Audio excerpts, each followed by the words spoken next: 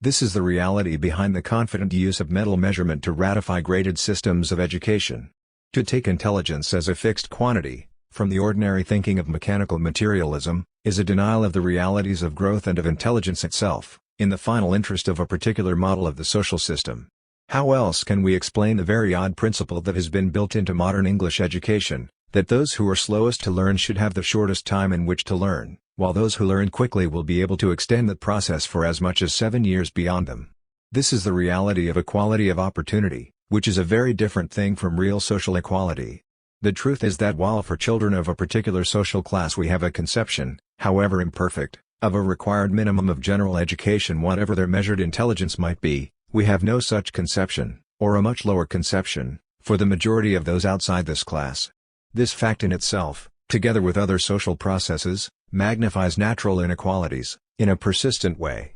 For of course there is no absolute correlation between intelligence and membership of a particular occupational group. The mean IQ of children of such groups varies, but the differences within groups are greater than those between the groups.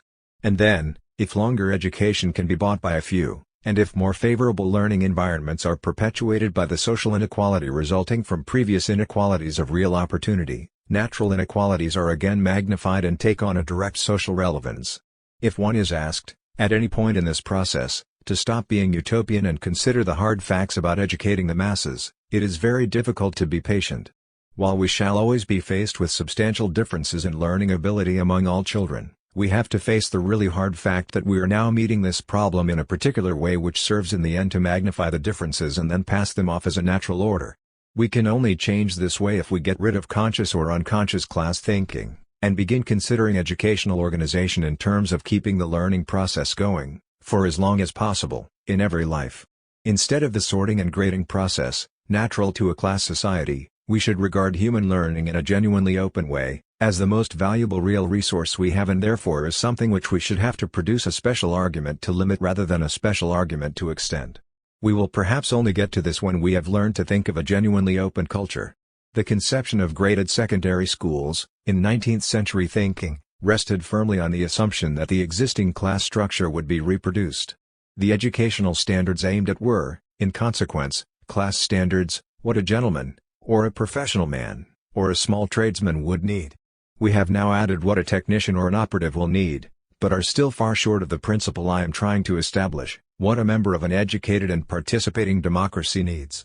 Advance to this principle has been confused by one real change in reform.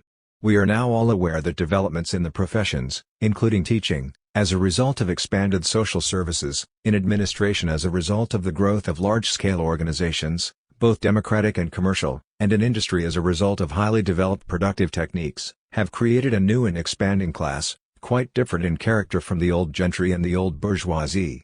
In one way, this new class has much more in common with the old working class, in that it lives neither by property nor by trade, but by offering its labor for hire. At the same time, the labor offered is of a skilled kind, requiring specific training, and though this is also increasingly true of the working class itself, it has happened that the preparatory training of the new class has been carried out within the educational system, while the working class is still largely trained on the job. To train this new class, the old education of gentlemen has been largely replaced by the new education of public servants. It was indeed in this connection that the ideology of service was so greatly emphasized, first in the reformed public schools, later in the secondary system modeled on them.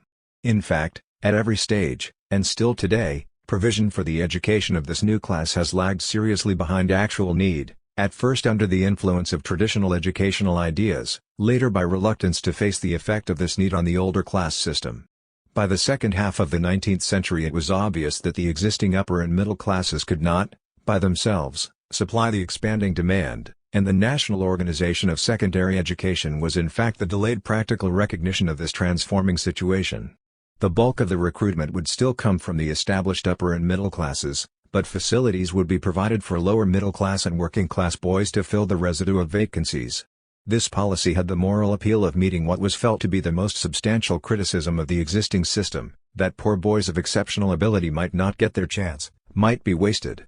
The steady expansion of such facilities has been a persistent if always belated attempt to keep pace with the continuing expansion of this new class, and the guiding principle in secondary education has consequently been the supply of this standard of skilled service, a definition which led naturally to a selective principle based on mental measurement rather than on social origin. It was now not so much the continuing education of a class, though in the private network this emphasis remained, as the grading and treatment of a given quantity of raw material, to supply the expanding professional, administrative and industrial process. Such training in itself is essential, but the fact that secondary education, and the selective procedures giving entry to it, have been conceived almost wholly in such narrow terms has been very damaging both in practice and at the level of educational theory. Instead of the effort to reinterpret contemporary culture, and to define a general education for our society as a whole, the emphasis, both in the organization of institutions and in the thinking of educators, has been on the processes of sorting and grading. Such changes and extensions as there have been in the secondary curriculum have again been largely determined by changes in the character of the work of this new class. The relevant social character a training in reliability, the willingness to take responsibility within a given framework, and the notion of leadership, in practice a conception appropriate to upper and middle servants. The taking of local control and initiative within a heavily emphasized absolute loyalty to the institution to which the leader belongs, was again worked out in the reformed public schools, and widely and successfully imitated in the national system. The alternative tradition of public education, which led to the principle of secondary education for all, has remained relatively weak. One has only to compare the simple class thinking of the Taunton Commission's recommended grades with the Haddo, Spence and Norwood reports, and the practical effects of the 1944 Education Act, to see the essential continuity, despite changes in the economy, of a pattern of thinking drawn from a rigid class society, with its grading by birth leading to occupation, and then assimilated to a changing society, with a new system of grading. The tradition of public education, on the other hand, rests on a broader interpretation of the lines of social change. It recognizes the occupational changes as vitally important, but it insists that these are only one aspect of our general development. By slow steps, not completed until the late 1920s, Britain has become a democracy based on universal suffrage, and this fact, by which the responsibility of deciding major social policy is transferred to the people as a whole, is obviously of central and inescapable relevance to education. Again, the remarkable growth of cultural communication systems, from the developed national press to cinema, radio and television, has placed the quality of the whole national culture in the hands of the people as a whole, for it is increasingly obvious that standards set in the wide field affect the standards of the most tenaciously guarded minority culture. Further, the occupational changes are developing on such a scale, and seem certain to continue to do so, probably at an accelerating rate, that the selective education of a new skilled class is no longer a problem of dealing with the minority, but is becoming a problem of the preparation for all kinds of work. Attention has been concentrated, by critics in the public educator tradition, on the organization of secondary education to the point where a common general education, of a genuinely secondary kind, will be available to all. The detailed proposals for this are interesting and many successful experiments have already been undertaken. Yet it remains true that the crucial question, in any such program, is that of curriculum and teaching method, and it is difficult to feel that the present grammar school curriculum, or its partial imitation and local extension by the secondary modern school, is of such a kind that the problem is merely one of distributing it more widely. An educational curriculum, as we have seen again and again in past periods, expresses a compromise between an inherited selection of interests and the emphasis of new interests. At varying points in history, even this compromise may be long delayed, and it will often be muddled. The fact about our present curriculum is that it was essentially created by the 19th century, following some 18th century models, and retaining elements of the medieval curriculum near its center. A case can be made for every item in it, yet its omissions are startling. The social studies, even of an elementary kind, are virtually omitted at the level which every child can be certain of reaching, yet it would be difficult to argue that a detailed description of the workings of parliamentary and local government, of the law and public administration, of the organization of industry, of the evolution and character of modern social groups, of the techniques by which a modern society is studied and influenced, is less relevant than, say, the detailed descriptions of the geography of South America which now have traditional sanction. Where education in the social studies is given at all, except in exceptional schools, it is outside business, as modern languages and science were outside business in the 19th century, and its teaching varies in quality from simple description to the casual and hortatory process, a true descendant of moral rescue known as civics. In the arts, similarly, it is a meager response to a cultural tradition and problems to teach, outside literature, little more than practical drawing and music, with hardly any attempt to begin either the history and criticism of music and visual art forms, or the criticism of those forms of film, televised drama and jazz to which every child will go home. Even in English, despite the efforts of many fine teachers, most children will leave even grammar schools without ever having practiced the critical reading of newspapers, magazines, propaganda and advertisements, which will form the bulk of their actual adult reading. Meanwhile, in science, the vast and exciting history of scientific discovery and its social effects will have been given quite inadequate attention. But it is not only a question of subjects. Our teaching methods, especially in grammar schools, are still to a considerable extent determined by traditional patterns of thinking, some of which are irrelevant. Modern languages are still widely taught by methods developed for the teaching of a dead language, and it is surely remarkable, in the present state of international communications, that an Englishman should be teaching French paradigms to English children in Dover, while a Frenchman teaches English paradigms to French children in Boulogne. In other subjects, the replacement of the disputation by the examination had important organizing effects, but the ability to use knowledge, and to acquire skill in ordinary public argument, was at least an intention of the older system, and one directly relevant to any effective democratic life, which the newer organization at least diminishes where it does not exclude. A form of instruction for memory tests, which at its worst the modern system has become, has less relevance, to our actual needs, than training in the selection and use of knowledge as a way of making responsible choices between possible courses of action. The ordinary objection to any criticism of the existing curriculum is that it is already overloaded. This indeed was the 19th century answer to proposals for the teaching of science and even history, and in immediate practical terms it is always some substance. But it is at this point that the grading model, with its terminal ages nicely adjusted to future occupation, can be seen as the main limitation. If, in a working democracy and a popular culture, we are failing, within the existing system, to give adequate education in these fields, while doing our best to maintain education preparatory to various grades of work, that is a choice, a deliberate expression of values, and subject both to challenge and to change. We can see a certain way ahead, on existing lines, making better provision for the training of teachers and for more adequate school buildings, reducing the size of classes, raising the leaving age to 16. These are practical and necessary reforms, but we must ask whether having made them we shall be much better placed to give an adequate general education.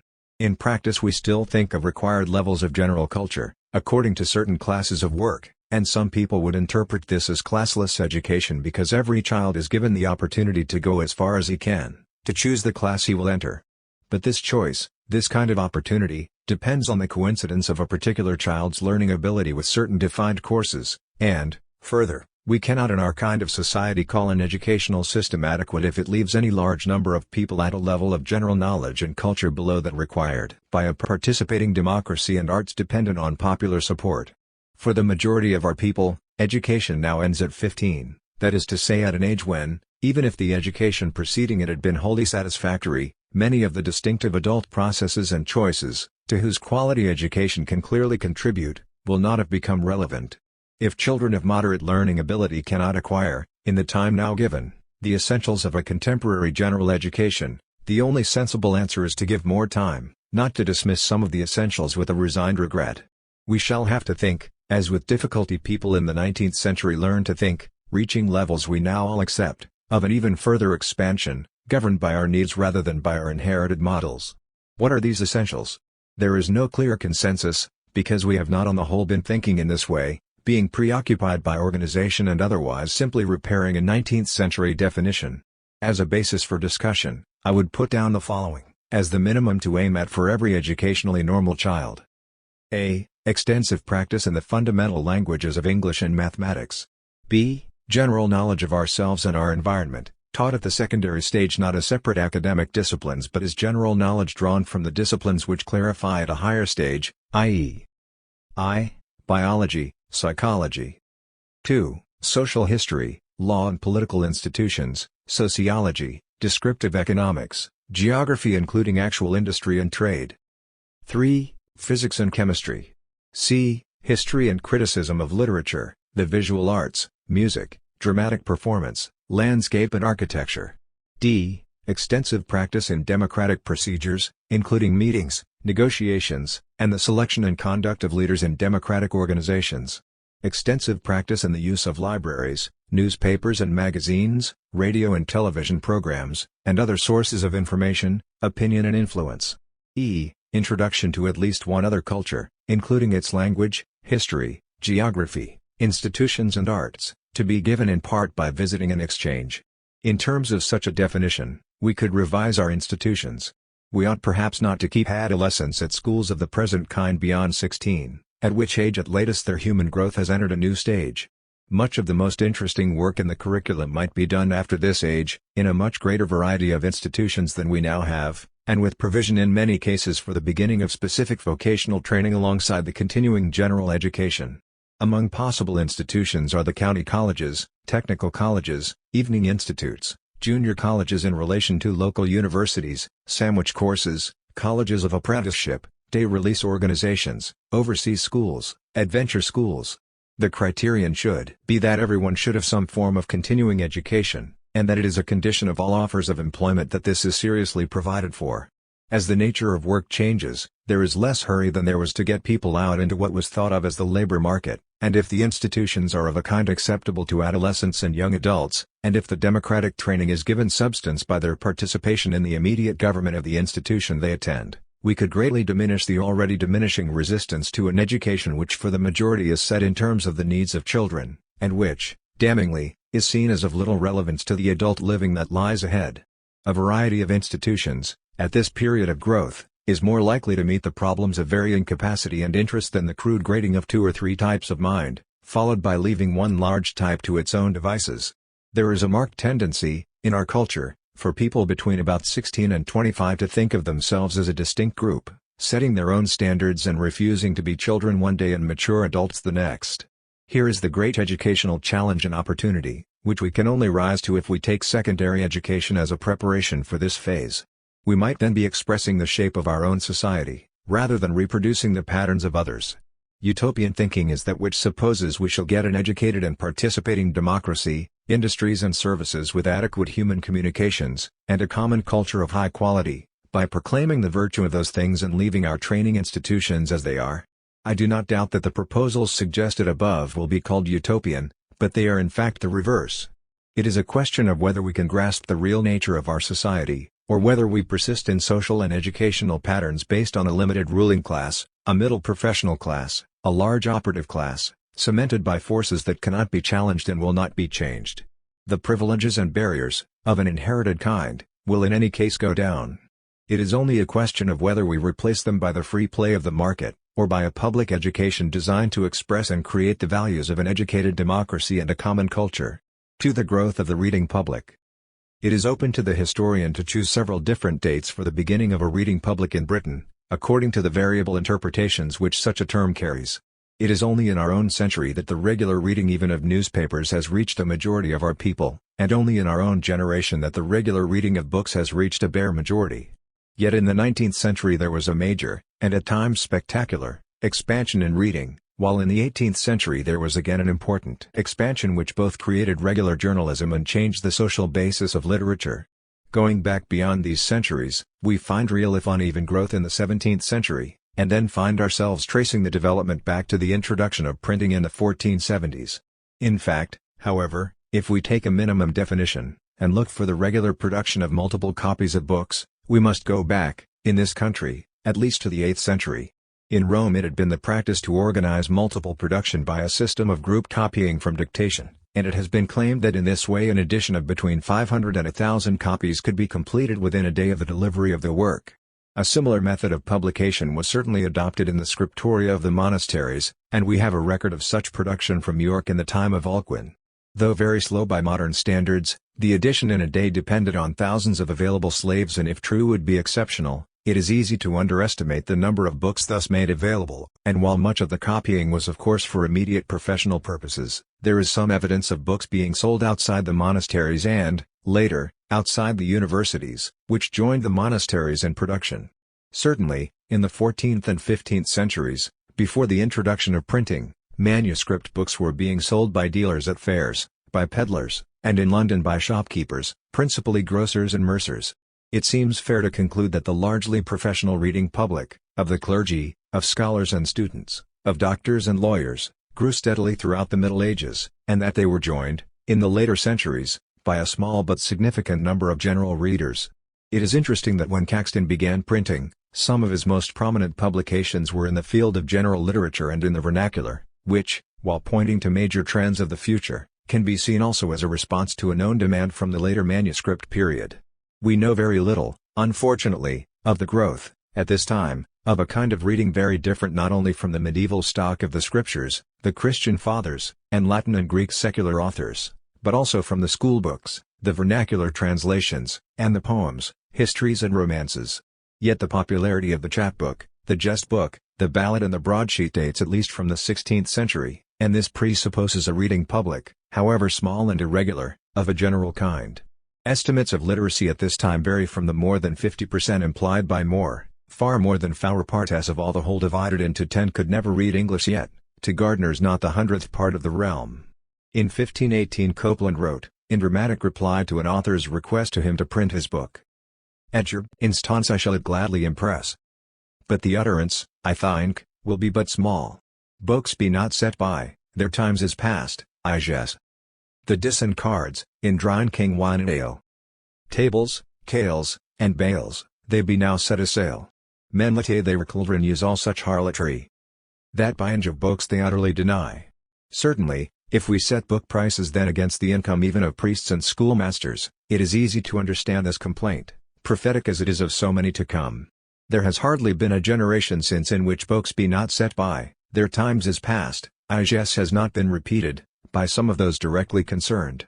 Yet there were enough books around, and apparently in demand, to make Colette, at St. Paul's School, abolish and exclude such works as rather may be called blotterature than literature.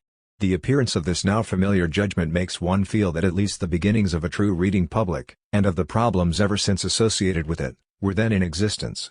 The history of the reading public, at anything more than a technical level, is in fact complicated, throughout, by two very difficult, and often confused, problems of value, which in many cases have affected even a plain record. On the one hand there is the fear that as the circle of readers extends, standards will decline, and literature be threatened by blotterature.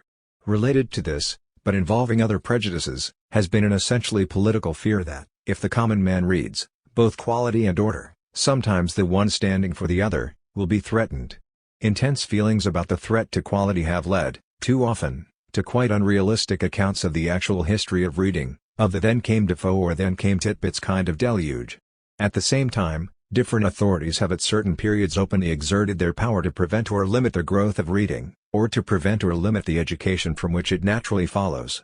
No issue is more central in the history of our culture, for the argument about quality and the argument about democracy are here so deeply intertwined as to appear inseparable, and this has led again and again to a deadlock in the cultural argument which has been profoundly discouraging and confusing. We must try to look at the record again, setting the formulas aside. The distinction between desirable and undesirable reading is, through these early centuries of the formation of a reading public, basically doctrinal, in relation to religion.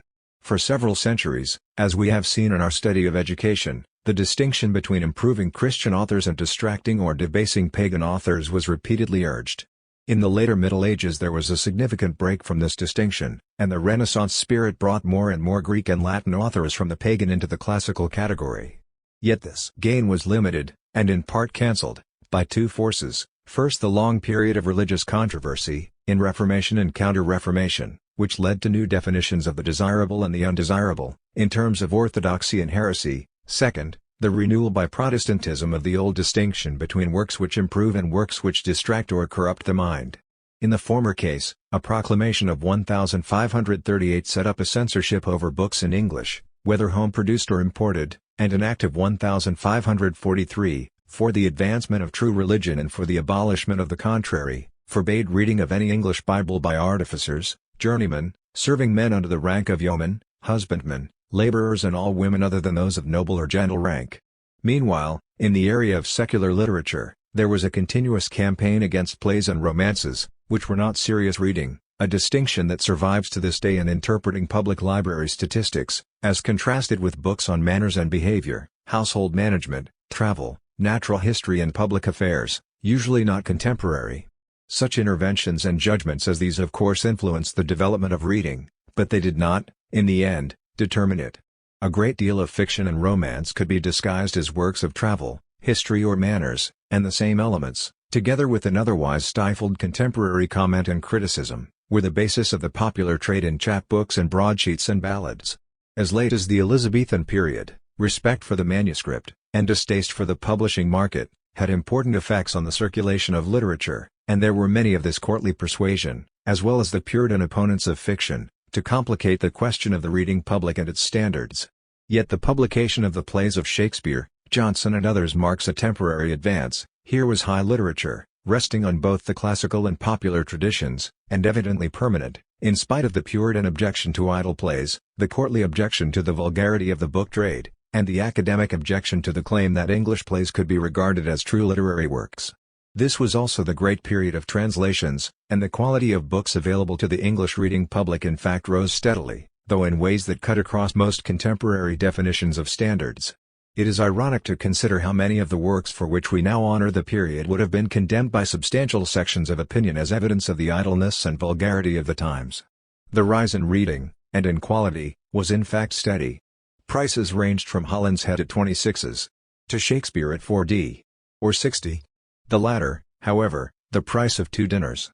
The number of printers had risen from 2 or 3 at the beginning of the 16th century to 13 in 1558, 34 in 1563, 40 in 1577 and as many as 97 between 1590 and 1595.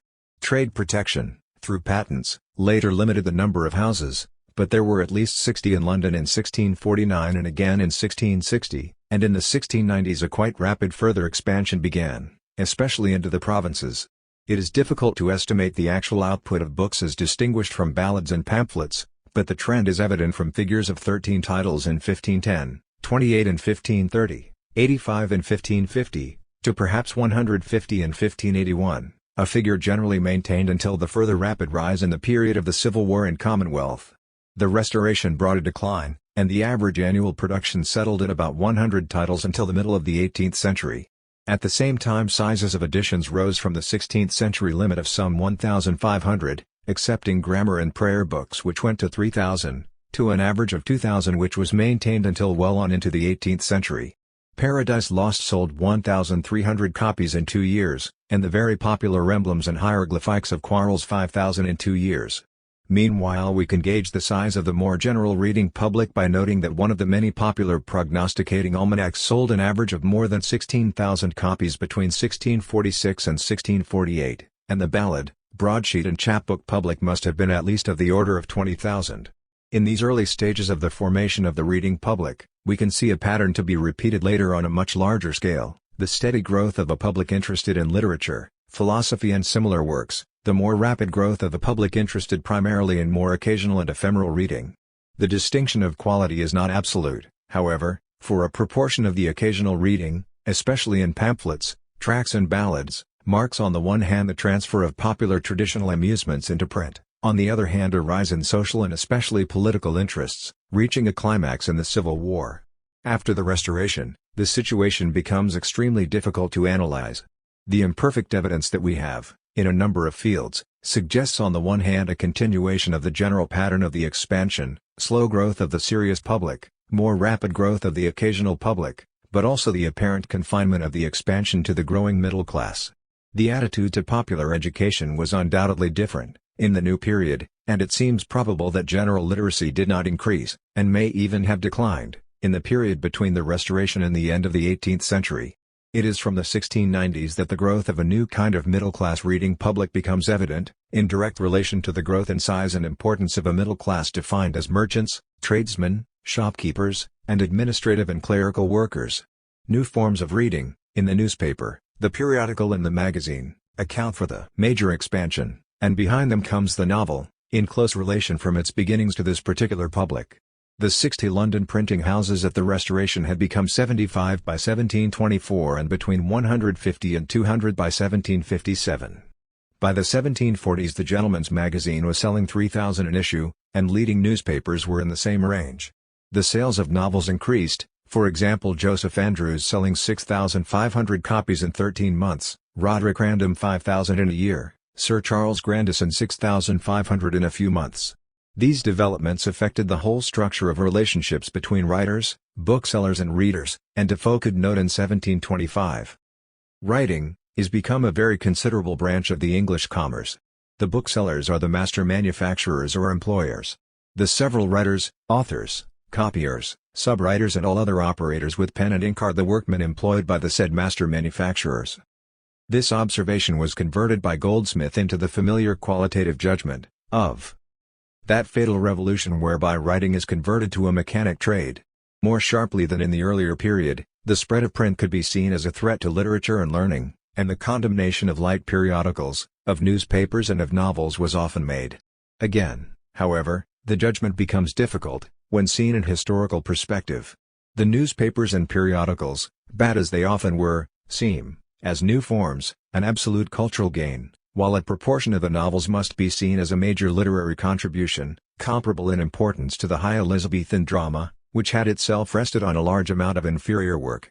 Yet, while this expansion continued, there was surprisingly little change in the general output of books. Until well after mid-century the annual number of titles remained what it had been in the 17th century, and a print of 2,000 copies of Johnson's dictionary took more than 4 years to sell. When we look at prices, this situation becomes clearer.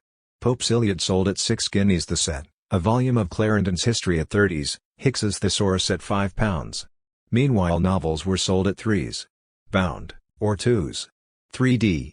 unbound, per volume, so that Tom Jones could be bought for 18s. or 13s. 6d, while Robinson Crusoe, in a different form, was available at 5s. At these prices, book buying was obviously socially limited, and it is significant that the 18th century public depended, to a considerable extent, on devices of corporate buying. Proprietary libraries, usually attached to literary and philosophical societies, dealt mainly with history, philosophy, poetry, theology and science. Book clubs developed in many towns, buying more generally. For fiction, the circulating libraries, characteristically first prominent in the spas, spread rapidly, though the subscription, at lowest 10s. 6d, was again a limiting factor. Even newspapers and periodicals, their prices reckoned in pence, were widely read through coffee houses and clubs.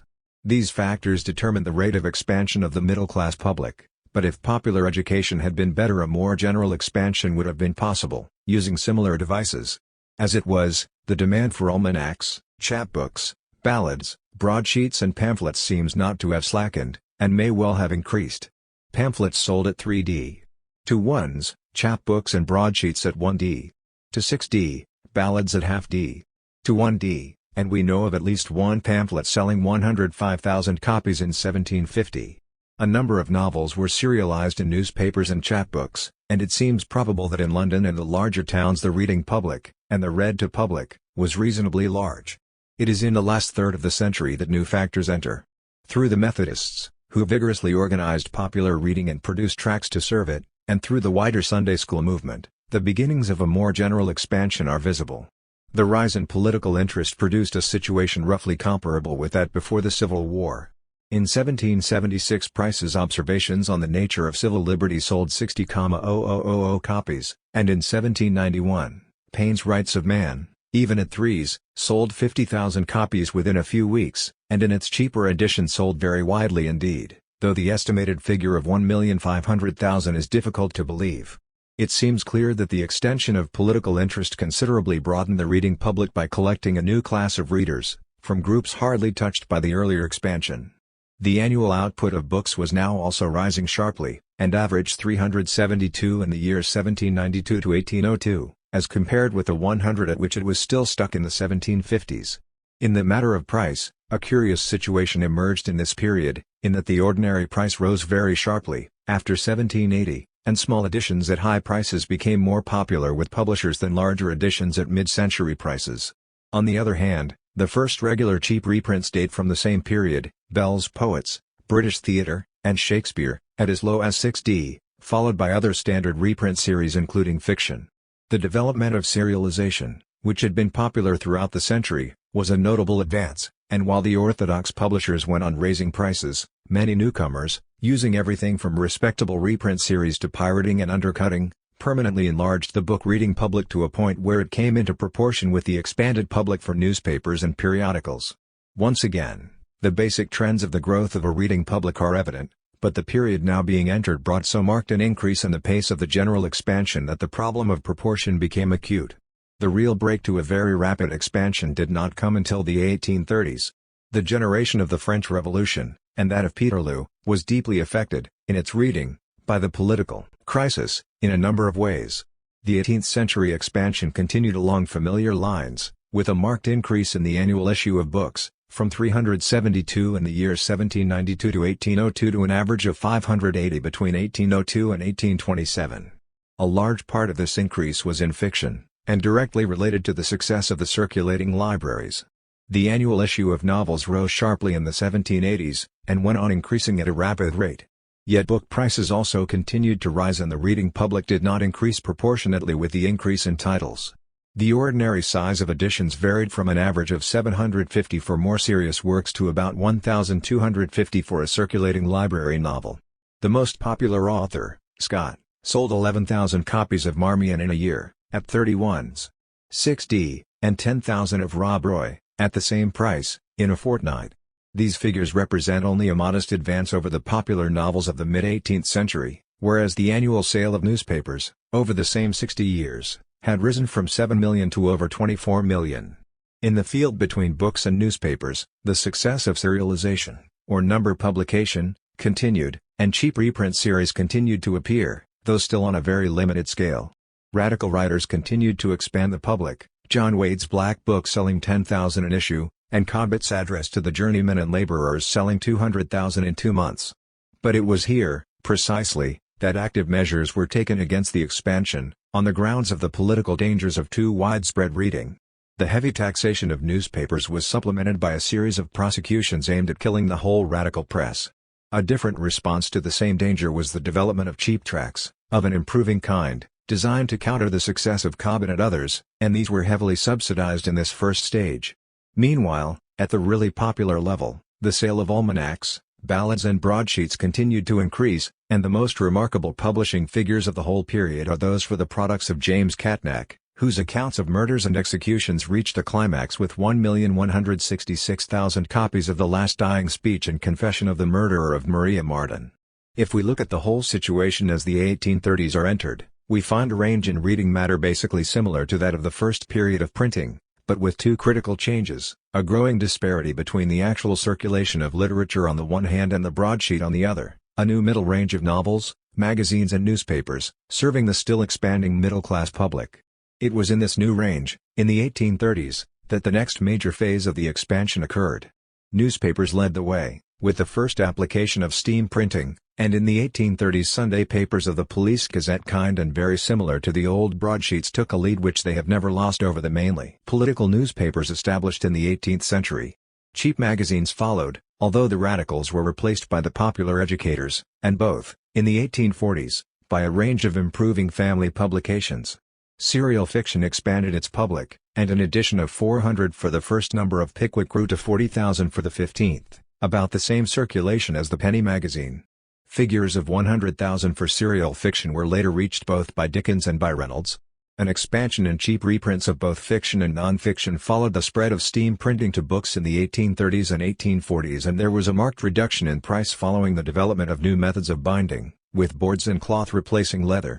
The annual issue of titles rose from 580 in the 1820s to more than 2,600 by mid-century, and the average price of new books fell from 16s to just over 8s.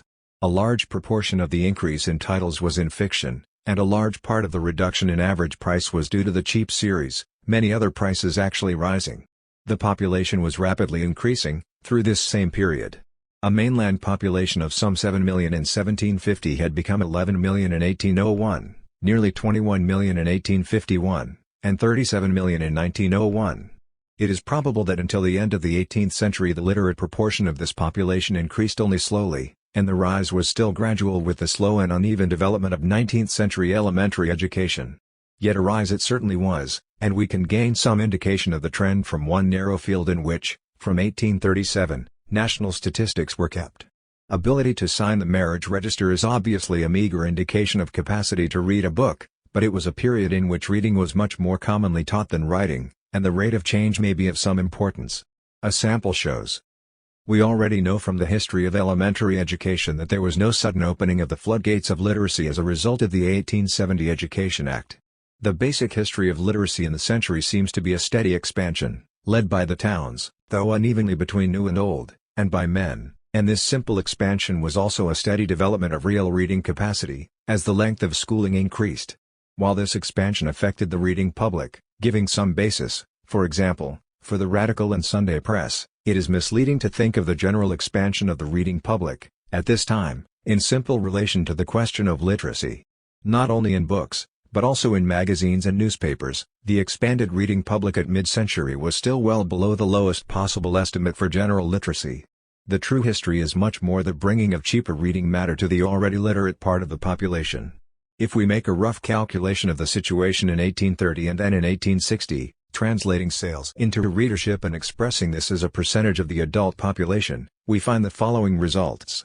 In 1820, the public reading daily newspapers is about 1%, that for Sunday newspapers just over 1%, that for magazines about 3% and that for occasional broadsheets about 10%. In 1860, the daily newspaper public has risen to 3%, the Sunday newspaper public to 12%, the magazine public to nearly 20%. All these figures are well below the actually literate proportion of the population, at either period. If we turn to books, we find a similar rate of growth in actual editions, though the number of titles had greatly increased.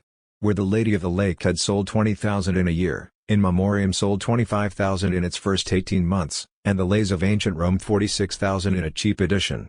In fiction, Uncle Tom's Cabin, in 1852, sold 150,000 in the first 6 months, but this was exceptional. While Dickens and Reynolds might reach 100,000 in serial form, Thackeray's estimate of his readership, in 1857, was 15,000, and a marked success like George Eliot's Adam Bede sold, in its first year, 3,350 in its original edition, and 11,000 in a cheaper edition. It would seem that the book reading public, at mid-century, was still a tiny minority, though it was certainly increasing, both as a proportion of the population, and in real figures. However, with the general expansion underway, the relationship between what can be called the literary public and the more general reading public was significantly changing.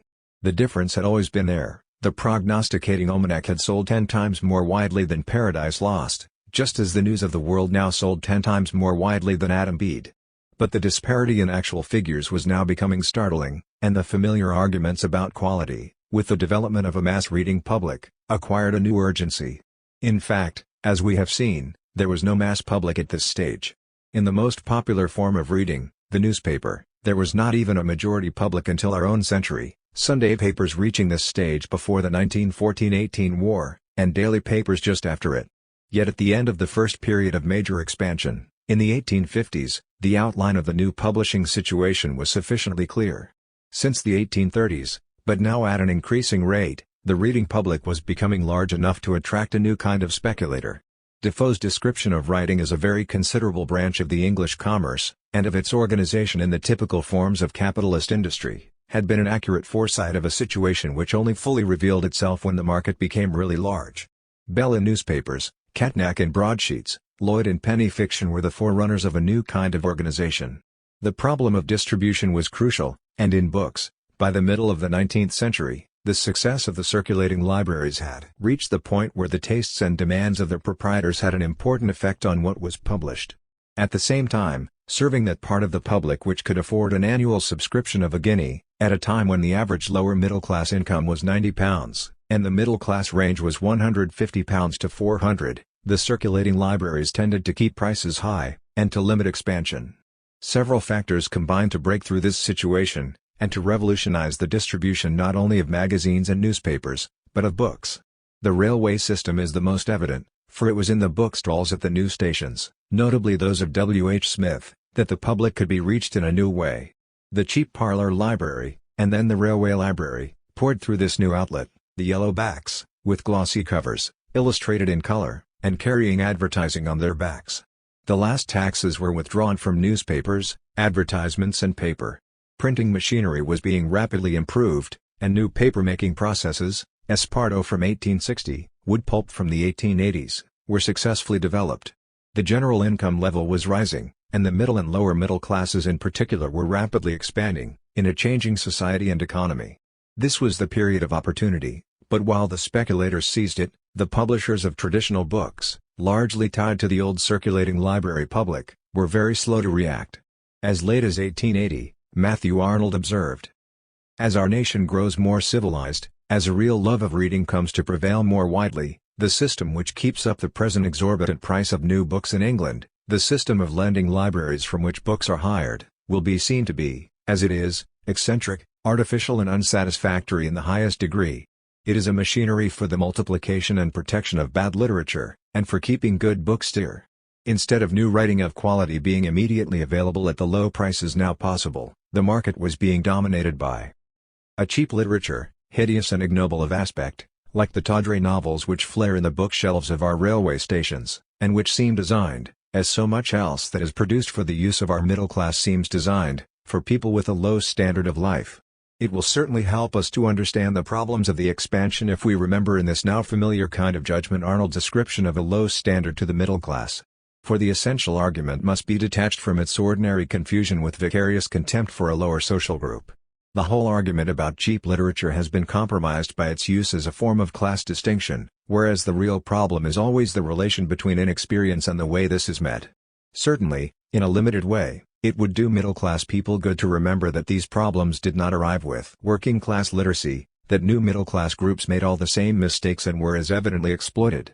We shall never see this problem straight if we convert it to the truly endless sniggering of the arrived. The most corrupt culture now existing in Britain is that broad range of laughing at the comic working classes, from Mrs. Dale's Diary to Take It From Here, from the Daily Telegraph to the Daily Mirror, and from the average West End review to the party pieces in which young educated people speak in amusing common accents.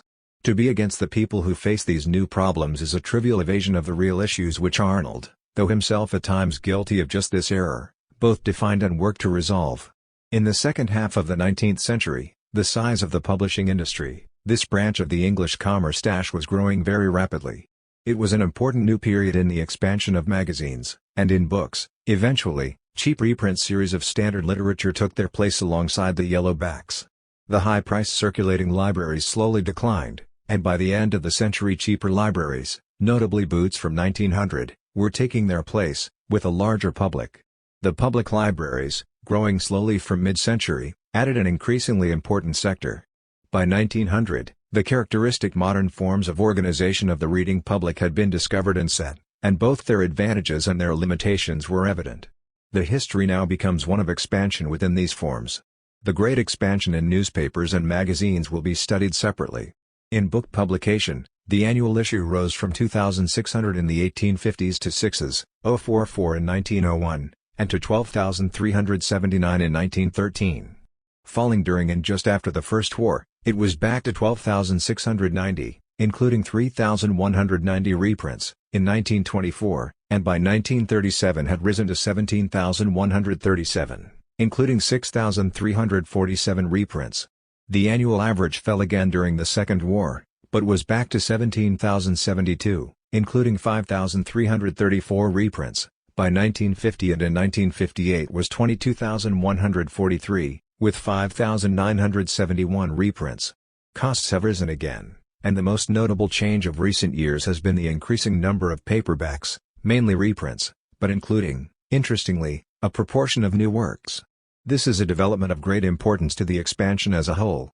The commercial circulating libraries have continued to grow, at different levels, and it has been estimated, for there are no complete figures, that they now issue nearly 200 million volumes a year. Serious booksellers are still insecure, but for paperbacks many new selling points have been found, from tobacconist shops to garages, to add to the railway bookstalls and the chain store. The public library service was available to 62.5% of the population by 1911, and to 96.3% by 1926. It is now almost universally available, though with many inequalities between different kinds of community. The figures for public library book issues have steadily risen, and had reached 312 million in 1948-9 and 431 million in 1957-8. Taking all kinds of book distribution into account, a figure of about 15 books read annually per head of population is about the present stage, or 20 per head of the adult population. The average, of course, conceals very unequal individual uses, but it is probable that in the 1950s, for the first time, we had a majority book reading public, as compared with a majority Sunday newspaper public by 1910 and a majority daily newspaper public soon after 1918. With this expansion, the argument about quality, the old distinction between literature and blotterature has inevitably sharpened. But this can only be negotiated in terms of historical analysis and by reference to the development of all parts of the society. The worst error is to suppose that our ancestors, the date may vary, but they are always ancestors, had no such problems. On the evidence this is plainly untrue. It has been a problem of the whole expansion.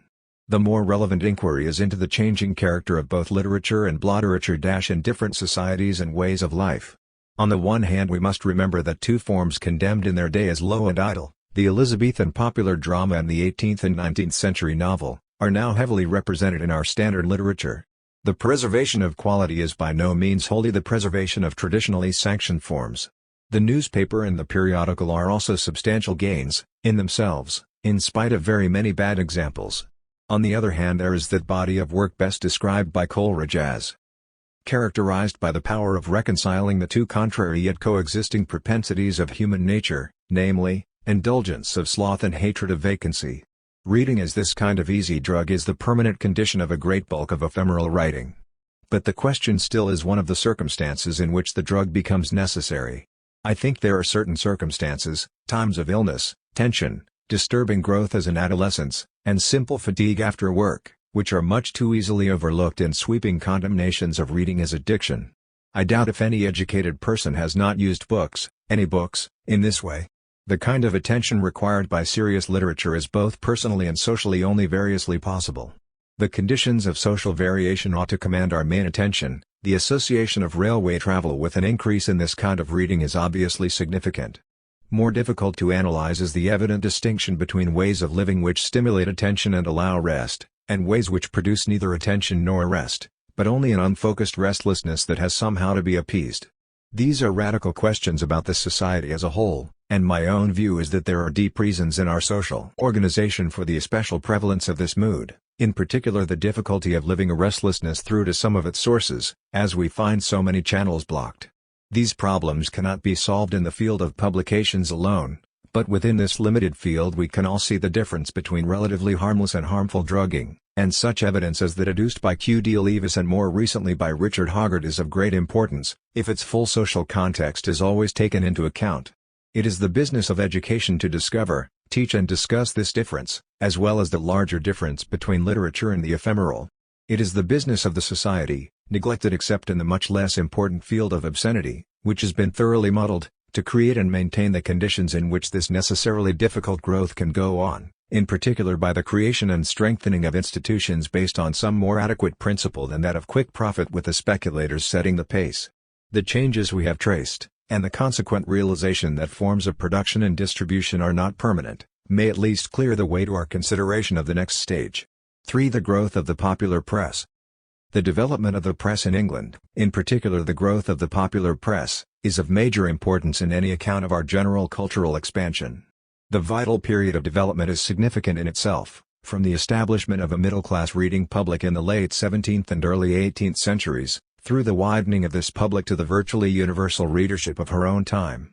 And the newspaper, as a continuing element in this period of growth, is an obviously significant element for analysis, both because of this continuity, and because of its status as the most widely distributed printed product. Some of the facts of the development are very difficult to establish, a few indeed are impossible, due to records lost or not kept. But there are quite enough facts to establish a general pattern, and the histories of newspapers reproduce these faithfully enough. When it comes to analysis, however, there are two general defects. There is still a quite widespread failure to coordinate the history of the press with the economic and social history within which it must necessarily be interpreted. Even more, there is a surprising tendency to accept certain formulas about the development, which seem less to arise from the facts of press development than to be brought to them. The general cultural expansion has been interpreted in a particular way, and the history of the press has been fitted, often against the facts, to this general interpretation. The most common of these formulas is that before the coming of Titbits and Answers in the 1880s, and of Northcliffe's Halfpenny Daily Mail in 1896, there was no cheap popular press in England. The basis of the new press, it is said, was the Education Act of 1870, by means of which the ordinary people of England learned to read. At this point, the formula has alternative endings. Either, As a result of this process, a popular press, the keystone of a lively democracy, could be established. Or, with the entry of the masses onto the cultural scene, the press became, in large part, trivial and degraded, where before, serving an educated minority, it had been responsible and serious.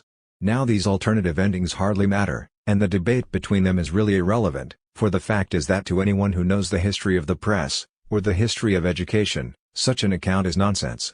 It can be traced, interestingly enough, to Northcliffe, who said to Max Pemberton in 1883, "The board schools are turning out hundreds of thousands of boys and girls annually who are anxious to read.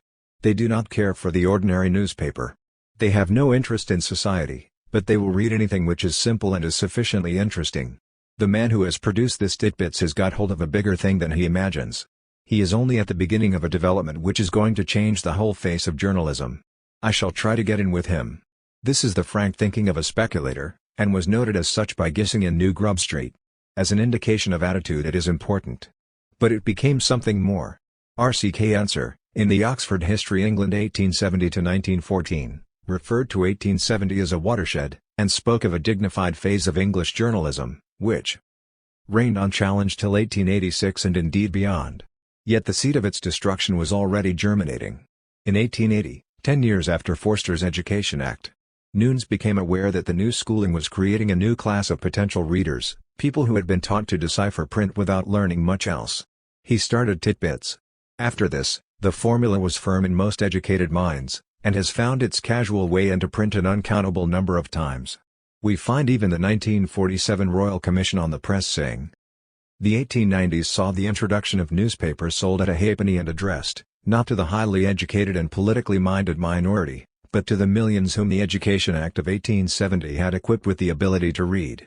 But if, as commonly, we start an inquiry with an assumption like this, offered as fact when it is not fact, it is unlikely that we shall go on to ask the really relevant contemporary questions, or reach the point at which our present urgencies can be illuminated by the actual lessons of history. The facts, it is hoped, will become clear in the account that follows. But it seems worth setting down first, in summary, the cardinal points of the history, and the questions they indicate. The newspaper was the creation of the commercial middle class, mainly in the 18th century. It served this class with news relevant to the conduct of business, and as such established itself as a financially independent institution.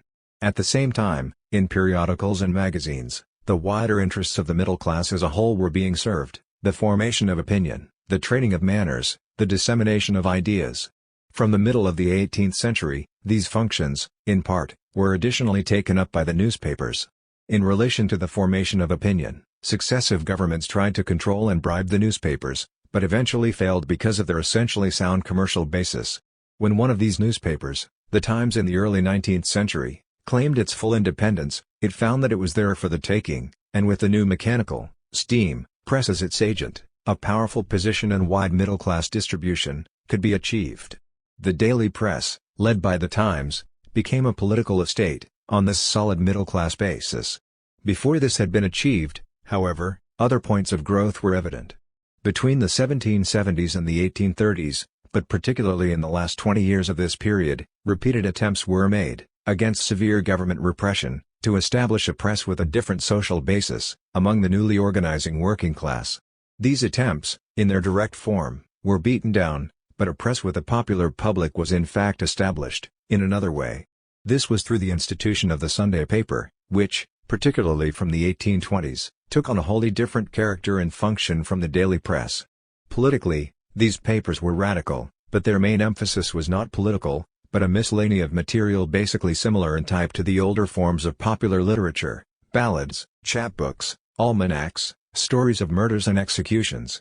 From 1840 on, the most widely selling English newspaper was not the Times, but one or other of these cheap, penny, Sunday papers. In 1855, with the removal of the last of the taxes on newspapers, the daily press was transformed.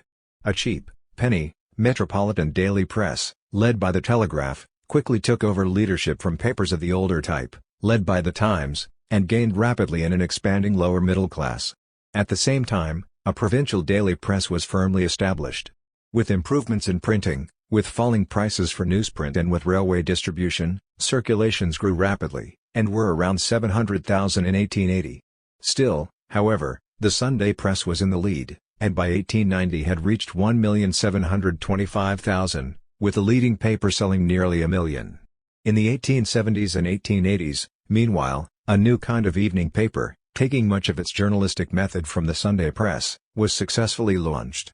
In the 1890s, after a period of renewed expansion in popular periodicals, the spread of the daily paper through the rapidly growing lower middle class, especially in the large towns, was notably forwarded by a cheaper daily paper, the Halfpenny Daily Mail, a conscious imitation of the Times for a different public. The basis of the change was economic, in the substitution, for the old kind of commercial class support, of a new revenue, based on the new mass advertising. By 1900, the daily public had climbed, in a still quite gradual curve, to 1,500,000, and by 1910 to 2,000,000. The Sunday press was still well in the lead, with its older and somewhat different public. In 1920, after the demand for news in the war, the daily public was above 5,000,000, and the Sunday public above 13,000,000. It was now, in the period between the wars, that expansion of the daily press to the working class really began, although by 1937 the daily public was still smaller than the Sunday public had been in 1920. It was now, also, that the transformation of content of the daily papers radically occurred, in the course of a race for circulation and thus for the mass advertising revenue without which the papers would be running at a great loss. The Mail was overtaken by a new type of paper, the Express, which carried the mixture of political paper and magazine miscellany much further than hitherto, a mixture clearly visible in changing appearance. The full expansion, to something like the full reading public, took place in the daily press during the Second War, reaching over 15,000,000 in 1947. The Sunday press, meanwhile, had increased to over 29,000,000. The really steep curves, and the real establishment of a popular press, occur in the Sunday press between 1910 and 1947, in the daily press between 1920 and 1947. It was an establishment, moreover, first on the lines, for the press as a whole, of the traditional content and methods of the Sunday papers since the 1820s, and, second, in terms of the new economic basis of newspapers, running at a loss and making up with the revenue from mass advertising. In this same period, however, a new type of Sunday paper, Observer, Sunday Times, consciously imitating the methods of the older daily press, won a growing public, while the surviving older style papers also markedly gained. During the last decade of the major expansion, a new type of paper, the Daily Mirror, took over leadership from the Express, and is now clearly ahead. This is an even further application of the technique of combining a new sheet with a miscellany, and involved a further change of appearance. In method and content, the Mirror draws partly on the traditional Sunday newspaper, partly on the techniques of the new advertising which was now the daily paper's commercial basis. In the 1950s, the general expansion was slowed, with the whole reading public effectively covered, and what then happened, and is still, in the 1960s, continuing to happen, was a kind of polarization, with success going, on the one hand to the most extreme form of paper miscellany, on the other hand to the most clearly surviving newspapers of the older style. Papers representing earlier stages of the mixture between newspaper and miscellany are losing readers. 8. Now the questions one asks from these cardinal points, which need to be amplified from the fuller account that follows, are these. First, what is the real social basis of the popular press as now established? It grew, in content and style, from an old popular literature, with three vital transforming factors. First, the vast improvement in productive and distributive methods caused by industrialization. Second, the social chaos and the widening franchise, again caused by industrialization and the struggle for democracy. Third, the institution, as a basis for financing newspapers, of a kind of advertising made necessary by a new kind of economic organization, and a differently organized public. Literacy was not a transforming factor, in itself, even supposing that the 1870 Act was the basis of popular literacy, which it was not. There were enough literate adults in Britain in 1850 to buy more than the total copies of the Daily Mirror now sold each day. Literacy was only a factor in terms of the other changes. In seeking improvement in the popular press, therefore, while it is wise to work for a higher literacy, we shall only arrive at the center of the matter by asking questions about the social organization of an industrial society, about its economic organization, and about the ways in which its services, such as newspapers, are paid for. Second, what is the communication basis of the popular press? The 18th century Advertiser, and the 19th century Times, had, as their basis, the image of a particular kind of reader, in an identifiable class to which the owners and journalists themselves belonged. The 20th century popular press has, as its image, a particular formula, which, beginning perhaps in the 1840s, has been rapidly developed since the institution of the new advertising in the 1890s. This formula is that of the mass, or masses, a particular kind of impersonal grouping, corresponding to aspects of the social and industrial organization of our kind of capitalist and industrialized society. The essential novelty of the 20th century popular press is its discovery and successful exploitation of this formula, and the important question to ask about it, while it is wise to attend to the detailed devices of the formula, is a question about the relation of the masses formula to the actual nature of our society, to the expansion of our culture and to the struggle for social democracy. These questions are at once the means of understanding our press in some depth, and the means of understanding the nature and conditions of our expanding culture, to which it is so important an index.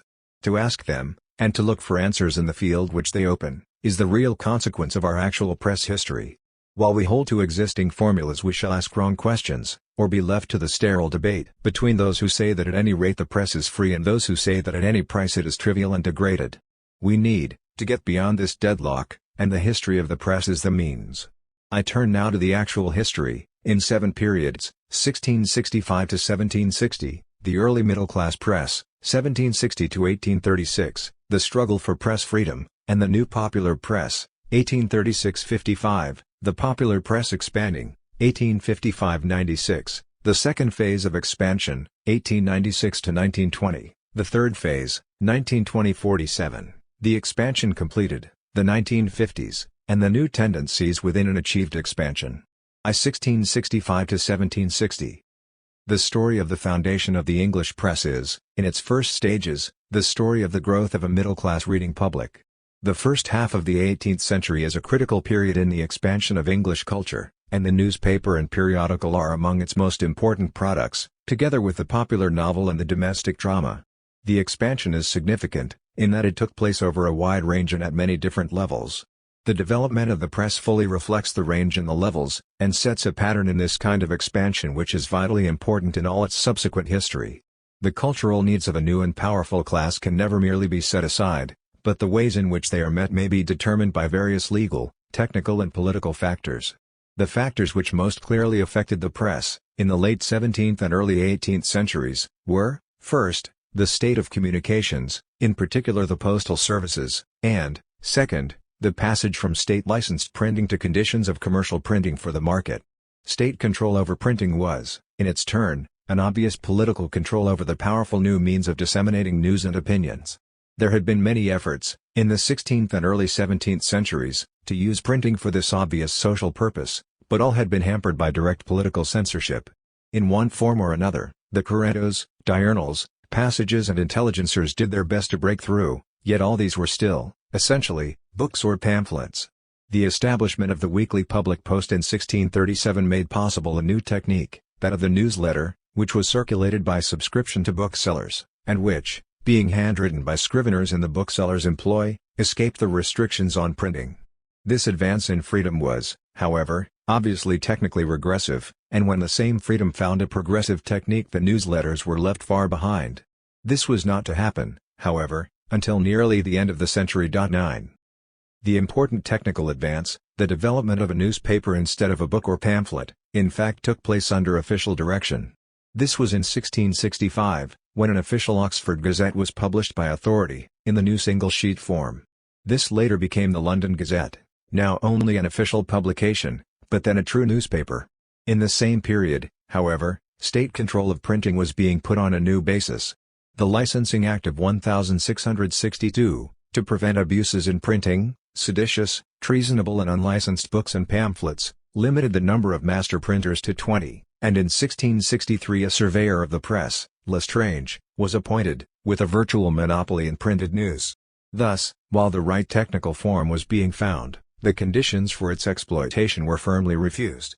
Yet the balance of political power was now evidently changing, and as 1688 is a significant political date, so 1695 is significant in the history of the press. For in that year Parliament declined to renew the 1662 Licensing Act, and the stage for expansion was now fully set. In addition to the new freedom, there was also an improved postal service, with country mails on Tuesday, Thursday, and Saturday, and a daily post account.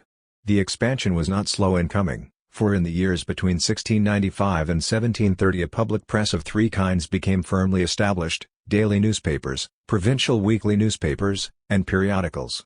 Between them, these new organs covered the whole range of the cultural expansion.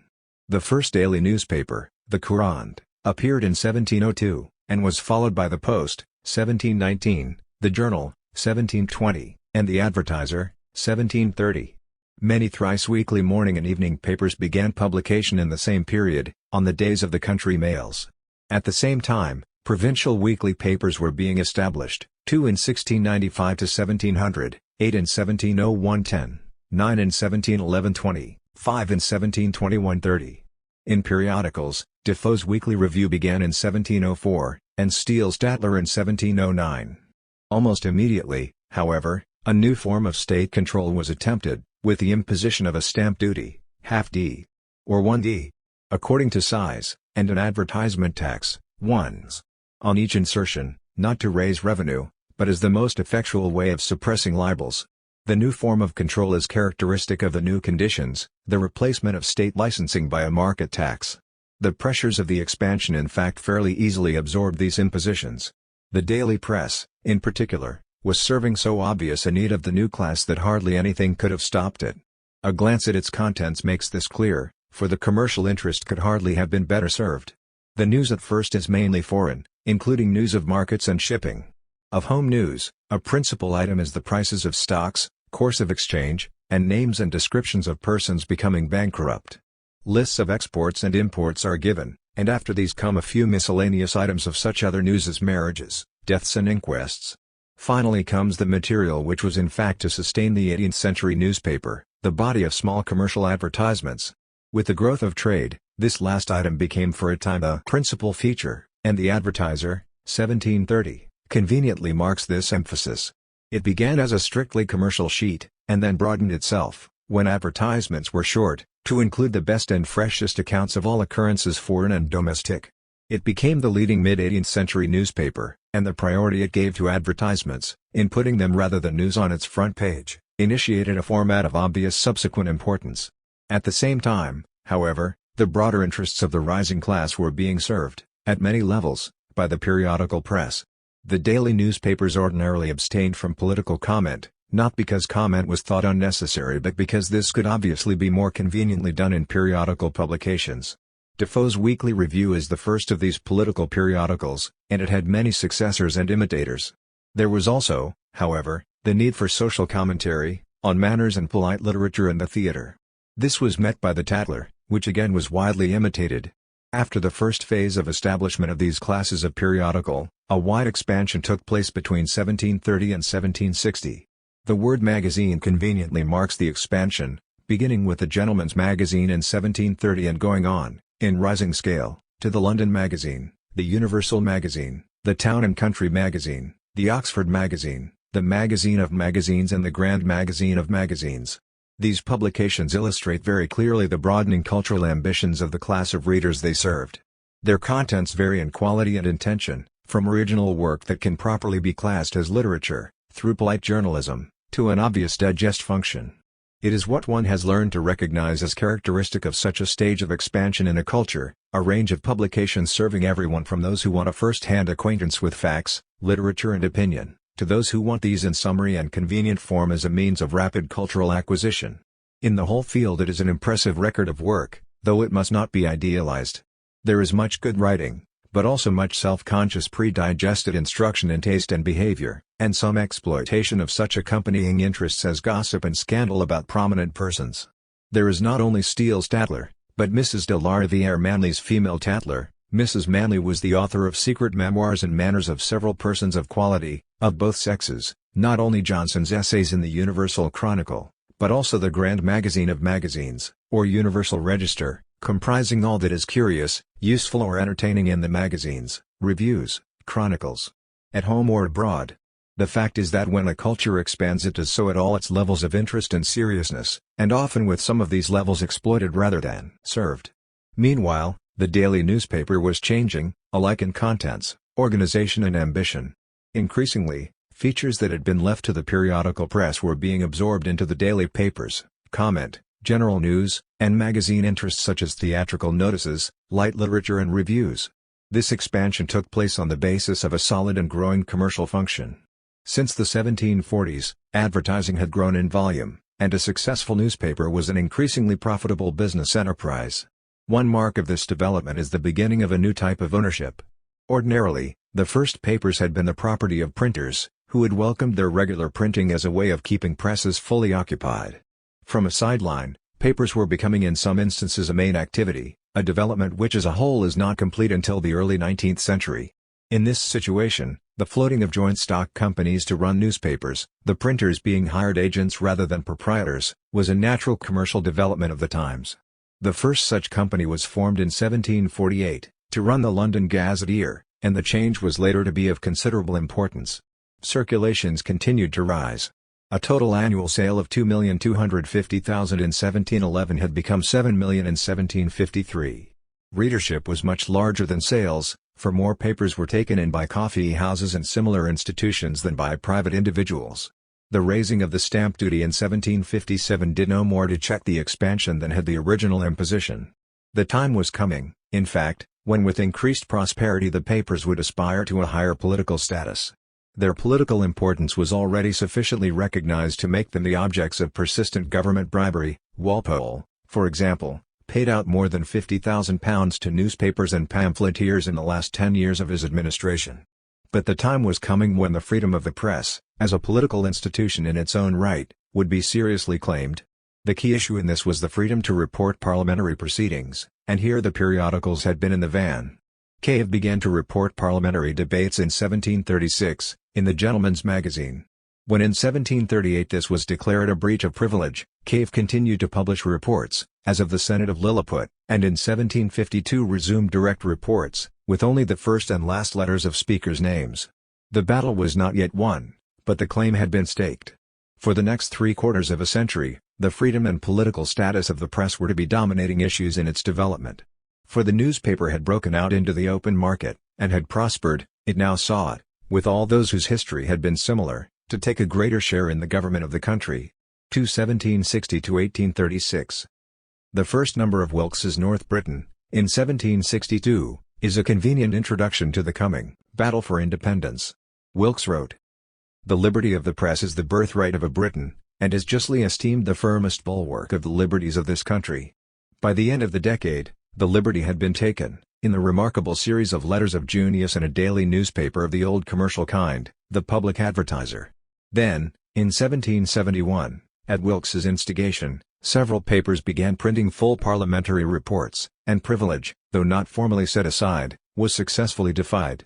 This victory, however, was to some extent offset by Lord Mansfield's judicial interpretation of the law of libel, in a case arising from a Junius letter. This had the effect of making the Crown, rather than a jury, decide whether a given publication was libelous, and there were several prosecutions and sentences on printers in these terms, until the Libel Act of 1792 restored the decision of substance to juries. Yet while individual printers suffered, the press as a whole was buoyant in these years. Two very important newspapers, the Morning Chronicle and the Morning Post, were founded in 1769 and 1772 respectively. With these, the London daily press had reached the beginnings of its political establishment. The Times followed, in 1785. Although the stamp duty had been again raised, in 1776, circulation continued to grow. The 7 million total annual sale of 1753 had become 12,230,000 in 1776, and by 1811 was to reach 24,422,000. In 1784 there were 8 London morning papers, in 1790 14. Distribution had been improved, first by the coming of the mail coach, in 1784, and then, in 1785, by the separation of newspaper distribution from the ordinary mails. The first regular evening paper appeared, as a result of these improvements, in 1788, the Star, which gained a circulation of 2,000. The Courier followed, in 1789, and reached a circulation of 7,000. The leading morning newspapers at this time had circulations varying between 2,000 and 3,000, and a profit could be shown on this. When the Morning Post temporarily declined, in the 1790s, circulation fell to 350 before closure was threatened. Meanwhile, in 1779, the first Sunday paper, the Sunday Monitor, had appeared, and was followed by many short-lived imitators and by others destined for success: The Observer, 1791, Bell's Weekly Messenger, 1796, and The Weekly Dispatch, 1801. In every direction, the press was expanding, but at just this time taxes on it were sharply increased. In 1789 stamp duty was raised to 2d, and the advertisement tax to 3s. In 1797, stamp duty went up to 3/2d. In 1789 the practice of hiring out papers was forbidden, though not stopped. These measures produced a temporary decline in circulation, though demand continued to grow. In the excited political atmosphere following the French Revolution, the influence of the press was deeply feared by the government.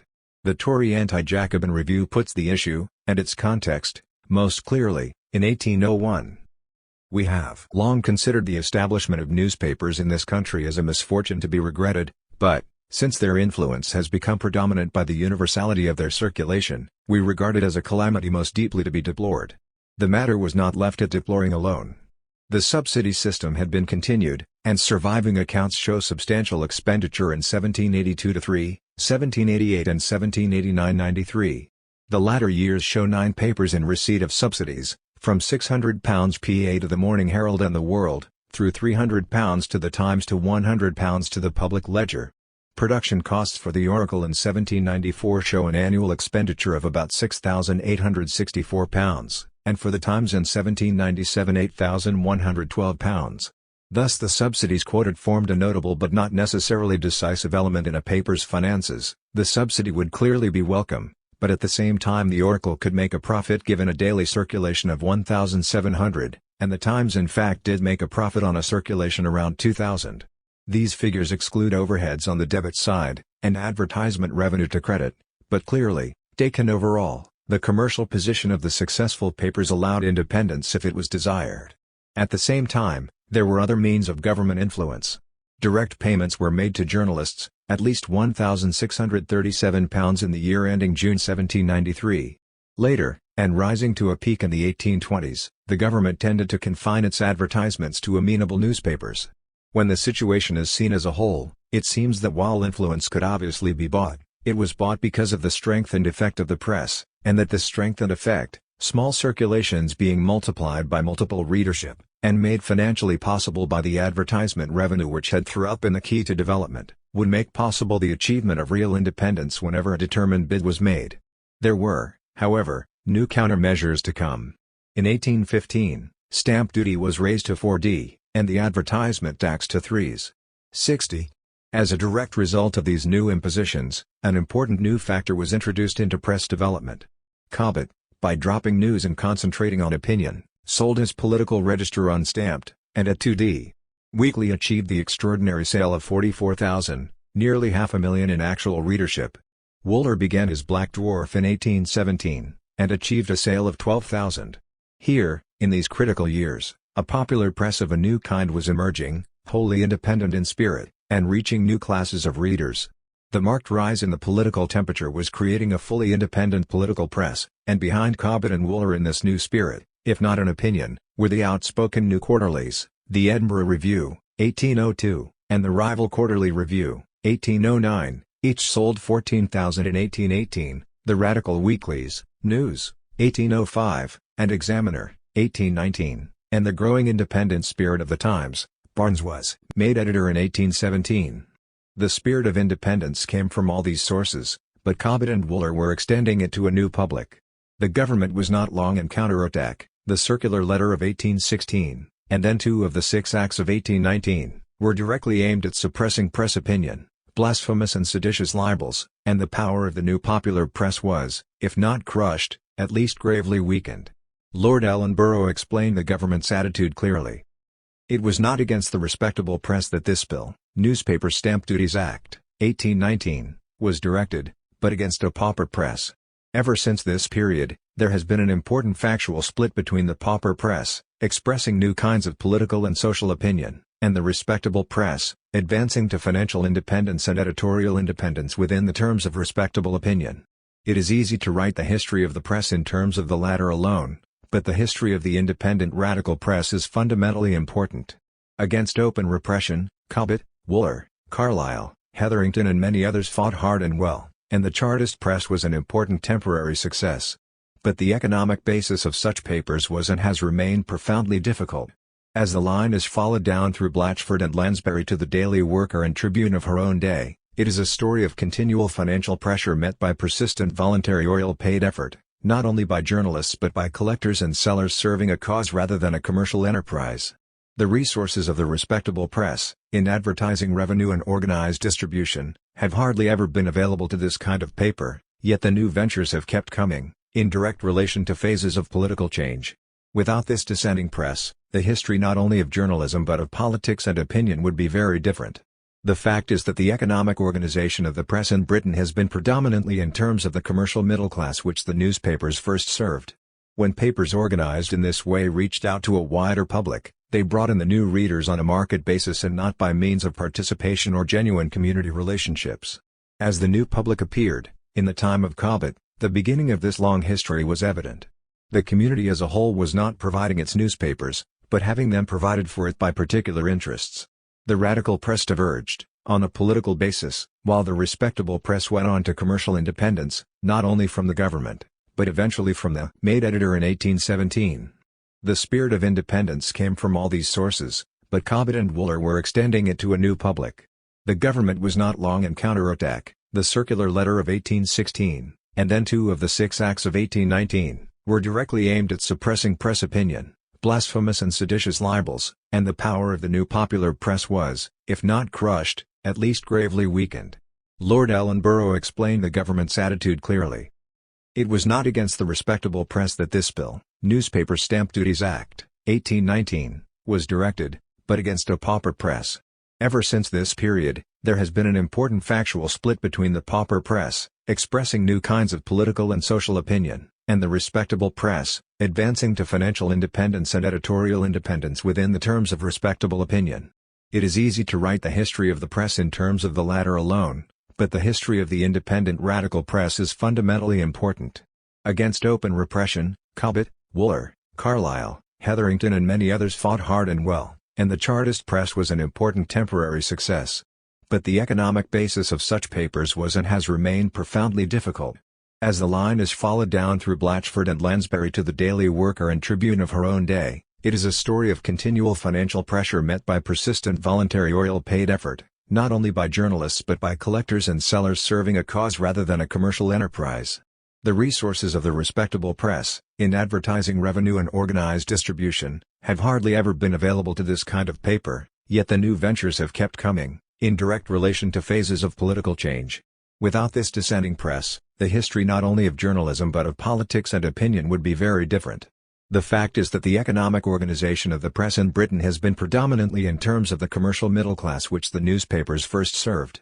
When papers organized in this way reached out to a wider public, they brought in the new readers on a market basis and not by means of participation or genuine community relationships.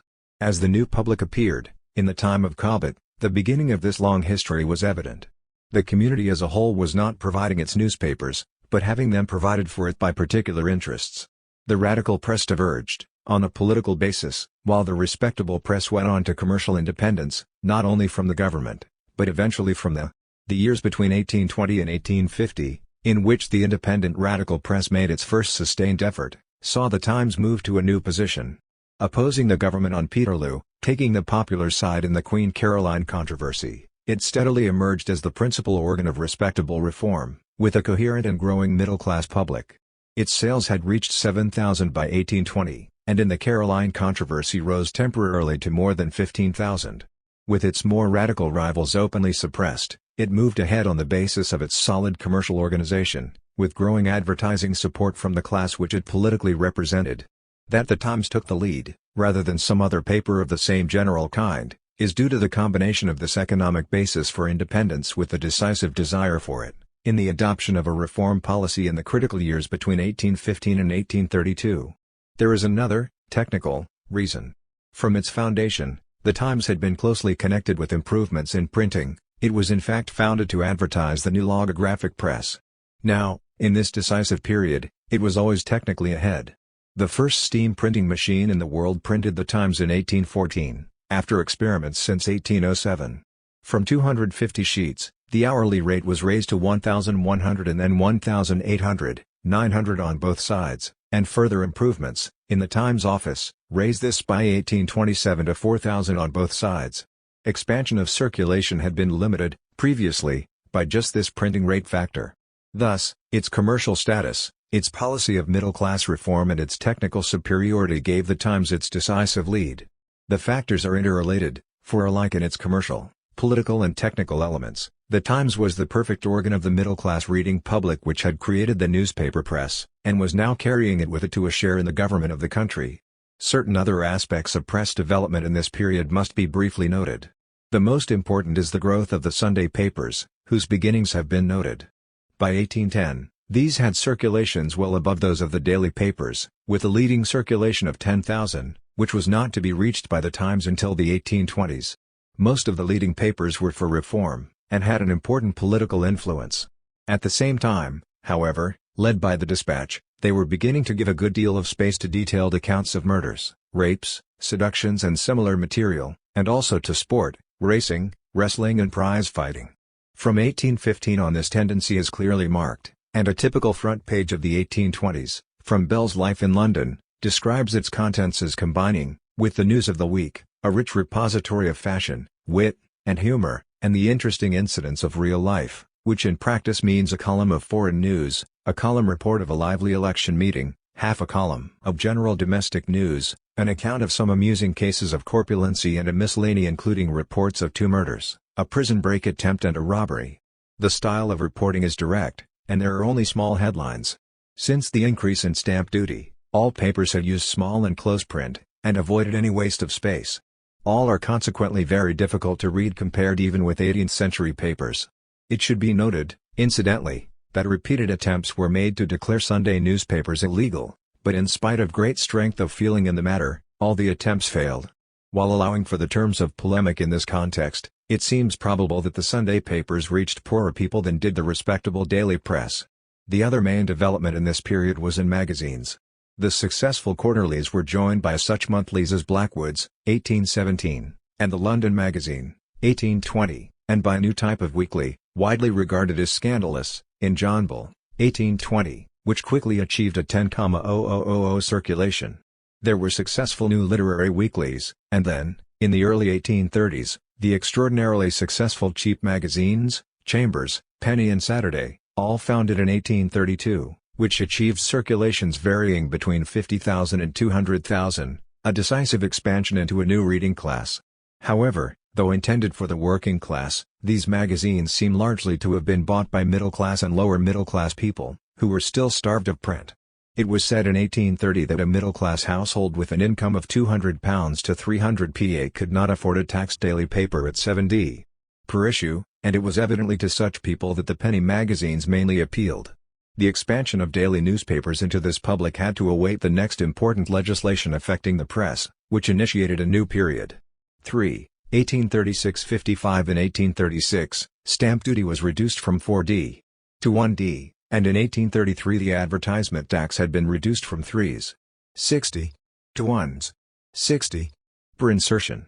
These changes led to a considerable expansion, both in the daily press, dominated now by the Times, and, more remarkably, in the Sunday press. Though at exceptional times in the 20s the circulation of the Times had risen to above 15,000, its average circulation in 1830 was about 10,000. This rose a little in 1831, but by 1835 was distinctly lower than it had been in 1830. The political importance of the paper was already established, but its next phase of expansion did not begin until after the 1836 reduction, and then most notably in the 1840s. From 11,000 in 1837 it climbed to 30,000 in 1847, and continued to climb until it had reached nearly 60,000 in 1855.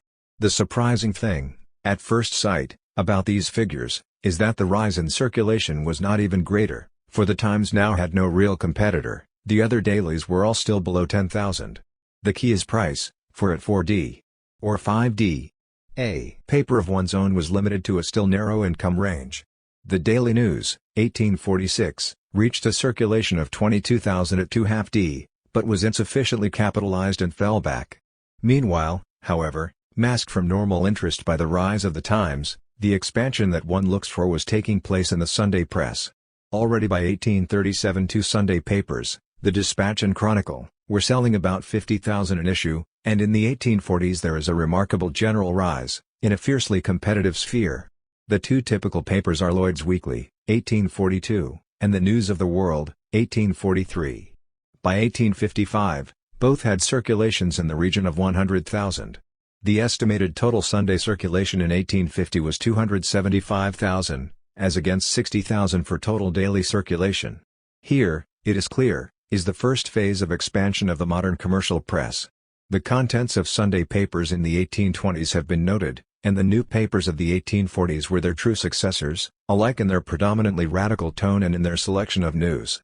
At first, however, to avoid even the 1d stamp, Lloyd's Weekly published no actual news, but serial stories and fictitious news, with ample illustrations. By 1843, however, it had conformed to the older style, and a distinctive Sunday paper look had been established. A few examples can be given. From February 27, 1842, there is Bell's Penny Dispatch, subtitled Sporting and Police Gazette, and Newspaper of Romance. The main headline is Daring Conspiracy and Attempted Violation, and this is illustrated by a large woodcut and backed by a detailed story. This was an ordinary format, though it should be noted that the first number of the News of the World gives its unconnected, extraordinary charge of drugging and violation a very small headline and no illustration. The provenance of this class of journalism is in fact not far to seek. There is a long history of chapbooks and ballads carrying this kind of material, especially in relation to murders, executions and elopements.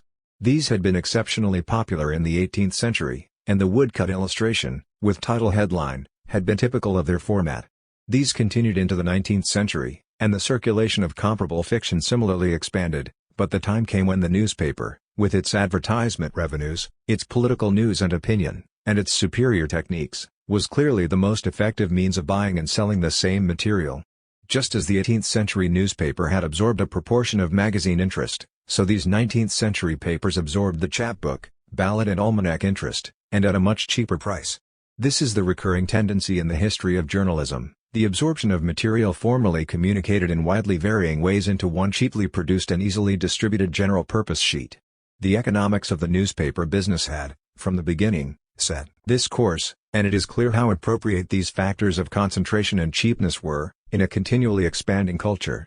A wide range of interests was being brought into a literate form, and the pioneer of each expansion was the cheapest and most extensive print. 4. 1855-96 and 1855 the last penny of the stamp tax was removed, and in 1853 the advertisement tax had also finally disappeared. These changes came at a time when the press was already expanding, and also when new techniques in news collection and in distribution were beginning to be widely exploited. The combined effect of these factors was a new and remarkable phase of general expansion. Before we turn to examine this, however, we should try to make some estimate, in social terms, of how far the expansion had already gone, and of other social factors, such as literacy, which were obviously to affect it. A distinction must be clearly drawn between the daily and the Sunday press, if we are to understand this process of expansion with any accuracy. The impression one gains, from the beginning of Sunday newspapers, is that a class different from readers of the daily press was being catered for. From the very day of their publication, they were never part of the respectable press, and, in the first decades of the 19th century, their readers were commonly identified as the lower classes. Yet a typical Sunday paper of the 1820s sold at 7d, on a par with the daily papers, and at this price few even among middle-class people would normally have bought them. The key here, as in the earlier history of the daily press, is buying by institutions. New coffeehouses were started, at which nearly 100 papers and magazines were available, and a typical price for reading at one of these, through the extended hours made possible by gaslight, was 1d.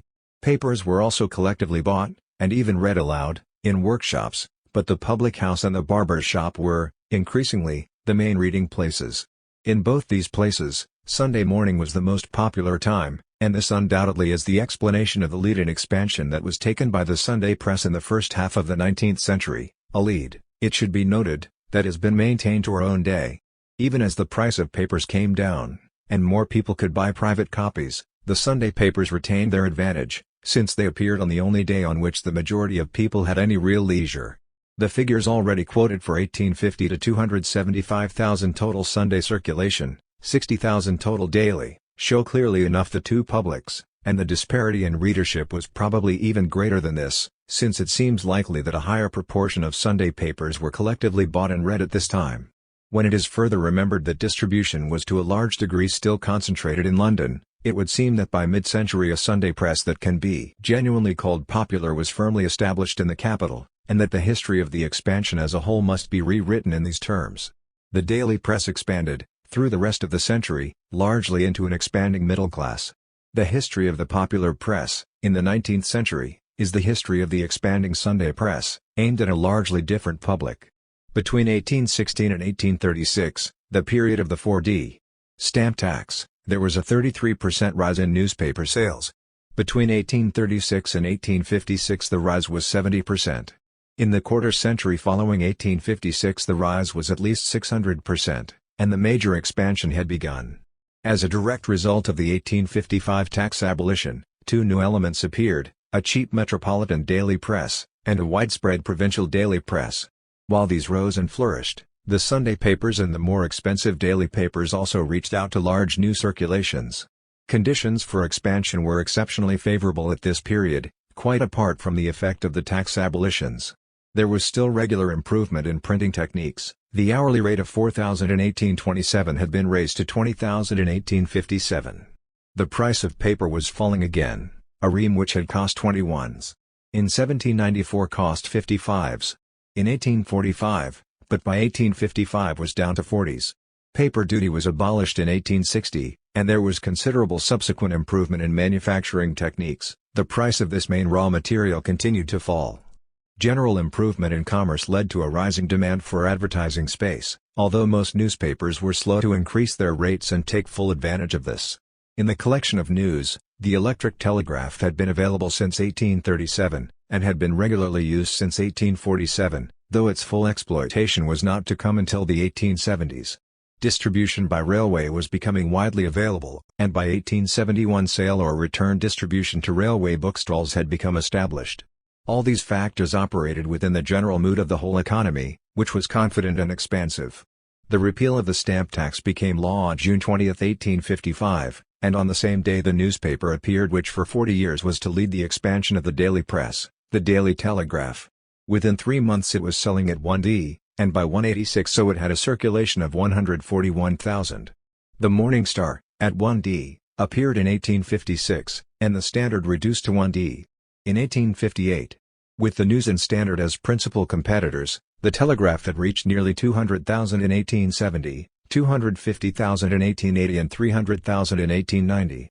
From the 1870s, new machines were printing at 168,000 an hour. The Daily Telegraph, which set the pace in this rise of the cheap daily press, was conceived as serving an entirely new public who never saw the weeklies and monthlies. It was the paper of the man on the knife board of the omnibus. In style it had certain obvious differences from the early Victorian times, but it was not, of course, even in the daily press, the first newspaper to adopt a light style of journalism. The pioneers in this had been the Morning Post and the World, back in the 1780s, and we must remember that the Victorian Times was itself much heavier in manner than at any earlier stage in its career. Labouchere observed of the Telegraph that when persons entirely unconnected with literature themselves are the owners of newspapers, they naturally sacrifice all decorum to the desire to make the journal a remunerative speculation. The owners of the Telegraph were the printing family of Levy, but Labouchere's implication that the separation of literature and journalism was new is impossible to accept. The separation between writers and journalists is clear, in spite of occasional overlaps, before the end of the 18th century, and printer ownership had always been common. What is certain is that Levy had a new kind of paper in mind. What we want is a human note. He instructed new entrants to the Telegraph, and politics must not be assumed to be the sole interest of its readers. Matthew Arnold, observing the result, called it the new journalism. In terms of contents, it is not really new.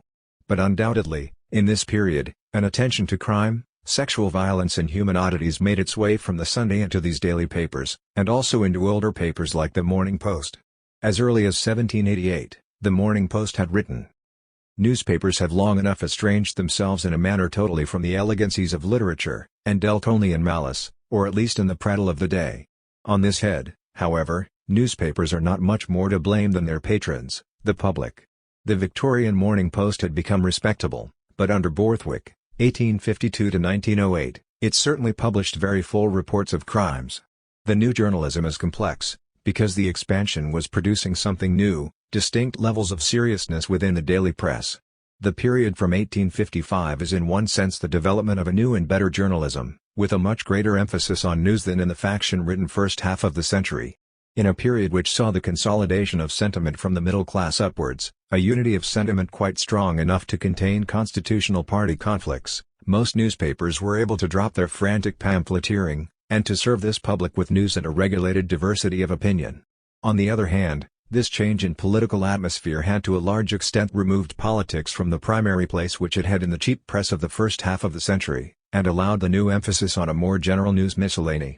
The Times and a few of the older papers served the established classes with a new and more objective journalism. The Telegraph and the new papers served a new lower and rising middle class, with a new journalism in which liveliness was applied, not only to politics, but to other kinds of news. The ordinary reaction of readers of the Times was the same as the later reaction to the halfpenny Daily Mail, lively, but crude and vulgar. It must again be emphasized that no line of the new journalism would have had anything to teach 18th-century journalists in the matter of crudeness and vulgarity, but, given the rate of the expansion, the emphasis was now very evident. Extraordinary discovery of a man-woman at Birmingham, announced the Telegraph in 1856, furious assault on a female, in 1857, and so on and so on. Burnham, a descendant of the Levy family, who remained associated with the Telegraph, writes in his history of the paper. Reviewing the files, the honest biographer cannot dispute that the Daily Telegraph thrived on crime. Such items as a 3-column description of the hanging of a woman remind us that a popular old item in cheap literature was now establishing itself in the daily press.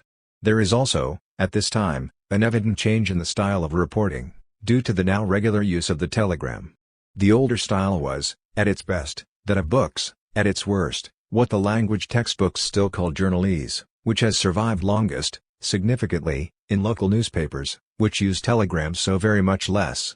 The desire for compression, to save money on the wire, led to shorter sentences and a greater emphasis of keywords. There is often a gain in simplicity and lack of padding, often a loss in the simplification of complicated issues, and in the distorting tendency of the emphatic keyword. The balance in these issues has ever since been crucial in newspaper style. In one other way, the Daily Telegraph was a pioneer. It shared with the Times and others the organization of public appeals, but it was a leader in organizing public functions, such as bringing 30,000 children to Hyde Park for the 1887 Jubilee, and in self-advertising stunts, such as the campaign to keep the elephant jumbo, in 1882. On the other hand, it was still, typographically, conservative, that is to say, it adhered to the dense daily paper look, which had been established in the expensive days of stamped paper and which had already been abandoned by the Sunday press. The clearer layout and rather larger headlines of the American press of the period, itself roughly comparable to the mid-20th century news pages of the Times, were frequently condemned and certainly neglected. To be classed with the Sunday papers was really what the cheap daily press feared. Meanwhile, from 1855, a flourishing daily provincial press was being established. 17 new papers of this kind were established in 1855 alone, and the development of news agencies increasingly freed them from dependence on the London press. The most successful reached circulations of up to 40,000. Though this is small for the period, the spread of so many of these papers represents a considerable further expansion of the newspaper public. Because of their provincial position, they escaped the competition for different levels of the public which was appearing in the London daily press. Seeking to serve all the readers in their area, they followed a general rather than any angled policy. It is no accident that several of them have developed into some of the best newspapers of our own time. The forces making for cheap newspapers gathered strength as the press moved into the 1870s and 1880s. An unsuccessful halfpenny newspaper, the London Halfpenny Newspaper, had appeared in 1861, but there were successful halfpenny papers in the provinces from 1855. In London, the Evening Echo came out at a halfpenny in 1868, and it was in evening papers, in the 70s and 80s, that this new stage of the cheap press began.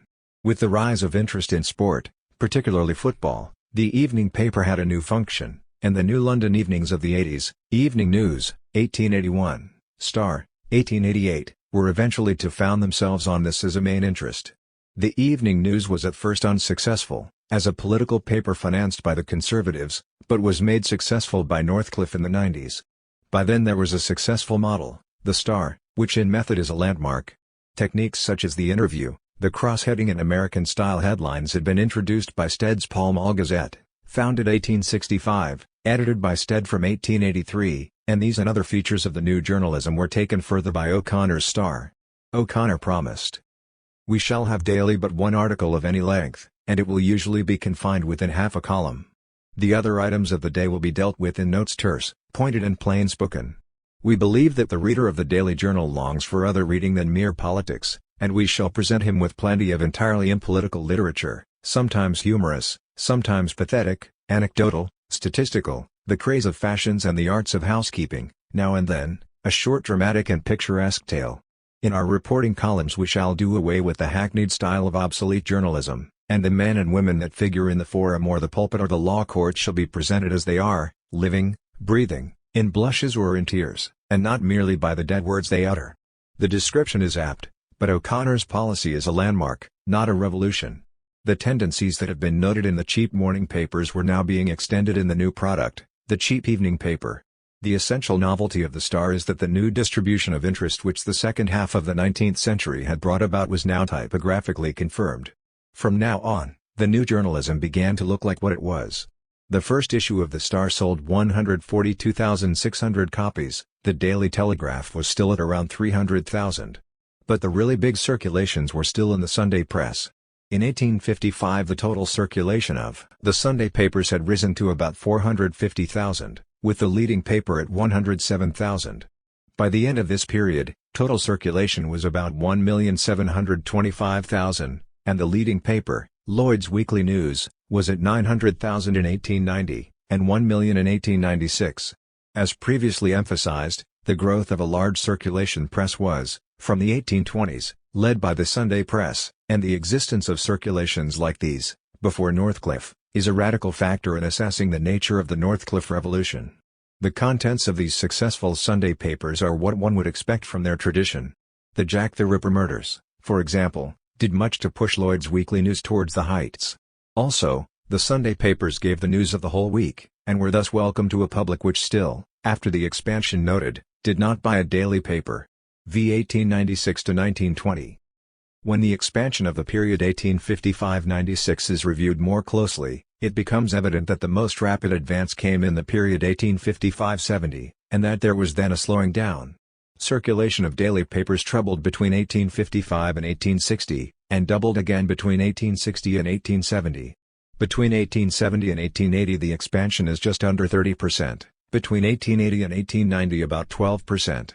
On the other hand, the main expansion of circulation in the provincial daily press came between 1870 and 1890 and the evening press was growing markedly from 1880 on. There are some explanatory factors within the press industry itself, in particular the growing importance of a new kind of advertising.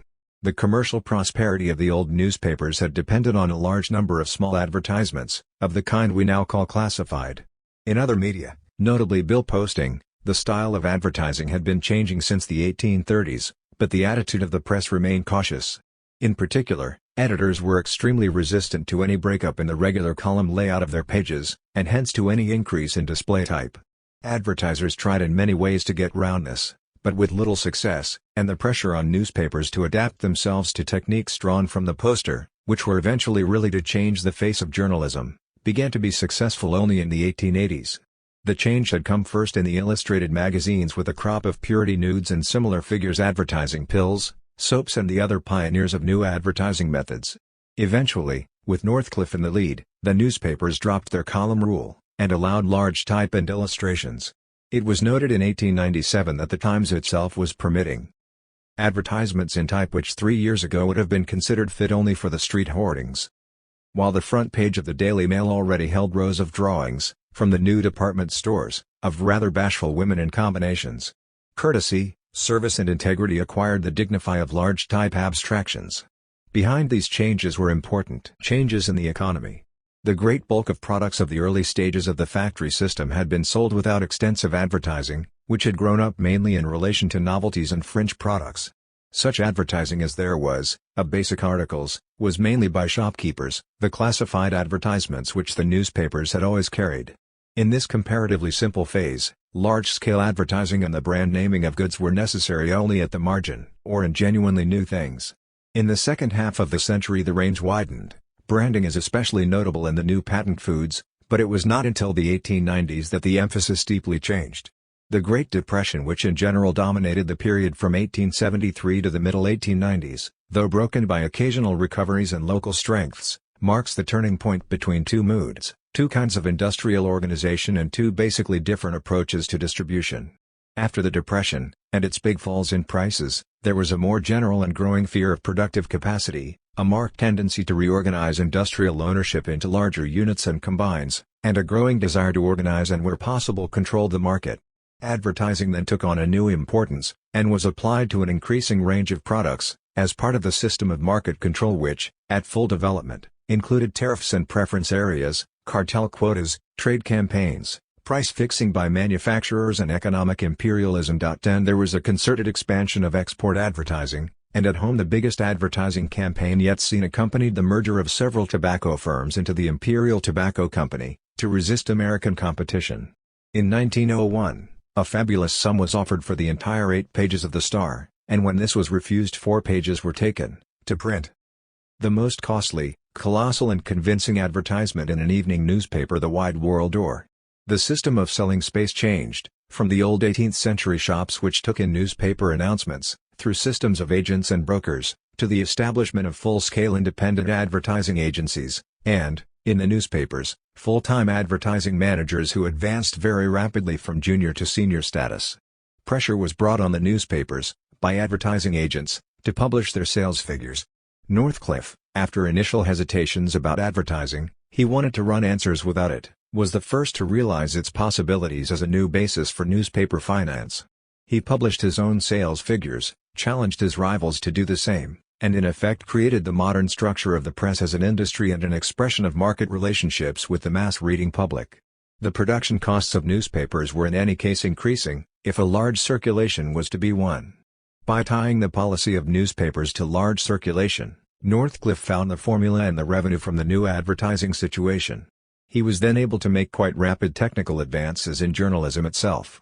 He started the Halfpenny Daily Mail in 1896 with new and expensive machinery. New rotary presses had raised the hourly printing rate to 200,000, and the linotype typesetter, which came into use in the 1890s, had achieved a rate 10 times as fast as that of a hand compositor, and also with new arrangements for rapid sale. By 1900 he had set up separate printing of the same paper in Manchester.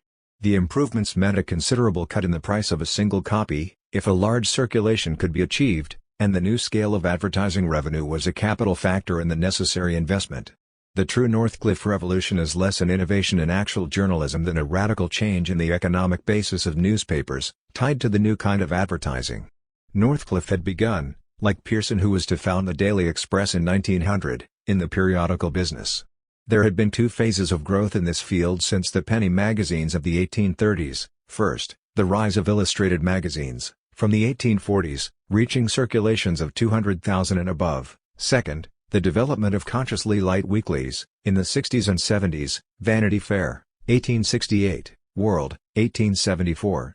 In 1881, a new phase started, with Nunes's Penny Titbits, and its subsequent imitators Pearson's Weekly and Northcliffe's Answers.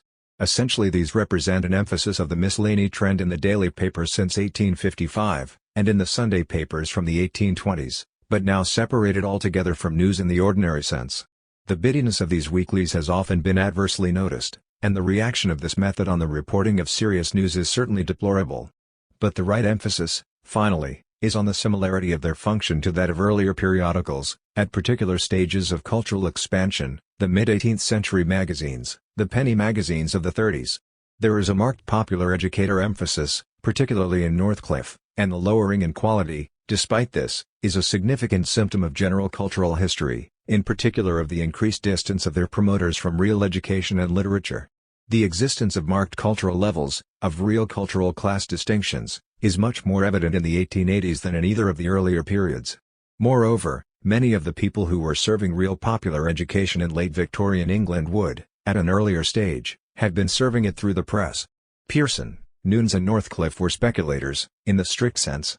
The circulation of their periodicals was deliberately built up by advertising stunts, some in exploitation of the uneven development of services, such as the free insurance with readership which Nunes started, and which was to be a major selling point in the popular press until the 1930s, others in the form of gambling, sovereign treasure hunts, £1 a week for life for winning a guessing competition, and so on. At least two of the latter were soon declared illegal, but by then the trick had been done, not only in getting readers, but in getting money for further investment in this kind of press. For example, Northcliffe Sancer sold 12,000 of its first issue, and at the end of a year sold 48,000. Then came the £1 a week for life competition, later judged illegal, and with its sales climbed in the second year to 352,000. Again, it is not so much the journalistic novelty, in the strict sense, that marks the advance but the appearance of a new kind of sales and advertising policy. The tenfold increase in Northcliffe's profits enabled him to expand, first to other periodicals, Comic Cuts, Forget Me Now, and Home Chat, then to buying the Evening News and finally, on the success of these new enterprises, to the Daily Mail. In 1896 the leading daily paper, The Telegraph, was selling around 300,000 copies. After its initial rapid expansion it had reached a relatively static period. Northcliffe, with his halfpenny paper based on a different economic conception, took the expansion into its next stage. At first the Mail's average sale was about 200,000, and in 1898 over 400,000. By 1900 it had reached 989,000, and a new period had decisively come. It must be emphasized at this point that, by comparison with the Sunday papers, the Mail was relatively traditional in method. There were advertisements on its front page, and the main news page was similar to the new evening papers in layout, with single-column headlines, crossheads and a general lightening of the page. It looked, and was meant to look, not unlike the existing morning papers. Its changes were matters of degree. Its success, and its dominance of the press in its immediate period, are remarkably similar, in analytic terms, to the rise of the Times earlier in the century. For, first, it was based on a clear conception of the economic basis of a newspaper, a large volume of advertising interacting with circulation. Second, it was technically in the lead, both in production and in distribution methods. Third, it pursued a popular political policy, the imperial sentiment in the Mail corresponding to the reform sentiment in the Times. Just as the Times reached its first peak with the Reform Bill controversy, the Mail reached its first peak with the South African War. The Times's public had been the commercial middle class, the Mail's, primarily, was the lower middle class of small businessmen, clerks and artisans. The effect of the success of the Mail was to double the daily newspaper buying public in the period 1896 to 1906, and then, with its competitors, to double it again by the outbreak of war in 1914. The expansion is striking, but it must be remembered that even after the further increase during the war years, which for obvious reasons brought a considerably increased demand, daily newspaper buyers were still, in 1920, only 5,430,000 as compared with over 15 million in 1947. Large-scale expansion of the daily newspaper into the working-class public did not take place until the years between the wars, and the War of 1939–45. The Sunday press was considerably ahead, throughout. Indeed, in this period 1896 to 1920, which appears to be dominated by the rise of the Daily Mail, the biggest expansion is again in the Sunday papers. By 1920, these sold 13 million, nearly 2.5 times the total daily newspaper public, and a figure not to be reached by the daily press until the war years of 1939–45. The history of the popular daily, evening and weekly press is, throughout, an expansion of these types of paper into a public already served by the Sunday press. Yet in nearly all discussions of the history of the press this fact is ignored, in favor of the idea of a new public which had read nothing until the 1870 Education Act had taken effect. The real novelty of this period, it must again be emphasized, is a change in the economics of newspaper publishing. The effect of the Daily Mail, embodying the new conception, on the existing papers, conceived in older ways, is very striking. The Times, of course, had already been outdistanced by the Telegraph, and this, in social terms, seems to record the increasing emphasis on the division of the middle class into upper and lower sections, with the Telegraph serving the numerically larger latter. From 1870 the circulation of the Times had been declining. By 1908 it was down to less than it had been in 1855, and it was bought by Northcliffe, after a struggle with Pearson. The Telegraph, itself outdistanced by the Mail, lost readers slowly. It was down to 180,000 by 1920. Of the other popular penny papers, the Standard declined heavily, and ceased publication in 1917, while the News also declined until it lowered its price to half-d. These facts are significant in showing that the Mail did not serve only a new daily public, but a substantial part of the older public. Following Northcliffe, Pearson started a daily paper of the new type, Morning Herald, later Daily Express, in 1900. The other member of the trio of penny weekly publishers, Noons, had tried and failed with a penny paper, the Daily Courier, in 1896. In terms of journalistic method, the Express was more novel than the Mail. It had news on its front page from the beginning, following the fashion of the successful cheap evening papers, and was the first to introduce streamer headlines. Then Northcliffe introduced another new paper, the Daily Mirror, 1903, which failed in its original design as a paper for women, but succeeded when it was reduced to a halfpenny and turned into the first picture newspaper. From 1911 on, the Mirror had an even larger circulation than the Mail. It reached its million, the first daily paper to do so, in 1911-12. Thus the change in the economics of newspaper publishing led to changes in methods of ownership, of far-reaching importance. Occasionally, in earlier periods, the same printer or proprietor had owned 2 or 3 small circulation papers, but the rule, throughout, had been the ownership of a single paper, by a printer, a printing family or a joint stock company. Now, around the new kind of speculative owner, whole groups of papers and periodicals were being collected or begun. Capital was built up with the first successful enterprise in the penny weekly field, then invested in new periodicals, which in their turn were the basis for starting new papers or acquiring old ones. Thus Answers was capitalized to start the Daily Mail, and then the Daily Mail was capitalized, the first time a daily newspaper had gone to the investing public. By the end of 1908 Northcliffe had not only his group of periodicals, but the Daily Mail and Daily Mirror as new enterprises, and the Times, 2 Sunday papers, Observer and Dispatch, and an evening paper, News, acquired. Pearson, at the same time, had his group of periodicals, and then the Daily Express, New, and the Standard and Evening Standard, including the St. James's Gazette, acquired. Other similar organizers were waiting in the wings, and among new papers founded in this general way were the Sunday Pictorial, Rothermere, 1915, Sunday Graphic, then Illustrated Sunday Herald, Halton, 1915. Halton already owned the Sporting Chronicle, Sunday Chronicle, Daily Dispatch and Daily Sketch, Sunday Express, Beaver Brook, 1918. Thus, in the general expansion, and conditioned by the new kind of mass advertising, the real Northcliffe revolution in the press occurred, taking the newspaper from its status as an independent private enterprise to its membership of a new kind of capitalist combine. The real basis of the 20th century popular press was thus effectively laid. Vi. 1920-47. Between 1896 and 1920 there had been an expansion of readership and a concentration of ownership.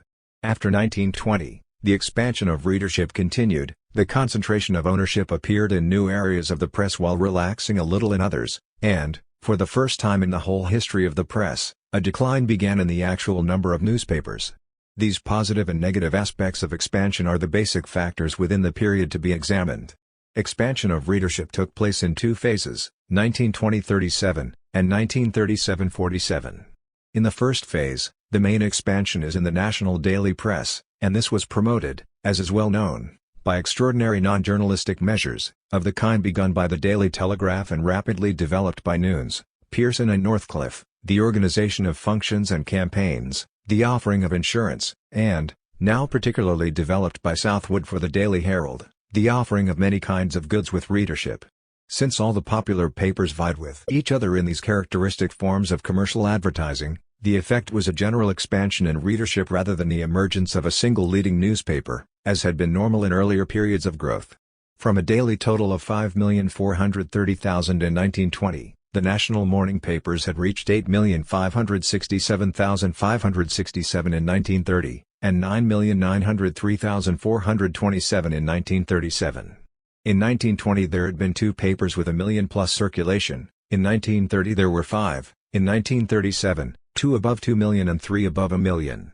The Mail had continued to lead until 1932, but was then passed by the Express and Herald. By the mid-30s, the expansion had reached into all social classes, though not evenly. There is at this time heavy buying in the income groups above £500 a year, and quite heavy buying in the group between £250 and £500, but in the group between £125 and £250 buying is distinctly less heavy, and in the group below £125 comparatively light. The comparison with Sunday papers is still significant. In 1930 a Sunday total of 14,600,000 against a daily total of 8,567,567. In 1937, 15,700,000 against 9,903,427.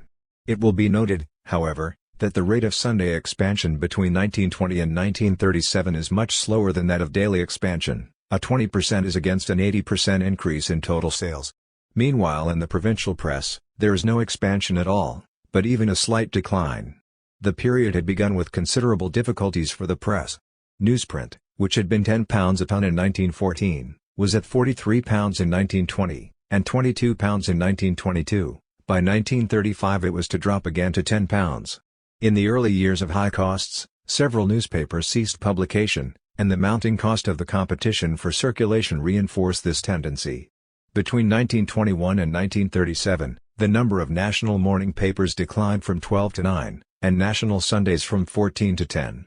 Provincial morning papers declined from 41 to 28 in the same period, and provincial evening papers from 89 to 79.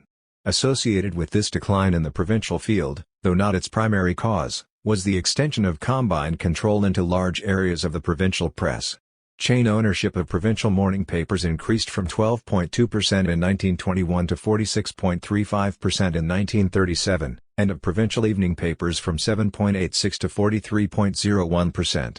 There was also an increase in combined ownership of the Sunday press, 28.64% to 47.11%. But in the daily national press, control by the leading combines became less during this period, falling from 50% to 22%. In the matter of style, the popular press was led, between 1920 and 1937, by the Daily Express. There is a marked influence from American newspaper practice, in terms of headline styles and page composition, but there is also assimilation of two existing English newspaper styles, that of illustrated papers like the Mirror, and of the magazine-style Sunday papers. The Express of August 5, 1914 has a streamer headline in quite small type, and then a front page with ordinary straight column setting, and small headlines which are little more than crossheads except that two or three of them may appear above each item. By 1937, the radical change having come in the late 1920s, the headlines are much larger, there is much more illustration, and the page is made up in the now familiar staggered jigsaw. The 1914 Express has 53/8 columns of ordinary printed news out of 7 columns, the 1937 Express 3.5 columns. By 1937, the other papers of this type are a virtual imitation of the developed Express, except that the Mail still has advertisements on its front page. Meanwhile, by the same date, the illustrated papers, Mirror and Sketch, give only about a third of their front pages to ordinary printed news.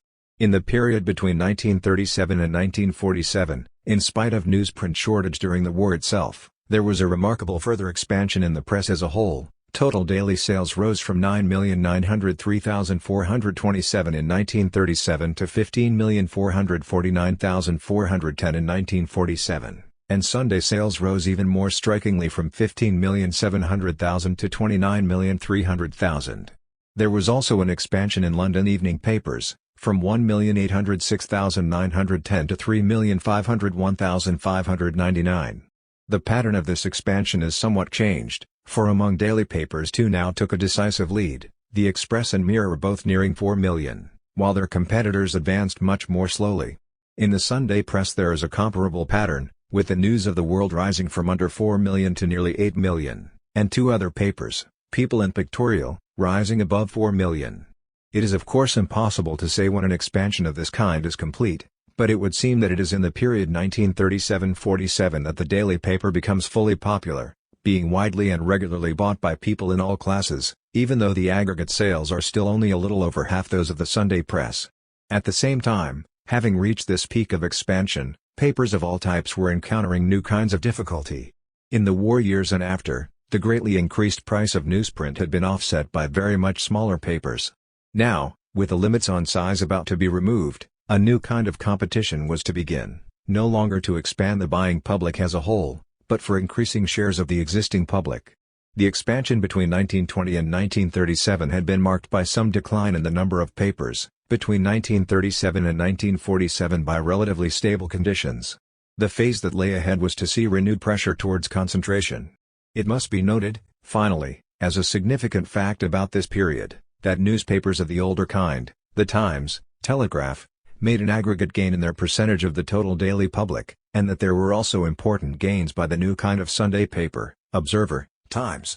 In particular, In the 1937-47 expansion, these quality papers made substantial gains in circulation, not being driven down or out as in earlier expansions, but slowly expanding their share of the expansion as a whole. This is only one sign of the new stage which the expansion had reached. 7. The present. In Britain, there are 609 copies of daily newspapers for every 1,000 people, the highest figure in the world, and an average 88% of the adult population read a daily paper, 65% an evening paper and 93% a Sunday paper. Putting it another way, if we translate sales into readership, using the average figure of 3 readers a copy, which will be an underestimate in earlier periods and a slight overestimate in later, and then expressing readership as a percentage of the varying adult population, we can see how the expansion has gone to its present stage. The daily press rose from 1% in 1800 to 1.2% in 1850, to 11.5% in 1875, to 18% in 1900, to 19% in 1910, to 54% in 1920, to 75% in 1930, and to 120% in 1947. The Sunday press rose from 1.3% in 1800 to 5% in 1850, to 19% in 1875, to 33% in 1900, to 60% in 1910, to 125% in 1920, and to 233% in 1947. Thus the daily press became a majority press during the First War and immediately after, and a fully distributed press during the Second War. The Sunday press was a majority press by 1910, a fully distributed press by 1920, and by 1947 had achieved more than twice total coverage. Sales from 1937 into the 1950s are as follows. In purely numerical terms, it would seem that the expansion at this level is in its final stages. At the same time, the actual number of newspapers has been steadily falling. This contracting field has further emphasized the concentration of ownership. In the national daily press, 4 groups control 77% of total circulation, and the same 4 control 57% of Sunday circulation. 2 other large Sunday groups control a further 14% and 24%, putting 95% of Sunday ownership into 6 groups. 2 of these same 6 groups control 66.7% of London evening circulation, and 1 of these 2 and 1 other of the 6 control more than 30% of provincial evening circulation. Chain ownership is widespread in the shrinking local weekly press, while in magazines recent amalgamations have produced 2 almost wholly dominant groups, which are also 2 of the leading 6 newspaper groups. The contrast between a majority press and minority ownership, within a diminishing area of real choices, is already striking, and seems likely to go much further yet. The same groups, it should be noted, already have important holdings in commercial television. 11. What is happening, within the general expansion, to different types of newspaper? If we take the usual rough classification, into quality, popular and tabloid, we find the following trends. These figures do not support the idea of a steady of slow development of a better press, in relation to improving education. The rise of the quality papers is continuing, quite steadily, but the significant development is the rise of the tabloid press, and this is even more important when it is noted that there has been a steady development, in magazines, towards the same kind of journalism. There the market is being steadily specialized, in direct relation to advertising income, and the popular magazine for all kinds of reader is being steadily driven out. This does not even begin to look like the developing press of an educated democracy. Instead it looks like an increasingly organized market and communications, with the masses formula as the dominant social principle, and with the varied functions of the press increasingly limited to finding a selling point.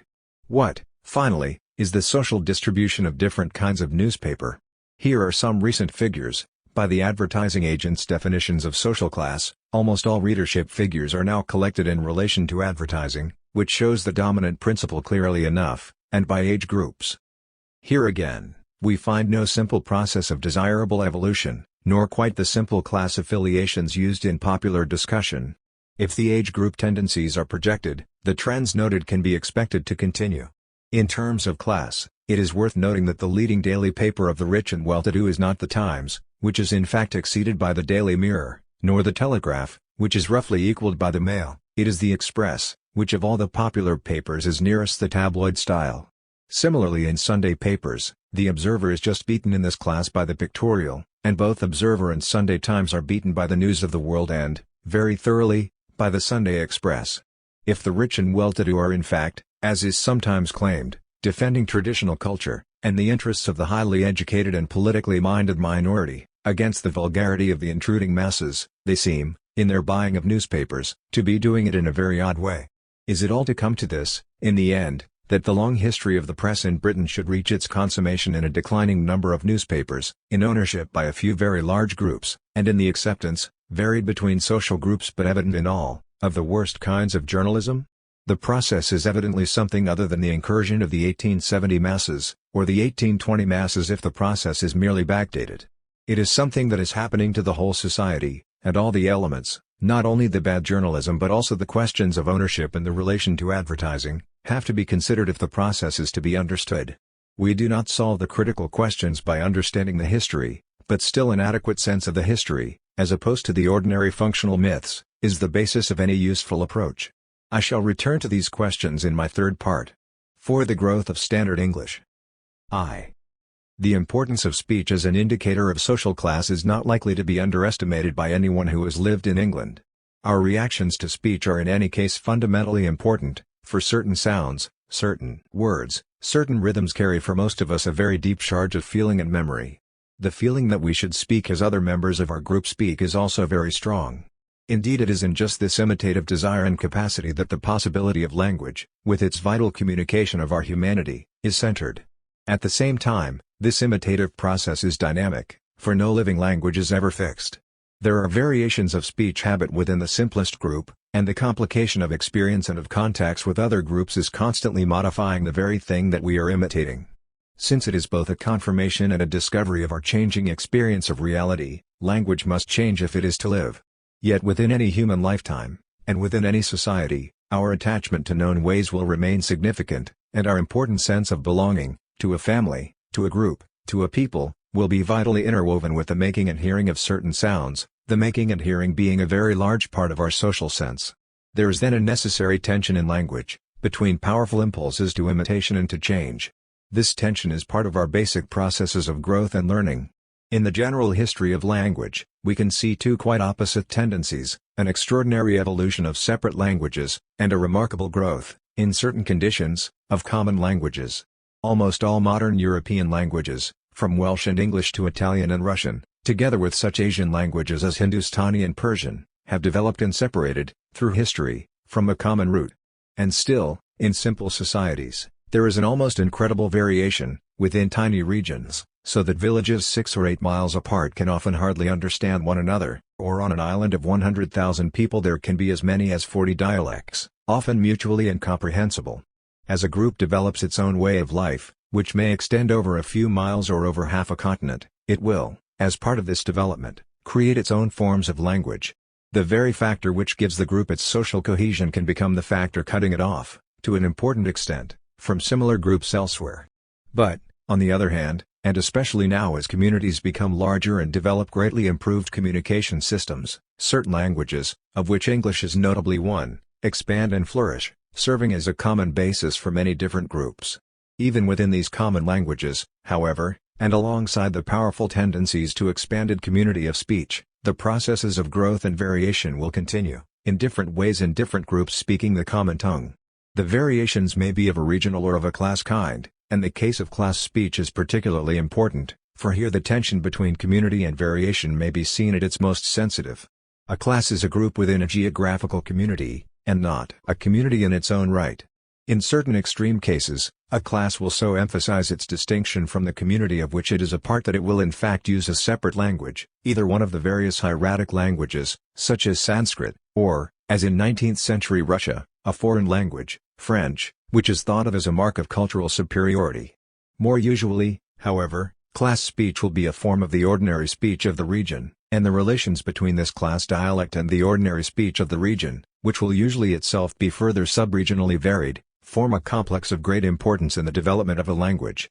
In the case of English, the sensitivity of this complex is very high. A very large number of Englishmen have become tense and anxious about the way in which they speak their own language. This problem has a deep bearing on the development of English society, but it is still not very clearly understood. There is commonly a lack of historical perspective, and there are also many prejudices, both theoretic and practical. Yet English has been served by many fine scholars and historians, and, with certain notable gaps, the material for a better understanding is available. I propose to review the historical material, as a way of gaining perspective, and to suggest, from this review, certain necessary clarifications. The period in which we are now living is of exceptional importance in English, and behind the history and the theory we can surely all feel the pressures of a complex social experience. 2. In England, after the Norman conquest, two different languages were spoken, French and English, and a third, Latin, was not only the international language of learning, but was spoken and developed by scholars. The division between French and English was on class lines. It is best described by the chronicler known as Robert of Gloucester, writing in about 1300, and here translated. Thus England came into Normandy's hand, and the Normans at that time could speak only their own language, and spoke French just as they did at home, and had their children taught in the same manner, so that people of rank in this country who came of their blood all stick to the same language that they received of them, for if a man knows no French people will think little of him. But the lower classes still stick to English in their own language. But in 1204, Normandy was lost to the English crown, and the French of the Normans began to develop along separate lines, and with influence from English. Old English itself had changed by this time, affected by the Normans' French. Gradually, a new language developed, the product of both these changing tongues, and after the legal recognition of English in 1362, the growth of the common language was paramount, reaching a recognizably modern form in about 1500, and relative stability by about 1700. The social processes involved in this history are of great interest. We can trace the minor relics of class prejudice in the lasting equation of moral qualities with class names, base, villain, boor, and churl for the poor, kind, free, gentle, noble, but also proud and dangerous, for the rich. But a more important legacy was that affecting the whole language of learning. English passed, during the separation, into the mouths of the uneducated and the powerless. Thus the greater part of the vocabulary of learning and power, together with the bulk of the vocabulary of a richer way of living, came from Norman sources. The only substantial alternative source, in these matters, was Latin, and down to the 14th century this was taught in the grammar schools through the medium of French. Of course, once the common language emerged, the whole vocabulary was theoretically available to all. But the long continuation of education restricted to a minority, which learned Latin and French as well as speaking its own language, gave this limited class an access to the resources of their own language which, for the majority, remained much more difficult. Though wider education can resolve this, extending the area of the truly common language, it is probably still important, in English, that so much of the language of learning should have this special kind of class stamp. A further consequence of this particular history was the splitting of English into many more dialects than hitherto. Old English had had 3 or 4 important regional dialects, but within these there were important centralizing tendencies. In any language, it is the development of major central institutions, government, law, learning, religion and literature, which leads to the emergence of a reasonably common language among men drawn from various parts of the region to take part in these central activities. But, under Norman rule, this central language was alien, and the removal of these centralizing tendencies in English led to a greater variation in ordinary dialects. When modern English emerged, as the language of these central institutions, the relation of the center to the outlying areas was more complex than hitherto. However, the centralizing tendencies continued to operate, and slowly the speech of the center became accepted as the basis of the new common language. The Old East Midland dialect, with some influences from other regions, became the basis of the common language of the center. Yet it is less the rise of one regional dialect than the emergence of a class dialect. The regional dialect had the advantage of being spoken in an area reaching to the capital, London, and the 2 universities of Oxford and Cambridge. But the new common language, from the beginning, showed marked differences from the speech of the ordinary inhabitants of these cities. If we say the best speech was that of London, Oxford, and Cambridge, we mean the evolved common speech of all those who had come to these centers, to take part in government and learning, rather than of the majorities who had been born there. In the written language, particularly, this divergence was quite evident, and it was largely from the forms of this written language, spoken by men who had been trained in these centers and gone back to their regions, that the new common language spread over England. The existence of a common written language, which when spoken still showed the results of regional influence, is the first key to the subsequent history of class dialect in England. Through the emergence of a common written language, marked regional speech variations still continued, even at the center. Between the 16th and the end of the 18th centuries, Englishmen in touch with the central institutions wrote a common language, but still, in diminishing degree, spoke it differently. In Elizabethan London, The divergences of educated speakers were still quite marked, but the signs of unease and self-consciousness about this were already beginning to show. Palsgrave, in 1530, makes the first recorded mention of a true kind of pronunciation, and Puttenham wrote, "Our Maker therefore at these days shall not follow Piers Plowman nor Gower nor Lydgate nor yet Chaucer, for their language is now out of use with us, neither shall he take the terms of Northmen, such as they use in daily talk, whether they be noblemen or gentlemen or of their best clerks, all is a matter, nor in effect any speech used beyond the river of Trent, though no man can deny but that theirs is the purer English Saxon at this day, yet it is not so courtly not so current as our southern English is, no more as the far western man's speech. Ye shall therefore take the usual speech of the court, and that of London and the shires lying about London within LX miles, and not much above. I say not this but that in every shire of England there be gentlemen and others that speak, but specially right, as good southern as we of Middlesex or Surrey do, but not the common people of every shire, to whom the gentlemen, and also their learned clerks, do for the most part condescend, but herein we are already ruled by the English dictionaries and other books written by learned men, and therefore it needeth none other direction in that behalf. This, indeed, is the shape of things to come, but meanwhile the written language was itself still changing. There was a very important accession of Latin vocabulary and sentence forms, particularly in the 16th and early 17th centuries, although parts of this influence were later decisively rejected. And there was also the vitalizing influence of the still varied speech on the written forms, an influence at its greatest at the time of the Elizabethan dramatists. The extraordinary invigoration of English at this period can be seen as the flow of the living and varied speech into the narrower common written language. Only when this extension had been made could the tendency towards uniformity prevail over the varied strengths of the speech. Puttenham speaks, significantly, of dictionaries, but the real influence of such instruments lay nearly 2 centuries ahead. The language was still changing, though more slowly than in previous centuries, and changes in the social structure of England were now to exert a decisive effect. The process of standardizing the written language continued, with growing confidence, yet the source of the standard was now a matter of dispute. When Puttenham wrote, the standard was evidently the court and the metropolis, with an afterthought of acknowledgment to learned men. But the court, after the Restoration, with a foreign-influenced manner that held fashion for a period, was no longer in fact a center, and Swift, acknowledging its former preeminence, came to describe it as the worst school in England for that accomplishment. Similarly, deprived of the real court, Thomas Sprat, in his History of the Royal Society, looked for an impartial court of eloquence according to whose censure all books or authors should either stand or fall, yet recommended a close, naked, natural way of speaking, positive expressions, clear senses, a native easiness, bringing all things as near the mathematical plainness as they can, and preferring the language of artisans, countrymen and merchants, before that of wits or scholars. The class structure of England was now decisively changing, at the beginning of a period which can be summed up as the effort of the rising middle class to establish its own common speech. By the 19th century, after many important changes, this had been achieved, and it is then that we first hear of Standard English, by which is meant speech, a very different thing from the written standard established so much earlier.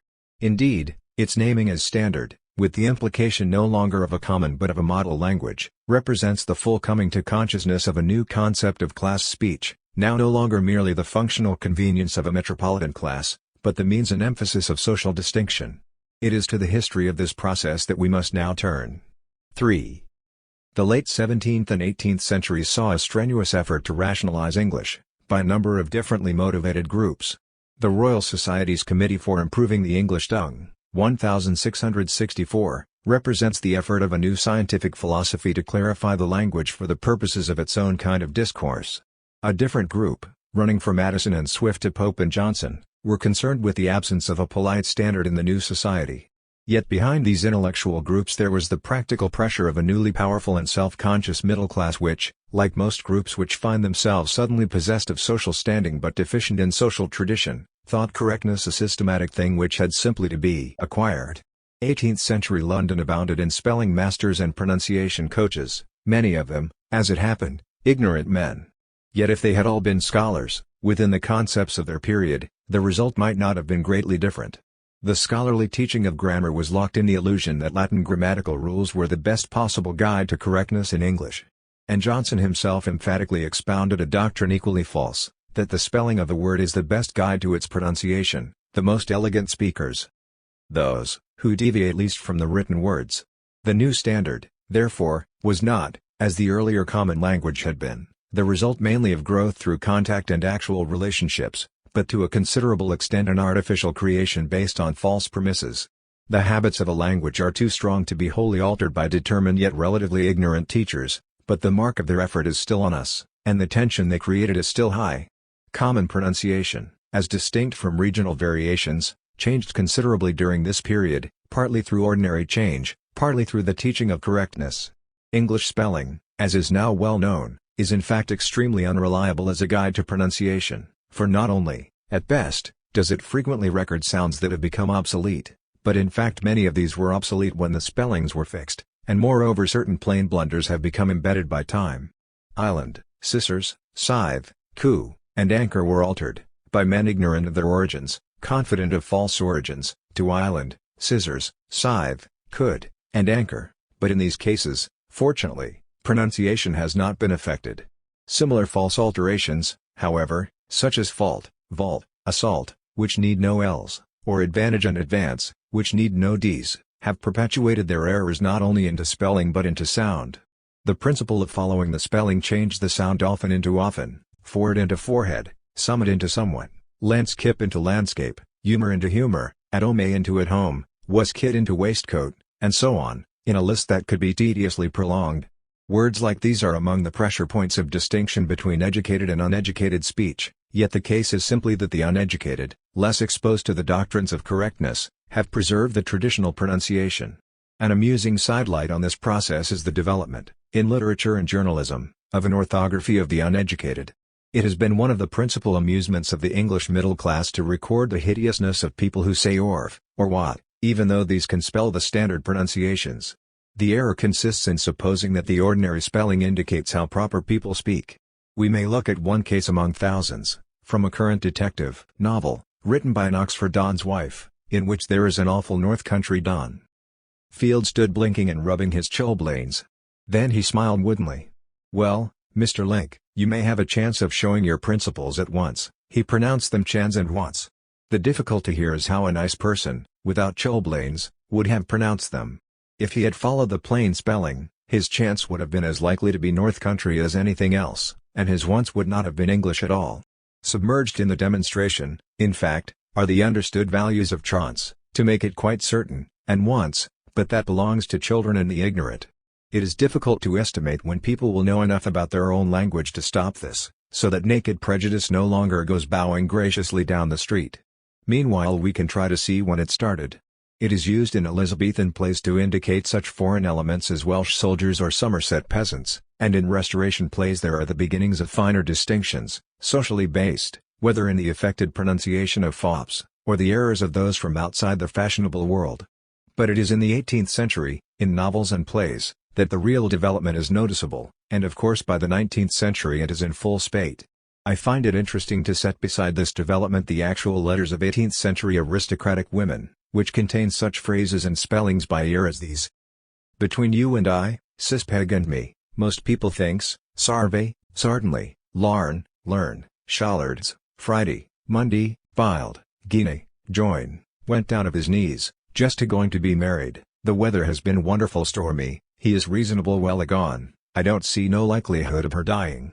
These letters show also a tone which the anxiously correct middle class sought to reform. I believe I shall jumble my guts out between this and Russell Street.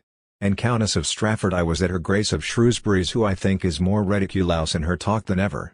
She told all the company as they came in that she was very much out of humour, for she had things growing upon her toes like thumbs. And Countess of Strafford I danced with L.D. Petre, and he is a nasty toad, for I longed to spit in his face. Lady Sarah Lennox, she is feminine to the greatest degree, laughs most heartily at a dirty joke, but never makes one. Lady Sarah Lennox we can of course see the standard changing within this class itself, as Mrs. Ben found to her cost. Meanwhile, as a last gesture to the orthography of the uneducated, we might set down, in its orthodox manner, the speech of an educated late 18th century gentleman, according to known pronunciations of that class at that period. He's an juice feller, if he is a duke. Her ladyship's more oblige and, I've often taken a coop of tea in her garden, and admired her lilacs, which she thinks more of than gold. A humorous oeman, and her girl's the prettiest in London. But to be in the Duke's neighbourhood summit dauntin'. He talks only of his fortin and his feuder, as if he was some merchant of cowcumbers or radishes. And he wears a syap and waistcoat like a servant's, and sits in his chair like some chain engine. You know that, Keen. It is interesting to see how much of this would now slip into the fashionable middle-class sketch of vulgarity. Between about 1775 and 1850, what was later called received standard pronunciation changed markedly.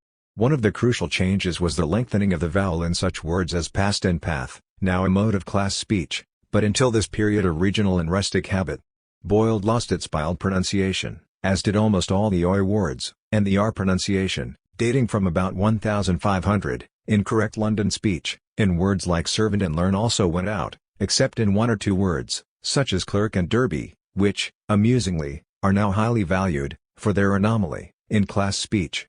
Head and man verged towards head and men, as one can still hear. The r in most words was further weakened, more moving towards mao, and the endings of such words as order diminishing to a mere glide of the voice. Dropping the r in such words as bird produced a new and valued vowel sound in what remained. These and similar changes were spread by improved communications, but the main agency, undoubtedly, in fixing them as class speech, was the new cult of uniformity in the public schools. It was a mixture of correctness, natural development and affectation, but it became as it were embalmed. It was no longer one kind of English, or even a useful common dialect, but correct English, good English, pure English, standard English. In its name, thousands of people have been capable of the vulgar insolence of telling other Englishmen that they do not know how to speak their own language. And as education was extended, under mainly middle-class direction, this attitude spread from being simply a class distinction to a point where it was possible to identify the making of these sounds with being educated, and thousands of teachers and learners, from poor homes, became ashamed of the speech of their fathers. But this takes us on into the continuing social changes of the present century, and we must look at the effect of this history on present theory and practice. 4. It is now customary, in language theory, to mark three kinds of English speech: received standard, whose history we have been tracing, regional dialects, the varied survivors of many localities, and modified standard, which has gained currency in varying kinds in different areas, representing a development from regional dialects but falling short of received standard. Most people who use this classification are, of course, attached by their own speech habits to received standard, and this has had important effects, even at a scholarly level. Thus a fine historian of language like H.C. Wilde can slip into special pleading, as when he argues that the long A in received standard path and last is more beautiful and sonorous than its alternatives, this is a natural affection but quite arbitrary, or that to insert the R sound in bird would lose the quality and length of the vowel, but to me, with different speech habits, the sounding of R is beautiful and sonorous. Or R. W. Chapman can write. In phonetics England does not yet groan under a democratic tyranny, we are free, within wide limits, to speak as well as we can. But to anyone who has thought about language the class prejudice of this will be especially clear. Chapman goes on to define received standard as the speech of a class which though not arrogantly exclusive is necessarily limited in numbers. Its traditions are maintained not primarily by the universities, but by the public schools. Wilde argues that the class among which the best English is most consistently heard at its best is that of officers of the British Regular Army. But of course it is just at this point that one sees why received standard will not do. With the growth of towns, and especially the new industrial towns drawing on wide rural areas for their populations, with the increase in literacy, and the vast increase in the dissemination of print, with increased travel and with social mobility affecting wide numbers of people, the evolution of a common English speech was clearly hastened. The difficulty lies in estimating the point we have so far reached in this evolution. It is this question that received standard begs. If we look at the situation as a whole, we can see a marked decrease in pure regional dialects. It does not often happen now, as it certainly used to do, that men from different parts of the country find plain difficulties of meaning in each other's speech. Moreover, although there are still very many people who speak a clear regional form, though commonly purged of certain extreme habits in vocabulary and construction, there are very many also who, while using regional sounds, in all other respects speak a common tongue. We can say with some confidence that dialects, in the true sense, are rapidly ceasing to exist, and that in their place are a large number of regional ways of speaking a common language. Some of these are, in pronunciation, purely regional, others seem to represent the growth, over certain extending areas, of forms which are certainly not received standard but as certainly not the old local dialects in their earlier forms. Within these two kinds, which in individual cases will be seen to be a continuous shading and not a sharp distinction on either side of a line, The majority of English speakers in this country are contained. But the terms offered to describe them, regional dialects and modified standard, are both misleading. More accurately, they are regional and modified regional forms. Modified regional is, however, very different in sense from modified standard, which assumes that everybody in this category is aiming at the class dialect but failing to achieve it. The next stage in development is, of course, interregional, and here the real problems of a common language arise.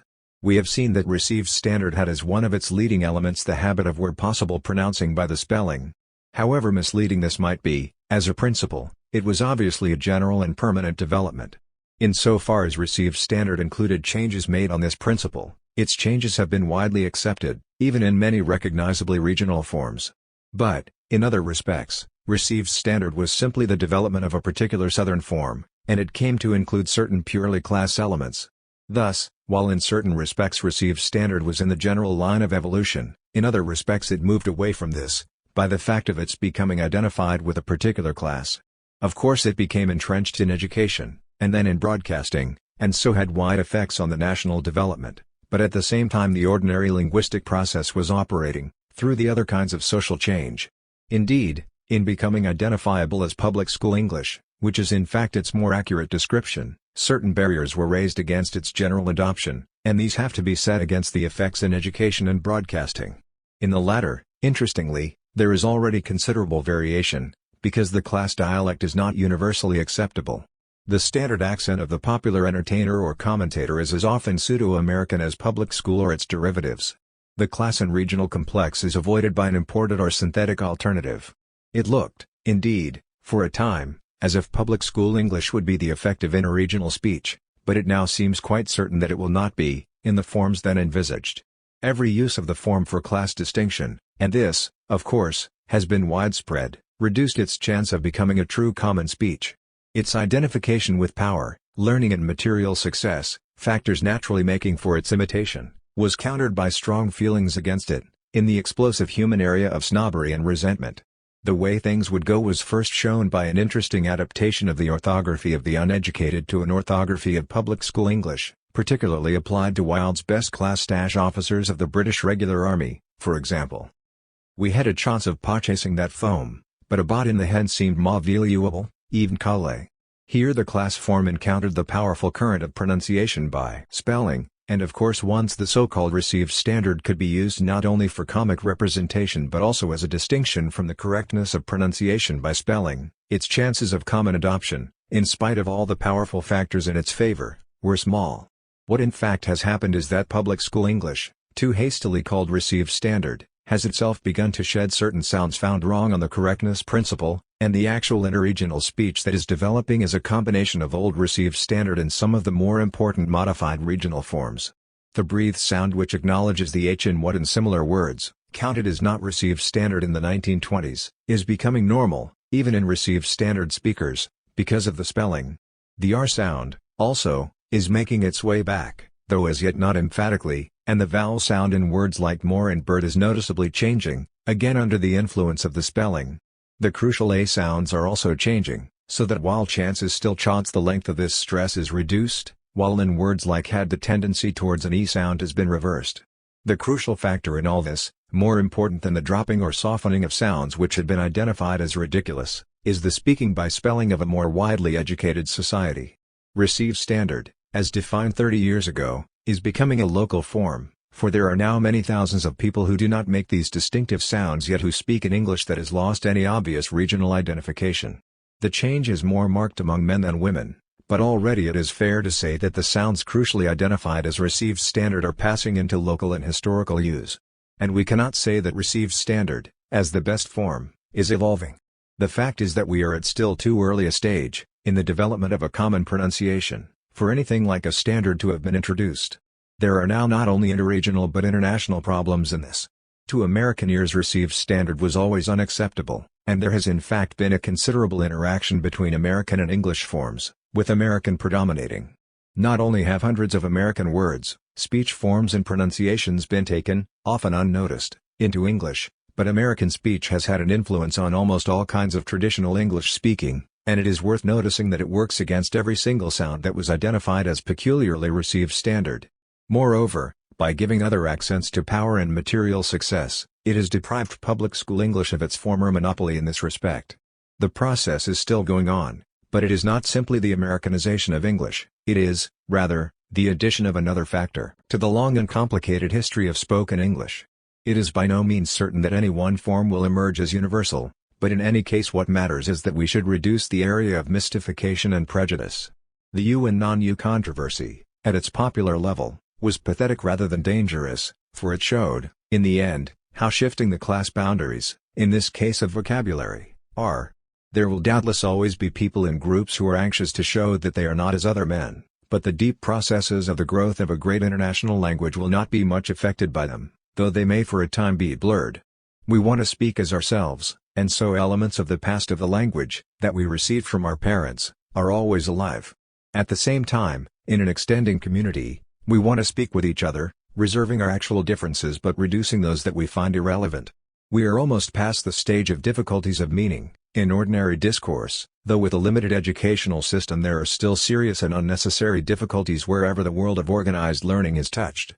For the rest, the problems are of emotional tension, and these, while certain to continue, can be much reduced if we learn to look at them openly and rationally, with the rich and continuing history of English as our basis of understanding. Voorbode man kan Frans met helft of hem loot, wrote Robert of Gloucester, noting the social superiority of the Norman French of the masters of the time. But the language he noted as superior is even farther from us, in the same country, than the language in which he noted it. Nor did history end around 1800, or in the 1920s. The living language offers its deciding witnesses. 5. The social history of English writers. We argue a good deal about the effects on literature of the social origins of writers, their form of education, their ways of getting a living and the kinds of audience they expect and get. Theoretical questions, often very difficult, are of course involved in this argument, but the most obvious difficulty is the lack of any outline of facts by which some of the theoretical principles could be tested. There are occasional agitated debates in which people quote lists at each other, to prove their own version of the origins and affiliations of valued writers. Yet the principle of selection, in these lists, is usually quite obviously related to the particular thesis.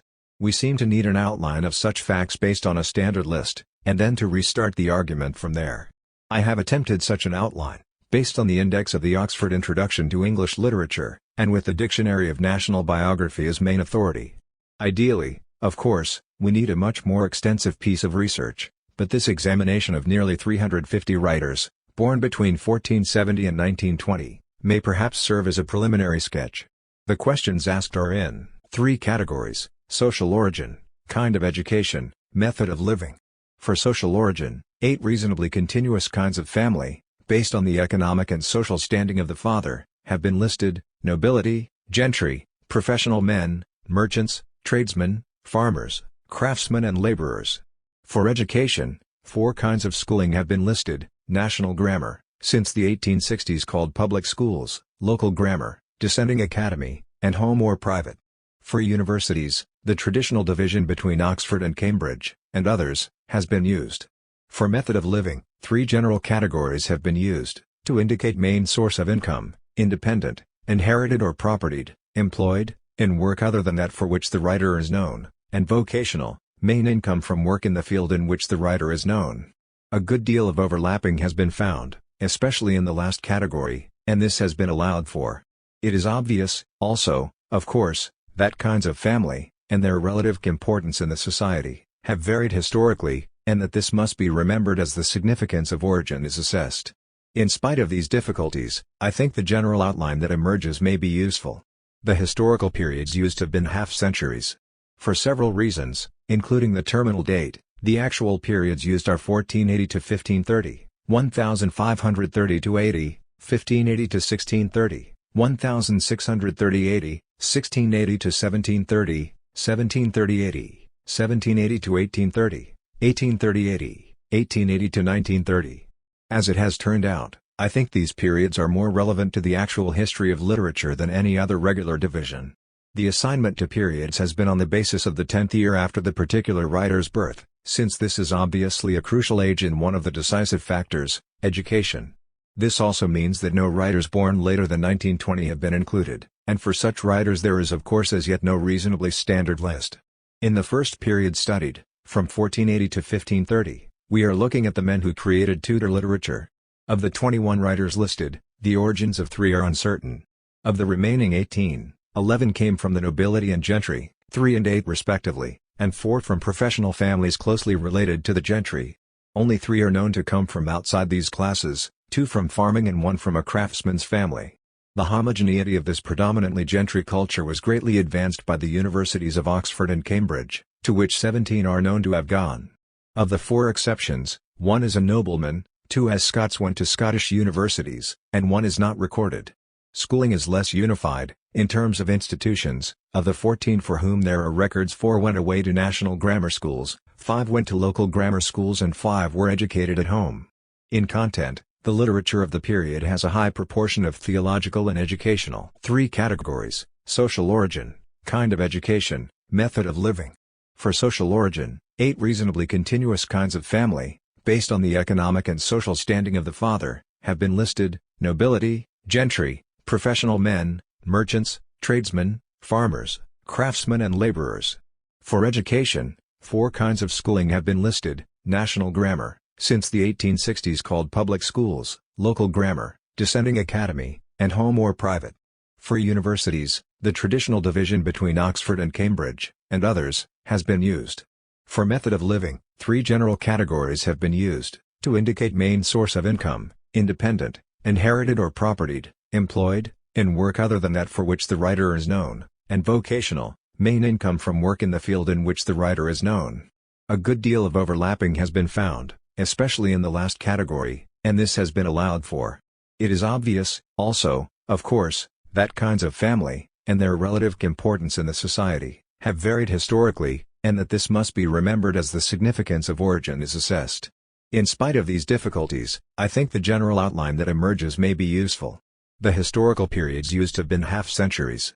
For several reasons, including the terminal date, the actual periods used are 1480 to 1530, 1530 to 80, 1580 to 1630, 1630-80, 1680 to 1730, 1730-80, 1780 to 1830, 1830-80, 1880 to 1930. As it has turned out, I think these periods are more relevant to the actual history of literature than any other regular division. The assignment to periods has been on the basis of the 10th year after the particular writer's birth, since this is obviously a crucial age in one of the decisive factors, education. This also means that no writers born later than 1920 have been included, and for such writers there is of course as yet no reasonably standard list. In the first period studied, from 1480 to 1530, we are looking at the men who created Tudor literature. Of the 21 writers listed, the origins of 3 are uncertain. Of the remaining 18, 11 came from the nobility and gentry, 3 and 8 respectively, and 4 from professional families closely related to the gentry.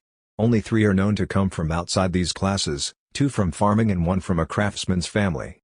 The homogeneity of this predominantly gentry culture was greatly advanced by the universities of Oxford and Cambridge, to which 17 are known to have gone.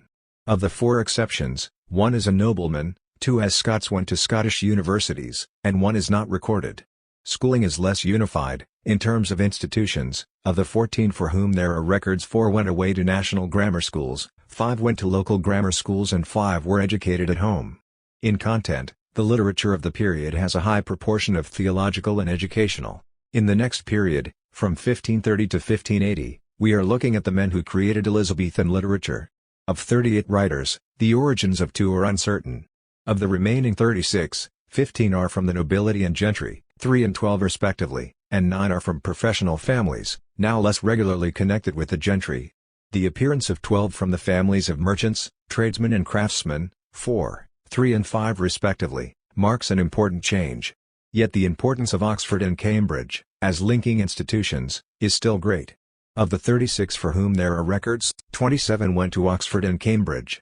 2 attended universities abroad, and 7, including 1 nobleman and 1 page at court, attended no university, 3 of these being the sons of tradesmen or craftsmen. Of the 19 for whom schooling is recorded, 8 went away to national grammar schools, 9 went to local grammar schools and 2 were educated at home and court. In method of living, 7 were wholly independent, 2 combined substantial independence with service at court and 11 were employed, away from their vocation as writers, in court, church, law, university and as secretary or tutor in a noble family. Some of the earlier vocational basis remains, in the church, but this period saw the emergence of a class of professional writers, the first generation of Elizabethan dramatists, centered on the London theatres. The ordinary earlier ties between drama and church or academic institution had been largely replaced by the new theatres. It is significant that almost all these dramatists came from the newly represented classes, either professional families not related to the gentry, or tradesmen and craftsmen. This is the radically new element, while in the rest of the national literature the distribution of content and origins is very much that of the earlier Tudor period. In the next period, 1580 to 1630, we are looking at the Jacobean dramatists, the metaphysical poets, and the Cavalier and Puritan poets, together with political theorists up to Hobbes. Of the 33 writers listed, the origins of 3 are uncertain. Of the remaining 30, there are 9 from the gentry, 13 from professional families, 1 from a merchant family, 4 from trade, 2 from farming and 1 from the family of a craftsman. The continued importance of Oxford and Cambridge as linking institutions is marked. 28 of the 30 for whom there is information went to these universities. 12 went away to national grammar schools, 9 to local grammar schools and 3 were educated at home or at court. It is notable, in many individual careers, that meeting at university was a critical factor in the lives of many of the poorer men. There was some evidence of this in the previous half-century also. The result is a good deal of social mobility once Oxford or Cambridge has been reached. In method of life, the dramatists can still follow their vocation in the theatres. It is perhaps interesting that their social origins are rather different from the Elizabethan generation, with a shift back towards the gentry and professional families related to the gentry, and a marked decline in those coming from the merchant tradesman-craftsman group. More writers are now employed, away from their vocation as writers, both in the older institutions and, with a significant increase, as secretary or tutor in a noble family of whom a member has been met at university. 7 of the 33 are wholly independent, and there is a decline in the number of those based on the church. In the next period, 1630-80, we are looking mainly at Restoration writers, and at some of the early Augustans. Of the 22 writers listed, the origins of 21 are known. In the smaller total, there is a proportionate swing back towards the nobility and gentry, who provide 9 representatives, 2 and 7 respectively. 7 are from professional families, 3, 1 of whom did not publish until the 18th century, from trade and 2, 1 of them Bunyan, from craftsmen. It is both a more limited and a more clearly class-based culture than that which preceded it. The importance of Oxford and Cambridge is still evident, with these universities taking 13 of the 21 for whom there is information. 3 others went to Irish and 1 to a French university, while 2 of the 4 remaining are noblemen, and 2 poor.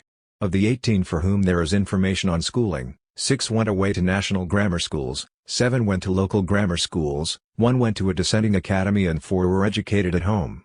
In method of living, the smaller number of dramatists were still largely based on the fewer theatres, and these account for most of the 10 who lived by their vocation. 8 were employed, significantly often now in government service, while 4 were wholly independent. In the next period, 1680 to 1730, we are looking at the Augustans and the mid-18th century novelists, poets, dramatists and philosophers.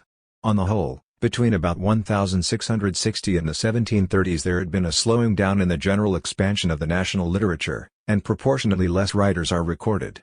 The period 1680 to 1730 shows a marked change in social origins, with 13 out of 19 writers listed coming from professional families of a mainly middle-class kind, only 2 from the nobility and gentry, and 4, 1, 2, 1, from the merchants, tradesmen and craftsmen. The relative importance of Scots and Irish is much higher, and for the first time less than half those listed, 8 out of 19, went to Oxford or Cambridge. Of those for whom there is information on schooling, 6 went away to national grammar schools, 9 went to local grammar schools and 2 were educated at home. In method of living, only 2 of these writers were wholly independent. It was becoming possible for some writers to live wholly, if often inadequately, by their profession, and the emergence of a class of professional writers, many of them hacks, was noted in the period. Most of the writers we now read combined authorship with some form of employment, normally in the professions, including the church but less often than in earlier periods, and in some cases in the old form of service as secretary or tutor. More government posts were also becoming available. Money through marriage is notable in a number of cases. This was a period of patronage, and of the emergence alongside it of a more organized bookselling market. The ordinary career of a good writer was exceptionally uneven. with a regular income from a variety of sources, and with a good deal of hand-to-mouth living until some favorable opportunity, either in patronage or from the market, turned up. There is also a distinct sense of emerging classes of writers, with a division between those following traditional forms usually with some patronage, and those adapting to the new market.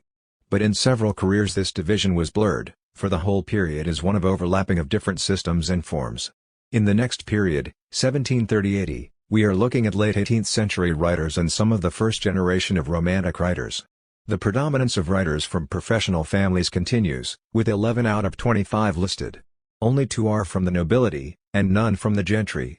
The new element is the greater representation from tradesmen, farmers and craftsmen, who between them supply 11, 4, 4, 3, an equal number with the professions. 1 is from a merchant's family. The relative importance of Scots and Irish continues.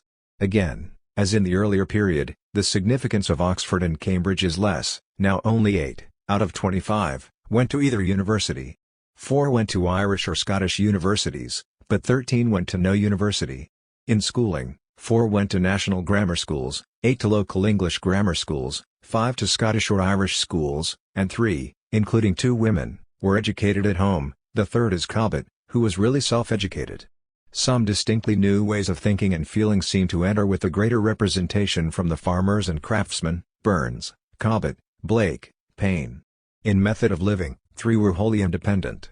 There was still some patronage, and some writers who went to national grammar schools made influential friends there, who later helped them in various ways. There was the usual reliance on other professional employment, in the church, law and medicine, and the importance of government posts made itself further felt. But the predominant impression of the period is one of the great poverty of writers, apparent in the preceding period but now affecting more men. There was just enough of a bookselling market, and associated hack work, to offer the possibility of living by writing, but those without any private income and with no influential friends, who tried it, were often exceptionally poor and exposed. In the next period, 1780–1830, we are looking at the second generation of Romantic writers and at the early and mid-Victorians. The most decisive fact is that the expansion of the national literature, partly if unevenly resumed in the 18th century, is now very marked. In social origin, the largest single group of these writers came from professional families, 25 out of 57. 1 came from the nobility, and 8 from the gentry. 9 came from the families of merchants. From the families of tradesmen, craftsmen, poor farmers and laborers came 13, 5, 5, 2, 1. In terms of new ways of thinking, mainly on social issues, the contribution of this last group was especially distinguished. The emergence of a significant number of important women writers is particularly notable. Of the 52 for whom there is information on schooling, 18 went to national grammar schools, 14 to English local grammar schools, 4 to Scottish or Irish schools, and 16, including 8 women, were educated, in many cases inadequately, at home. The importance of Oxford and Cambridge revived to some extent, with 24 entrants out of 57. 7 went to Scottish or Irish universities, 1 to London and 1 to a French Catholic university. Looking over the whole list, it is noticeable that few writers follow any standardized route. Only 10 of the 57 went from the gentry or a professional family to a national grammar school and then Oxford or Cambridge. In method of life there was a marked change, due to improvements in the bookselling market and in particular to the greatly increased importance and stability of magazines. Where previously the Elizabethan theatre, or in a looser form the 18th century coffee house, had served as institutions through which professional writers lived and made contact, there was now an evident concentration around magazines, in London and Edinburgh, and in particular the emergence of a new kind of established literary London. Some 9 of the 57 were wholly independent in income, but many more became comfortably established as professional writers, not only through books, but through articles, reviewing, editing, travel writing and of course serial publication in the magazines. Far fewer writers, proportionately, were employed quite away from their work as writers. Of those who were, government service and education were the principal occupations, with some in the church and the law. For writers at ease in the world of novels and magazines, the period was comfortable, but it is noticeable that the poets either had independent incomes or were dependent on help and patronage, or, if these failed, were as poor as their 18th century predecessors. Among Victorian novelists, the contribution of women and of men from the poorer social groups is especially marked. In the next period, 1830–80, we are looking at writers of the late 19th and early 20th centuries. The dominant impression is of a more highly organized upper middle class making the major contribution. There are no writers listed from the nobility, but from the gentry and merchant and professional families, now commonly closely related, there are no less than 44 out of 53, 7, 6, 31. The remaining 9 came from the families of tradesmen and craftsmen. This is a notably less varied social origin, to the disadvantage of the poorer groups, than in the earlier part of the 19th century. In schooling, 19 went to national grammar schools, 16 to English local grammar schools, 7 to local Scottish and Irish schools, 2 to dissenting academies, and 7 were otherwise educated, 2 women and 2 men adequately at home, the others inadequately. The relative importance of Oxford and Cambridge is maintained, with 24 out of the 53 listed. 9 went to Scottish or Irish universities, 6 to other English universities and 14 to no university. 6 were independent in method of living, and 8 were employed away from the work by which they are known. The vocational basis, either in the expanded market for books and magazines, or in relevant institutions such as universities, is very clear in the period. The imaginative writers are more varied in every respect than the philosophers and historians, who in majority follow a typical career of professional family, national grammar school in Oxford or Cambridge. In the final period, 1880 to 1930, we are looking mainly at the writers of the interwar years, and at contemporary writers born before 1920. In social origins, the pattern is basically similar to that of the previous period, with 1 from the nobility, and 39 out of 53 from the often closely related gentry and merchant and professional families, 7, 2, 30. The importance of professional families as the largest single source is marked as in earlier periods. From the families of tradesmen, farmers, craftsmen and laborers there are 13 of the 53 listed, 5, 2, 4 and 2. There are notable differences in the educational pattern, with the first modern majority from the national grammar, now public, schools, 32 out of 53. 8 went to English local grammar schools, 2 to private schools, 4 to elementary schools only, and 4, including 2 women, were educated at home. 32 went to Oxford or Cambridge, 1 to an Irish university, 4 to other English universities, 1 to a German university and 15 to no university. The typical career, noted in the earlier period for historians and philosophers, is now more generally spread: professional family, public school, Oxford or Cambridge. 4 of the 53 had substantial independent means, 3 were employed away from the work by which they are known, and the majority had a fairly clear vocational basis, in the world of books, magazines and related institutions. We can at present take this factual inquiry no further, since there is no standard list for writers born since 1920. It has been generally assumed that there has been some shift in the years since 1945 from the regular majority pattern of the earlier period. A rough check, on the basis of a personal list of writers of this age who have attracted particular attention, indeed shows a more varied social origin: 6 out of 12 from the families of tradesmen and clerical and industrial workers, a different pattern of schooling, 2 public school, 7 local grammar school, 3 other local authority schools, a continuing relative importance of Oxford and Cambridge, 7 out of 12, and a vocational pattern divided between full-time professional writing and university English teaching. Too much weight should not be given to these figures, since the list is necessarily highly selective, and covers writers who still have much of their work to do, while certainly neglecting others who must eventually be included. But so far as they go, they confirm the impression of some change. 2. The evidence of this whole inquiry is obviously limited in value, and will need to be checked and amplified by longer research. So far as it goes, however, I find it interesting, even when it only confirms general impressions of the writers of a period gained by other means.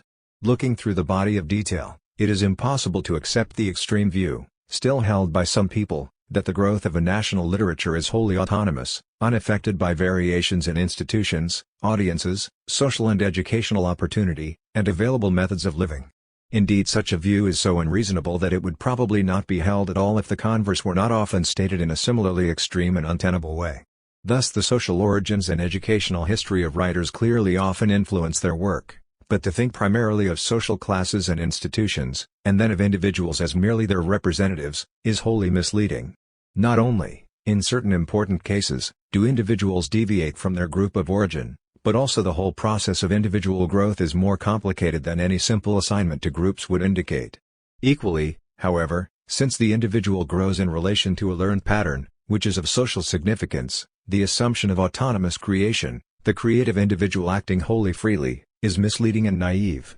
It is worth looking briefly through the evidence to see what kinds of correlation between a society and its literature are reasonable. The relation of Tudor literature to its social context seems quite clear, and the broadening into Elizabethan literature seems certainly connected with the greater social variety evidenced in its writers. It is difficult to say how far this should be taken, but there seems a possible relation between the majority origin of the Elizabethan dramatists in rising social groups, and the swing back from this in their Jacobean and Caroline successors. The change in the character of the drama over these years, the swing back from a popular drama to a more socially limited drama, follows this line. Moreover, the line is continued into the period of the frankly class-based Restoration theatre. Again, in the early 18th century, there is a clear correlation between the majority of writers from professional and trading families and the new forms and modes of what has often been described as a middle-class literature. The later 18th century shows no such simple correlation. It is socially a very varied period for writers, but the outstanding literary development, that of Romantic poetry, shows no consistent relation with the social history of its creators. Indeed, it is a movement in which all social classes, educational patterns and methods of life are represented, often with marked individual variations from inherited social norms, perhaps the only factor that is significant, since this would certainly have a relation with part of the character of the movement. The importance of new social groups in much of the most original social thinking of the 19th century, and of these groups and of women in the major period of the Victorian novel, is a positive correlation. In the period between about 1879 and 1950, perhaps the most significant correlation is negative. It has been widely noted that an unusual proportion of the important imaginative literature of these years was written by people outside the majority English pattern. This had been true to some extent of the Victorian novel, but in these later years the relative importance of writers from abroad or from minority groups, as well as of women, is marked. Hardy, James, Shaw, Synge, Yeats, Eliot, Conrad, Lawrence, O'Casey, Joyce, Thomas compose a short list of some significance, not in the fact that, with the exception of the Irish, any particular minority is noticeable, but that difficult questions are raised about the majority pattern, the normal English mode, which certainly seems, in this period, relatively uncreative. Since judgments of quality are involved here, the analysis is not simple, but it seems to me there is some evidence of a social and imaginative narrowing which can be related to the emergence of a more standard social history of the principal contributors. The emergence of certain new elements in mood and content in more recent years might then be factually related to the limited variations which seem to have occurred in this standard pattern. There is no single relation between the nature of a society and the character of its literature, but there are significant and possibly significant relations which seem to vary with the actual history. Since social origins have been factually related, in varying ways, both to educational opportunity and to methods of life which affect a writer's following his vocation, it can be said that this complex is of permanent significance, and has visibly affected parts of our literary development. Yet the emphasis should not fall only on origins. The character of literature is also visibly affected, in varying ways, by the nature of the communication system and by the changing character of audiences. When we see the important emergence of writers from a new social group, we must look not only at them, but at the new institutions and forms created by the wider social group to which they belong. The Elizabethan theatre is an exceptionally complex example, since as an institution it was largely created by individual middle-class speculators, and was supplied with plays by writers from largely middle-class and trading and artisan families, yet in fact was steadily opposed by the commercial middle class and, though serving popular audiences, survived through the protection of the court and the nobility. This very protection, later, steadily narrowed both drama and audiences, until in the Restoration a very narrow class was setting the dominant tone. The formation in the 18th century of an organized middle-class audience can be seen as in part due to certain writers from the same social group, but also, and perhaps mainly, as an independent formation which then drew these writers to it and gave them their opportunity. The expansion and further organization of this middle-class audience can be seen to have continued until the late 19th century, drawing in new writers from varied social origins but giving them, through its majority institutions, a general homogeneity. This general situation has persisted, but already in the 19th century there were signs of a break, with individuals deviating from the majority patterns, and, by the end of the century, a distinct and organized minority deviation. The social situation of literature in the 20th century has been largely the interaction of continuing majority patterns, with an increasingly standard route into them, and this marked descending minority, which has tended to support and value writers from outside the majority pattern, and to provide an alternative outlet and affiliation for dissenting members of the majority groups. If we compare the social basis of literature between 1850 and 1870 and that between 1919 and 1939, we find in both cases an organized middle-class reading public as the major element, but whereas in the earlier period the literature was comparatively homogeneous, with most of its creators drawn from the same social group as the actual public, in the later period there is evidence of two publics, a majority and a minority, the former continuing the earlier type of relationship, the latter, while attracting individual dissenters, finding its major figures from outside, either from another culture or from other social groups. A large part of important modern literature, many novels, many plays, almost all poetry, has been communicated through the institutions of this minority public, in sharp contrast with the mid-Victorian situation, where the majority institutions were still closely related to the most important work of the time. The appearance of contributors from new social groups within the culture, which has attracted attention in recent years, has been normally through the institutions of this minority. Most of the new writers from the families of clerical and industrial workers are in fact being read not by the social groups from which they come, but by the dissident middle class. The expanding audience for novels and plays certainly includes members of new social groups, but in general they are simply being absorbed into the existing majority public. The danger of this situation is that the minority public may soon be the only identifiable group with an evident and particular social affiliation, defined largely through university education. There is some evidence that the separation of the majority public from its most creative members is leaving a cultural vacuum easily penetrated from outside.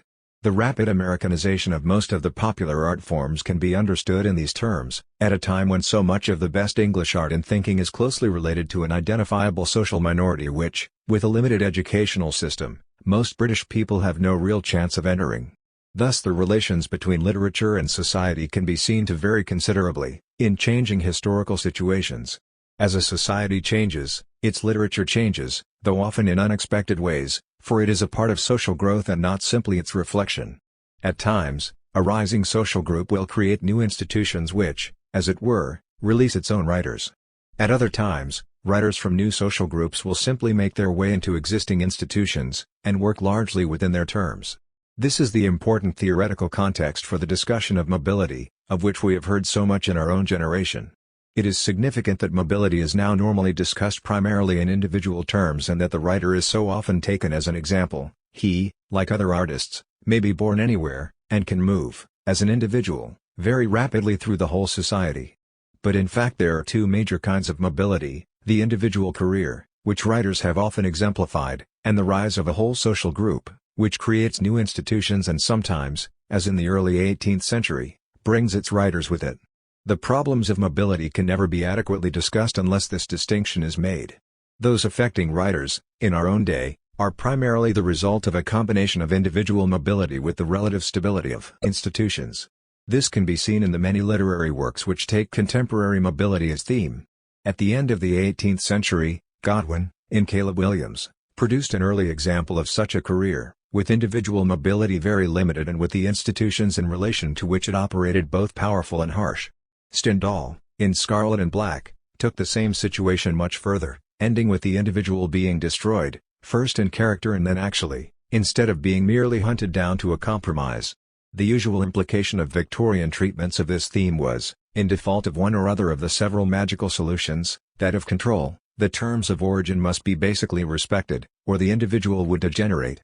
Hardy's protest, in Jude the Obscure, leaves the very effort hopeless.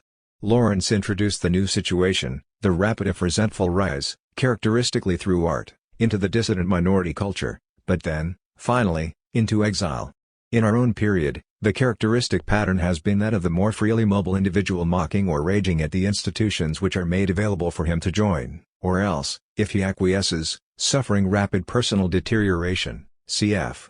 Lucky Jim, Look Back in Anger, Room at the Top. There is a continuing sense of deadlock, and much of the experience generated within it seems sterile.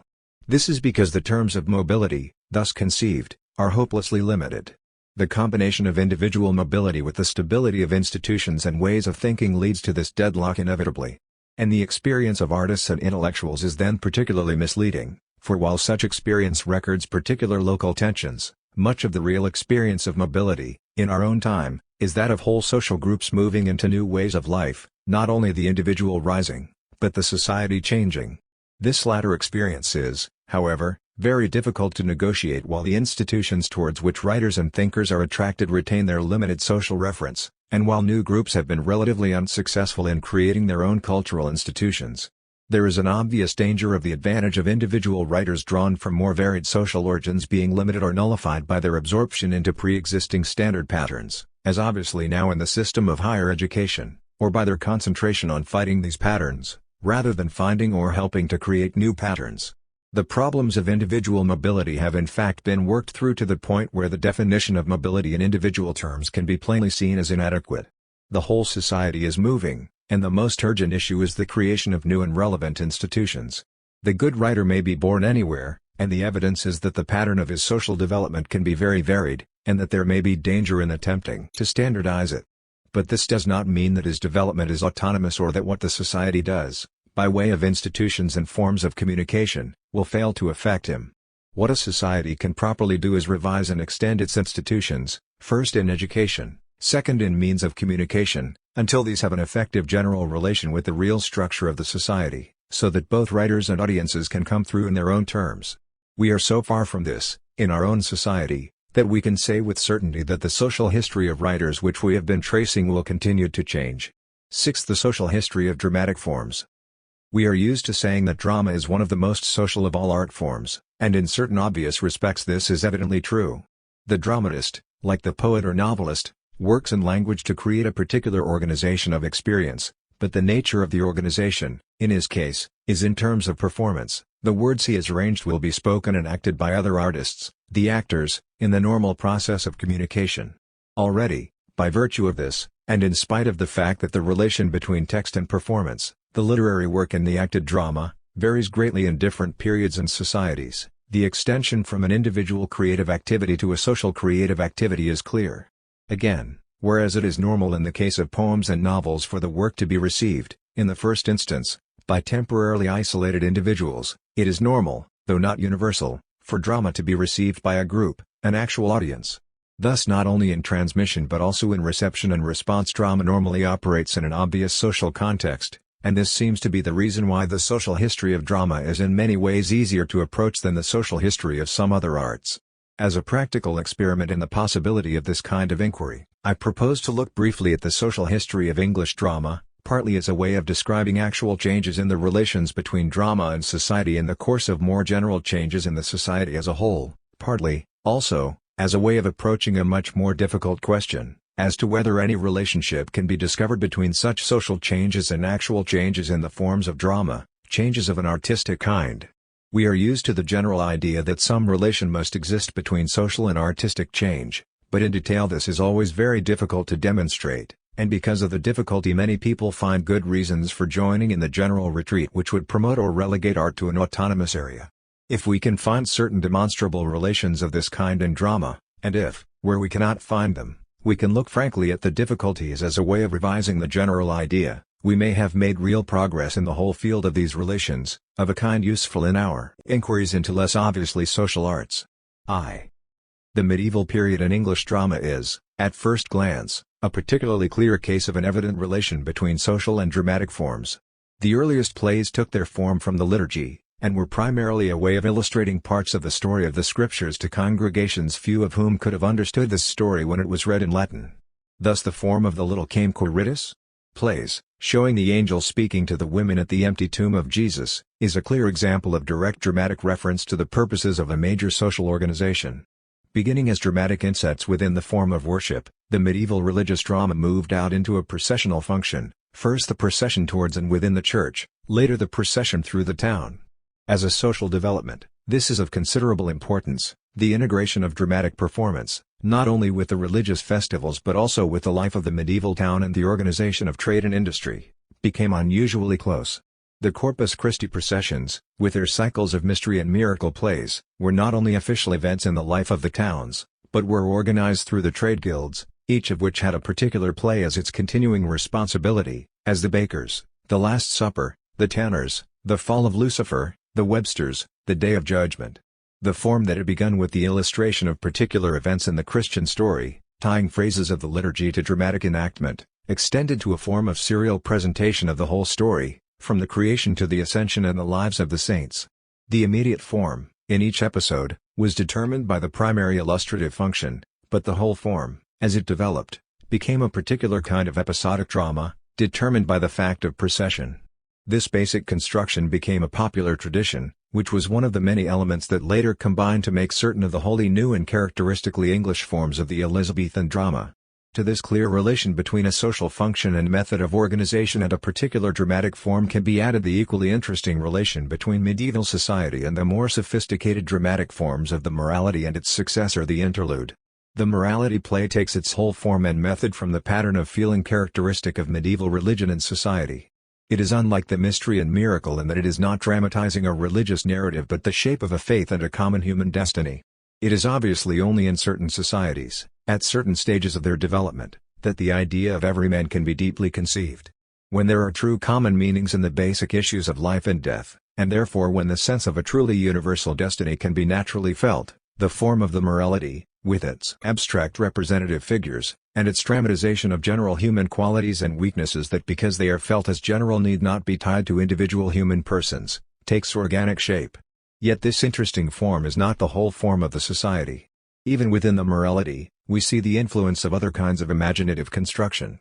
Every man's house of salvation is structurally related to the castle in the Castell of Perseverance, which has obvious affinities not only with the place of quest in the long tradition of magical folk stories which had been developed in the Christian romances, but also with real elements in the organization of society, the central place, church, castle or hill, which in a practical way expresses the community's sense of itself. It is united and communicates in that place, and which is then a natural object of the search for value and security. Again, the development of the morality into the interlude shows in a very interesting way the interaction of a basic pattern and a slow social change. The interlude is differently based, socially, from the morality. Where the morality belonged in public places, in the towns, the interlude belonged in the halls of great houses, in the period when the medieval forms were beginning to change into those of Tudor society. The movement from popular religious drama to more sophisticated moral drama takes in the morality as a stage, but is only completed in the interlude. At the same time, the characteristic interlude retains much of the impress of medieval social thinking. The 4 Ps, for example, is still the drama of men and their social functions, rather than of men as particular individuals. The question of the relation between, on the one hand, figures in a religious story or in a religious or moral allegory, and, on the other hand, individualized human beings in a particular social context, is, while extremely complex, crucial in the subsequent development of English dramatic forms.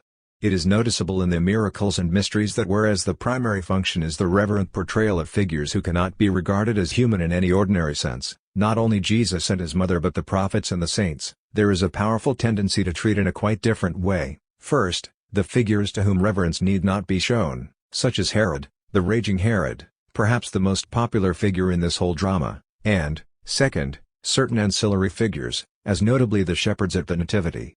It is perhaps best to see this whole matter as the interaction of the set roles of the traditional story with the living contemporary experience which they offered to interpret.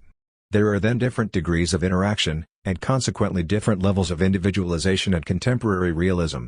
Even the great figures are contemporary in one sense. God the Father is watching this world, and Christ and the angels, Satan and the devils, are alive and moving in it.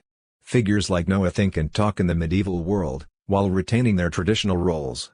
Herod, in his raging authority, enters this contemporary world, going literally and dramatically down into the medieval street.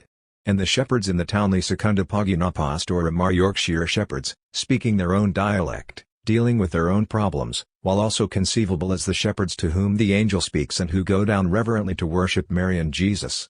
It is significant to take this idea of levels of individualization and contemporary realism into the larger and more mature world of Elizabethan drama. Mingling with new elements, both the episodic construction of the processional drama and the figured pattern of the moralities had entered this world.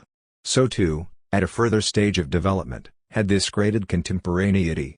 In Elizabethan tragedy, the main figures, though heroically individualized, in terms we shall examine, retain the distancing element, of other places and other times, of the major figures of the medieval drama, yet, as has been often observed, are historical figures who are also, in certain radical ways, Elizabethans, alive in the drama's own time.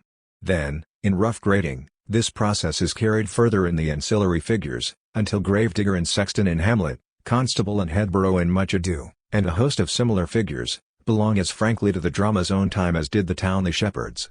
This convention seems to embody a transitional attitude to the relation between dramatic pattern and social reality. The mixed form holds while a new society is evolving within the patterns of the old.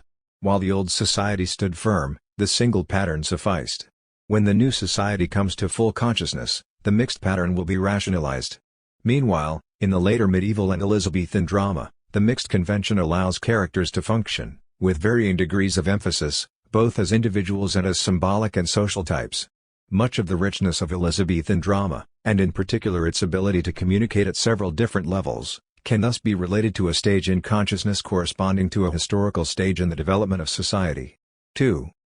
By the end of the 15th century, in different degrees in different parts of the country, the popular religious drama had in fact broken down, in its old universal forms. We can relate this, not only to changes in religious feeling, which were to erupt in radical changes in religious organization, but also to social changes directly connected with the drama.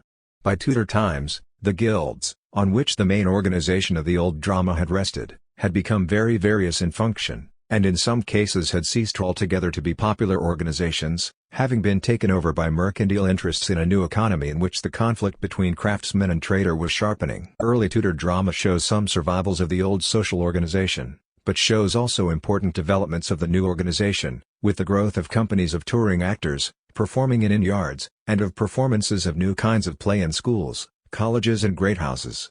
Through these related channels, and especially through the close association of drama with places open to external influence, both of classical drama and the new drama of the Renaissance, major new directions were made possible, especially since the native popular drama had weakened. The decisive development occurred in the 1570s, when the first theaters began to be built. Typically, the organization of the drama passed into the hands of speculators, and the theaters were built on the edges of London, still growing as a trading centre, in part to attract audiences from travellers in and out of the capital. At the same time, the circumstances in which the theatres were built remind us of the growing tension between powerful social groups, which in the next century was to disrupt the drama both physically and socially. The new theatres, like the old touring companies, attracted the powerful opposition of the commercial middle class that had established its power in the towns. The drama was kept going, throughout the period of its Elizabethan greatness, by popular support certainly, but by a kind of popular support that would have been crushed if the court and the nobility had not extended its active patronage. The brevity of the great period is as remarkable as the greatness itself, and we can see both in terms of a remarkable but necessarily temporary fusion of many complex elements in the national life, elements which a little later were to fly apart. For this brief period, the color and richness of the European Renaissance interacted with the vigor and realism of the popular tradition to create wholly new national forms. The most striking new element is a high consciousness of individual experience, which the medieval and early Tudor drama, set in markedly different social thought patterns, had so obviously lacked. In tragedy and romance, this new element, expressed in a new kind of rhetoric, raised the drama to unexampled intensity. Violent, rapid and complicated action was the physical expression of these new modes of personal feeling, and the new dramatists, themselves characteristically uprooted and exposed, raised the language to comparable vitality and power.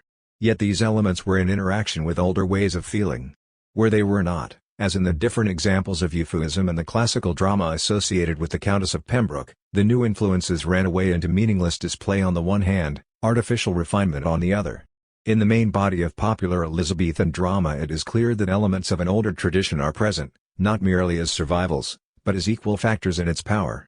The sense of symbolic function, within an ordered pattern of values, unites with the color and richness of absolute individual expression, not only in the great tragedies, where the relation between these modes is again and again the essential theme, but also in the high comedy of the later Shakespeare and Jonson.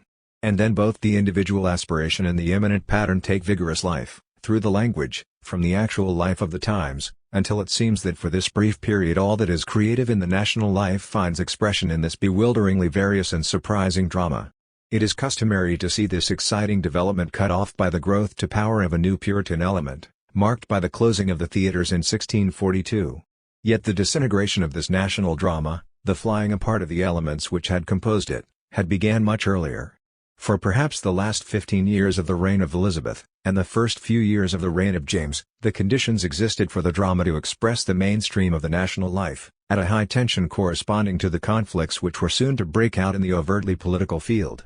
Already, at the beginning of the new century, we see the beginnings of the movement to a class drama, which had been incipient in earlier Tudor developments. The private theatres, though in fact open to the public, began to depend on an actually narrower audience.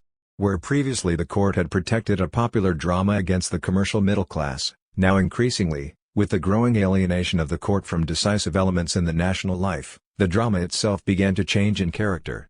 On the one hand, there was an increasing tendency to elaboration and spectacle as formal elements to be consumed and enjoyed, rather than as elements in the dramatic experience itself.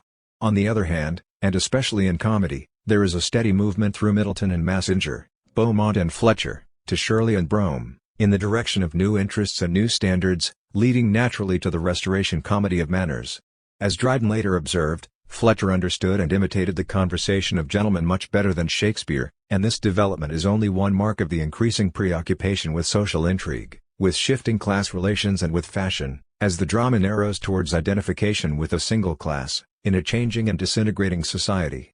Both the national element, which had been so vital in the drama of the 1590s, and the traditional patterns embodying the values of an older kind of society, slowly disappeared. In comedy the movement was towards the excitements of fashion and appetite, which produced the form of the comedy of manners, gaining in sophistication as it lost in general human reference. In tragedy the movement was towards the abstraction of impulses, in particular the abstraction of honor from a social function to a mark of breeding, so that from a man confronting a destiny both particular and universal, and from a hero expressing, as in the developed chronicle plays, a national spirit, there was a decline to the posture of honor and destiny, within an artificial social context primarily motivated by intrigue, in the heroic drama. Signs of these developments can be traced back to the Great Period, but with the narrowing of the social base they became much more evident, as many of the old interests faded.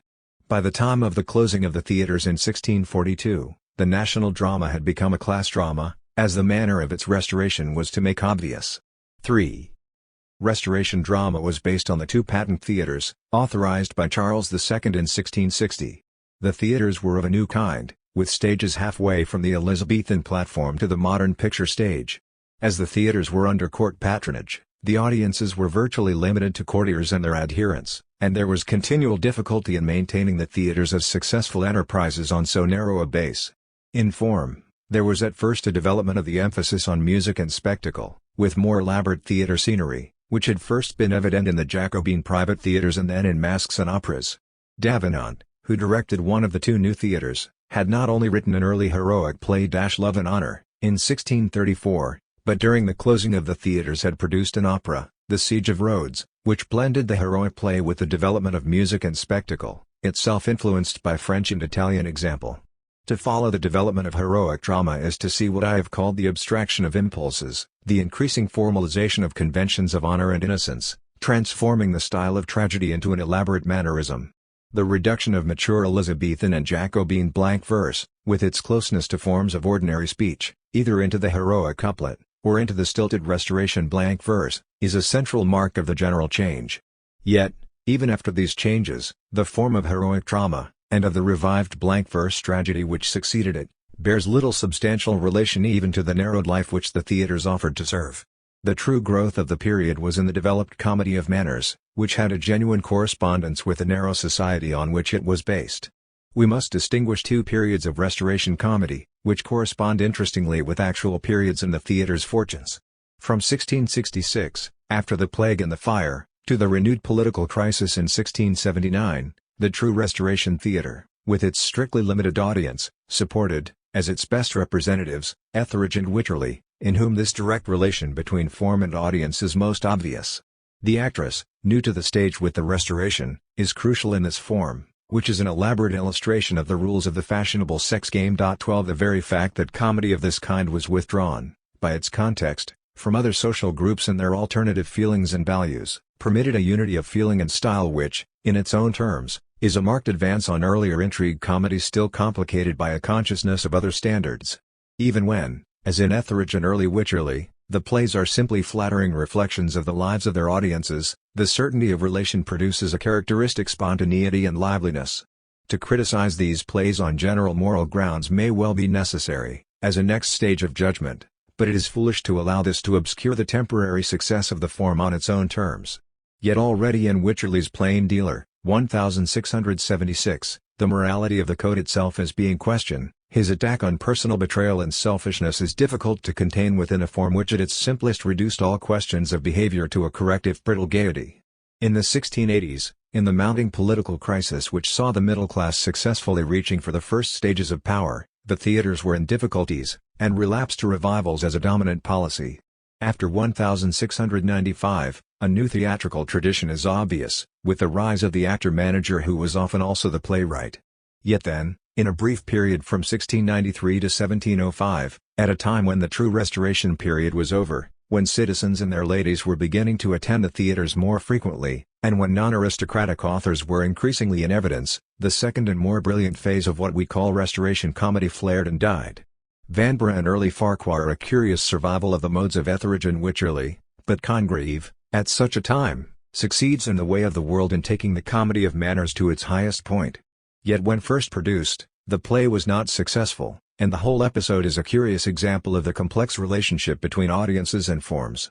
In later Farquhar we can see the influence of new modes of feeling, consonant with the sentimental comedy which we can also date from the 1690s. But of Congreve's Way of the World we must note the curious fact of a form finding its finest expression at a time when its social basis, if not broken up, was rapidly disappearing. It sometimes happens, in the history of an art, that a form reaches its highest point of development when its essential conditions are already vanishing, but given the unevenness of social and individual development this need not be surprising. The maturity and poise of The Way of the World seem, in retrospect, related to the fact that this was as far as the Restoration form of the comedy of manners could be taken. The complete understanding of its patterns is also, in effect, a concluding and valuing summary of them. 13.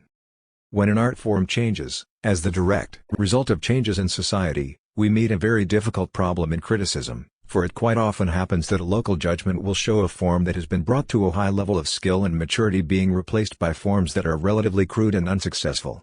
With the ending of a Restoration drama based on an aristocratic and fashionable audience, and its replacement by a very mixed middle-class drama based on a wider social group, we see one of the clearest and most famous of these cases. Most critics have been natural cavaliers, and have represented the change as a disaster for the drama. Yet it is surely necessary to take a longer view. The limited character of Restoration drama, and the disintegration of a general audience which had preceded it, were also damaging. Again, while the early products of 18th-century middle-class culture were regarded, often with justice, as vulgar, we must, to tell the whole story, follow the development down, to the points where the vulgar novel became a major literary form, and where the despised forms of bourgeois tragedy and sentimental comedy served, in their maturity, a wide area of our modern drama. The development of middle-class drama is in fact one of the most interesting cases we have of a changing society leading directly to radical innovations in form. 4.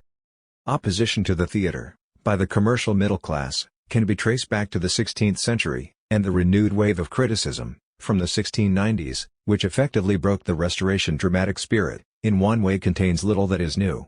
Behind the criticism of Collier, A Short View of the Immorality and Profaneness of the English Stage, 1698, with its itemized complaint against the licentiousness of current comedies, the old hostility to the theatre as such can be detected.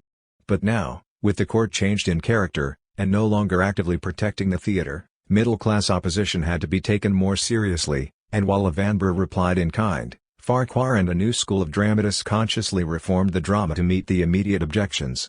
The complexity of any adequate judgment of 18th-century drama follows from the fact that in some cases forms were changed reluctantly or superficially in response to the new moral tone, in other cases, new forms were made, by extension or discovery, as a positive expression of the new spirit.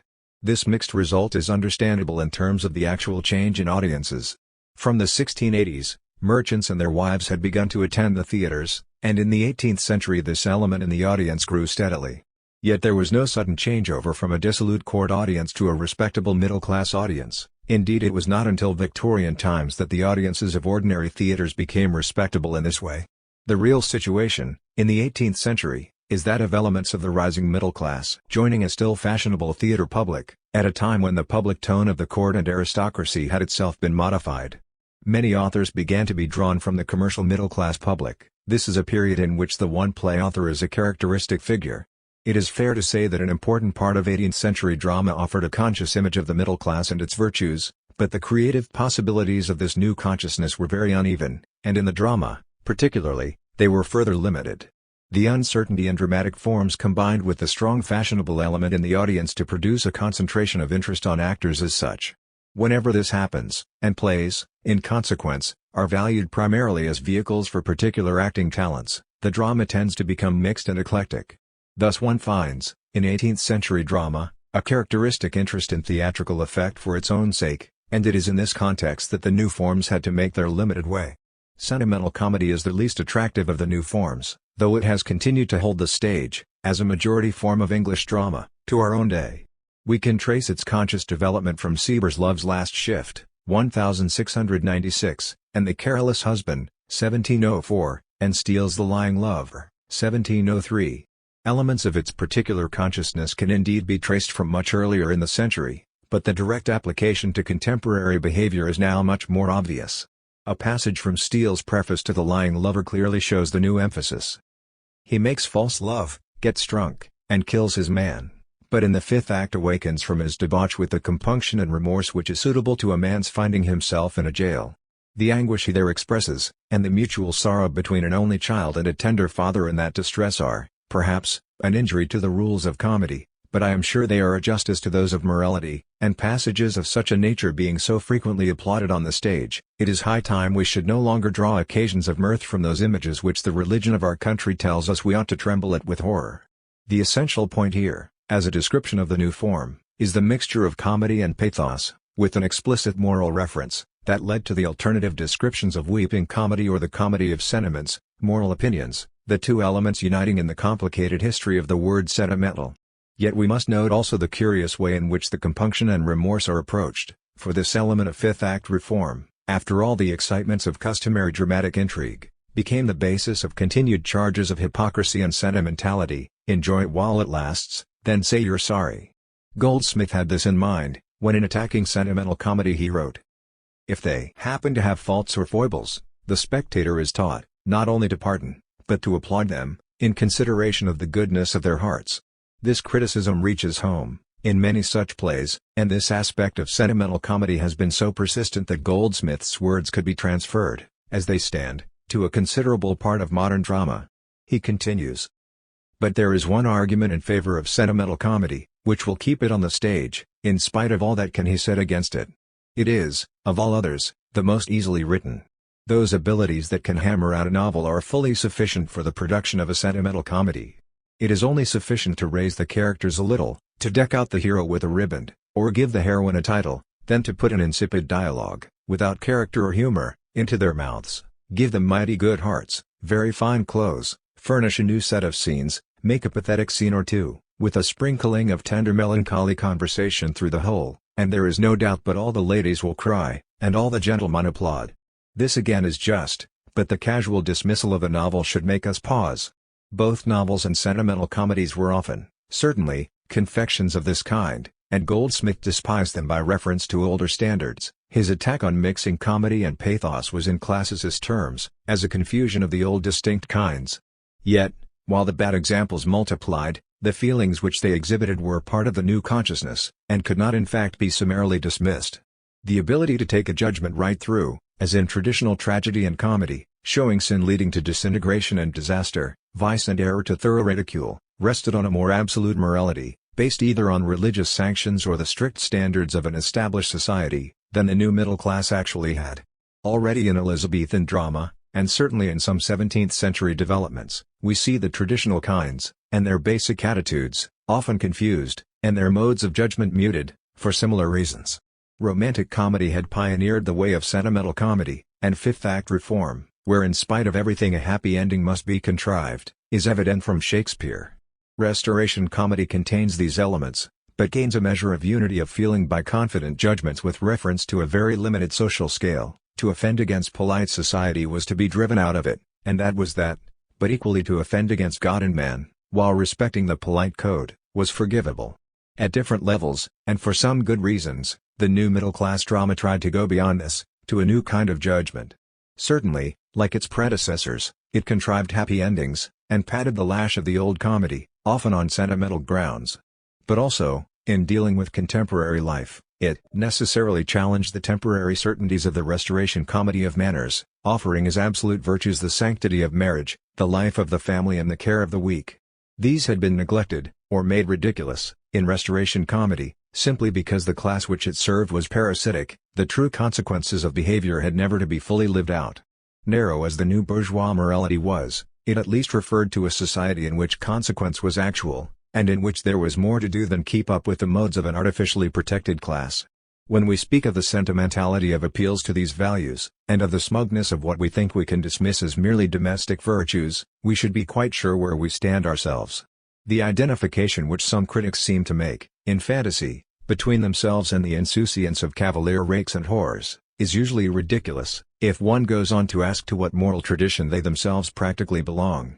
Nor is this the only respect in which, if we are honest, we shall confess ourselves the heirs of the 18th century bourgeois. The wider basis of sentimental comedy, and of a main tradition in the novel, was that particular kind of humanitarian feeling, the strong if inarticulate appeal to a fundamental goodness of heart, the sense of every individual's closeness to vice and folly, so that pity for their exemplars is the most relevant emotion, and recovery and rehabilitation must be believed in, the sense, finally, that there are few absolute values, and that tolerance and kindness are major virtues. In rebuking the sentimental comedy, as in both its early examples and its subsequent history it seems necessary to do, we should be prepared to recognize that in the point of moral assumptions, and of a whole consequent feeling about life, most of us are its blood relations. Sentimental comedy failed, and continues to fail, because it never works through, to any point of intensity, the conflict between the belief that certain social virtues are paramount and yet that good men can offend against them. Its history is an evasion of this conflict by artificial solutions or a sprinkling of tender melancholy.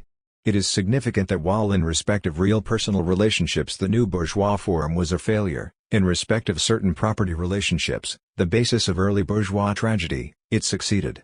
The thief, the dishonest apprentice, the murderer or seducer for gain, went straight to a firm and absolute judgment. Nevertheless, even here, the form includes a characteristic pathos. Pity is possible, and real, so long as the judgment is executed. In Lillo's The London Merchant, 1731, the apprentice Barnwell, led on to theft and murder by his seducer Mistress Millwood, goes with her to the gallows in an atmosphere that combines the certainties of an old morality unless we mark what true their ruin on, and, by avoiding that, prevent our own. With the new pathos with bleeding hearts and weeping eyes we show a human, generous sense of others' woe. The pity, here, is in vain without the judgment and its lesson, and the feelings are thus integrated with the action in a way that was not ordinarily possible in sentimental comedy. The rise of bourgeois tragedy is very important.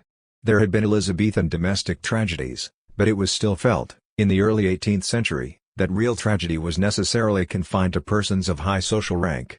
Now, insistently, the claim was made that tragic feeling was a general human property, and that in the ordinary and the everyday a serious tragic drama could be based. Stripped of regal pomp and glaring show, his muse reports a tale of private woe, works up distress from common scenes in life, a treacherous brother, and an injured wife. Yet the claim had to be urged, it could not be assumed. From lower life we draw our scene's distress. Let not your equals move your pity less. This development, narrow as at first it was, is an obvious and necessary basis for all serious modern drama. If the recognition of tragic situations in ordinary lives was at first confined to certain social categories, the consequences of debt, extravagance, false dealing, greed, still the advance is real. The range of Elizabethan tragedy is one of major human aspirations lived out in terms of a whole natural order, and its tension grew from the very scale and intensity of the aspirations, which the medieval drama had not known. But these heights had already been lost by the time when heroic drama held the field, and the pseudo-classical tragedy of Restoration and Augustan writers shows a similar decline. Bourgeois tragedy is an attempt to begin again, and it is a more relevant creative activity than the heroic and pseudo-classical exercises. It is social tragedy, often narrow and crude in its terms, but universal tragedy had already gone, more than a century before this bourgeois attempt began. The London Merchant is one of the few creative works in English 18th century drama, and its essential superiority to works in the older manner, like Cato and Douglas, is evident. The third interesting new form of this period is the ballad opera, and this again is a conscious middle-class challenge to aristocratic taste. The extraordinary success of the ballad operas was short-lived, but one principal reason for this was that a large part of their impulse was political satire, and this was cut off by the Licensing Act of 1737. As a native challenge to the fashionable taste for Italian opera, which had begun in 1705, The Beggar's Opera, 1728, and its successors are genuinely creative in style and feeling, and the loss of this tradition was very damaging.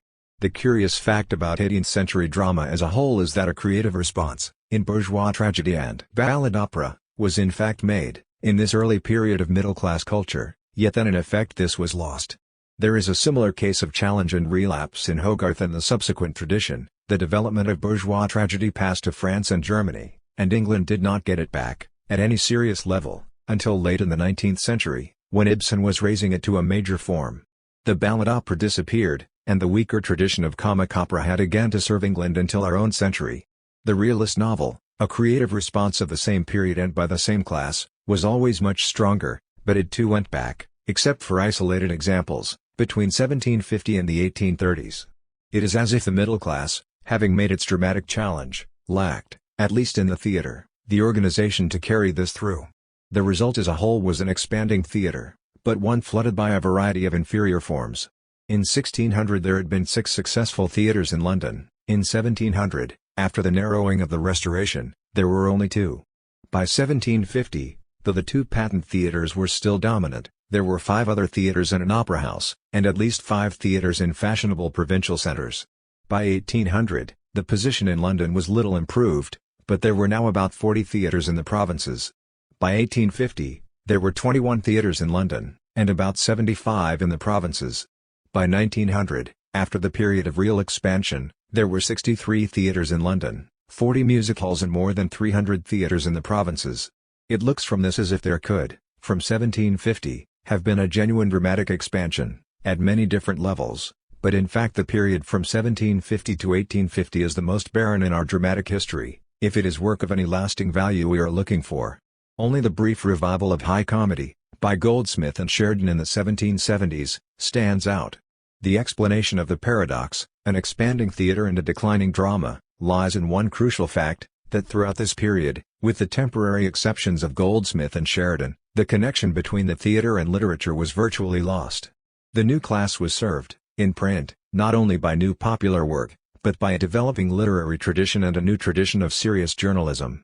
In the theatre, although the creative response had been made, the major expansion was served at a very low level throughout: farce, pantomime, burlesque, spectacular shows, and then, from the beginning of the 19th century, melodrama.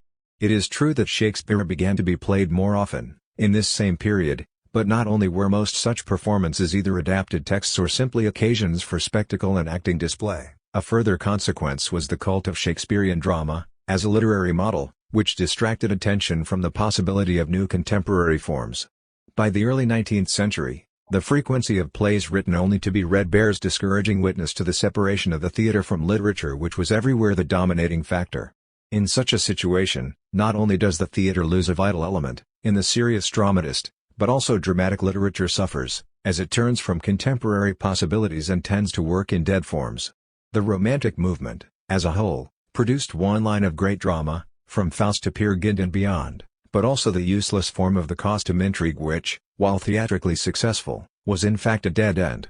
The complicated nature of the relations between a new class and effective new forms is thus very evident, in the history of English middle-class drama. We can perhaps look again at the time scale of such a development, discouraging as this is. The 18th century middle class broke up the old forms, which rested on meanings and interests that had decayed. Alternative forms were created, but were relatively isolated or temporary in their success. Only much later, when the class had built its major social institutions, was there an effective turning towards the making of a distinctive cultural tradition at all levels of seriousness. In the theatre this was later than in print, mainly because of the theatre's continued association with the fringes of the class, rather than its center.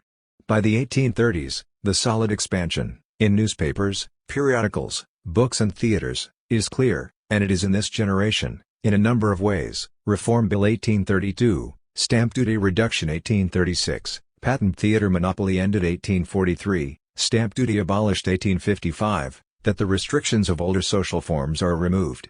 Only from this period is there cultural advance over the whole field. In the theatre, certainly, this was to remain slow, Though new and more serious audiences were now being gathered, it was not until the 60s, with Robertson, that the attempt begun by Lillo and Gay was seriously resumed, and at a level as crude as if there had been no precedents.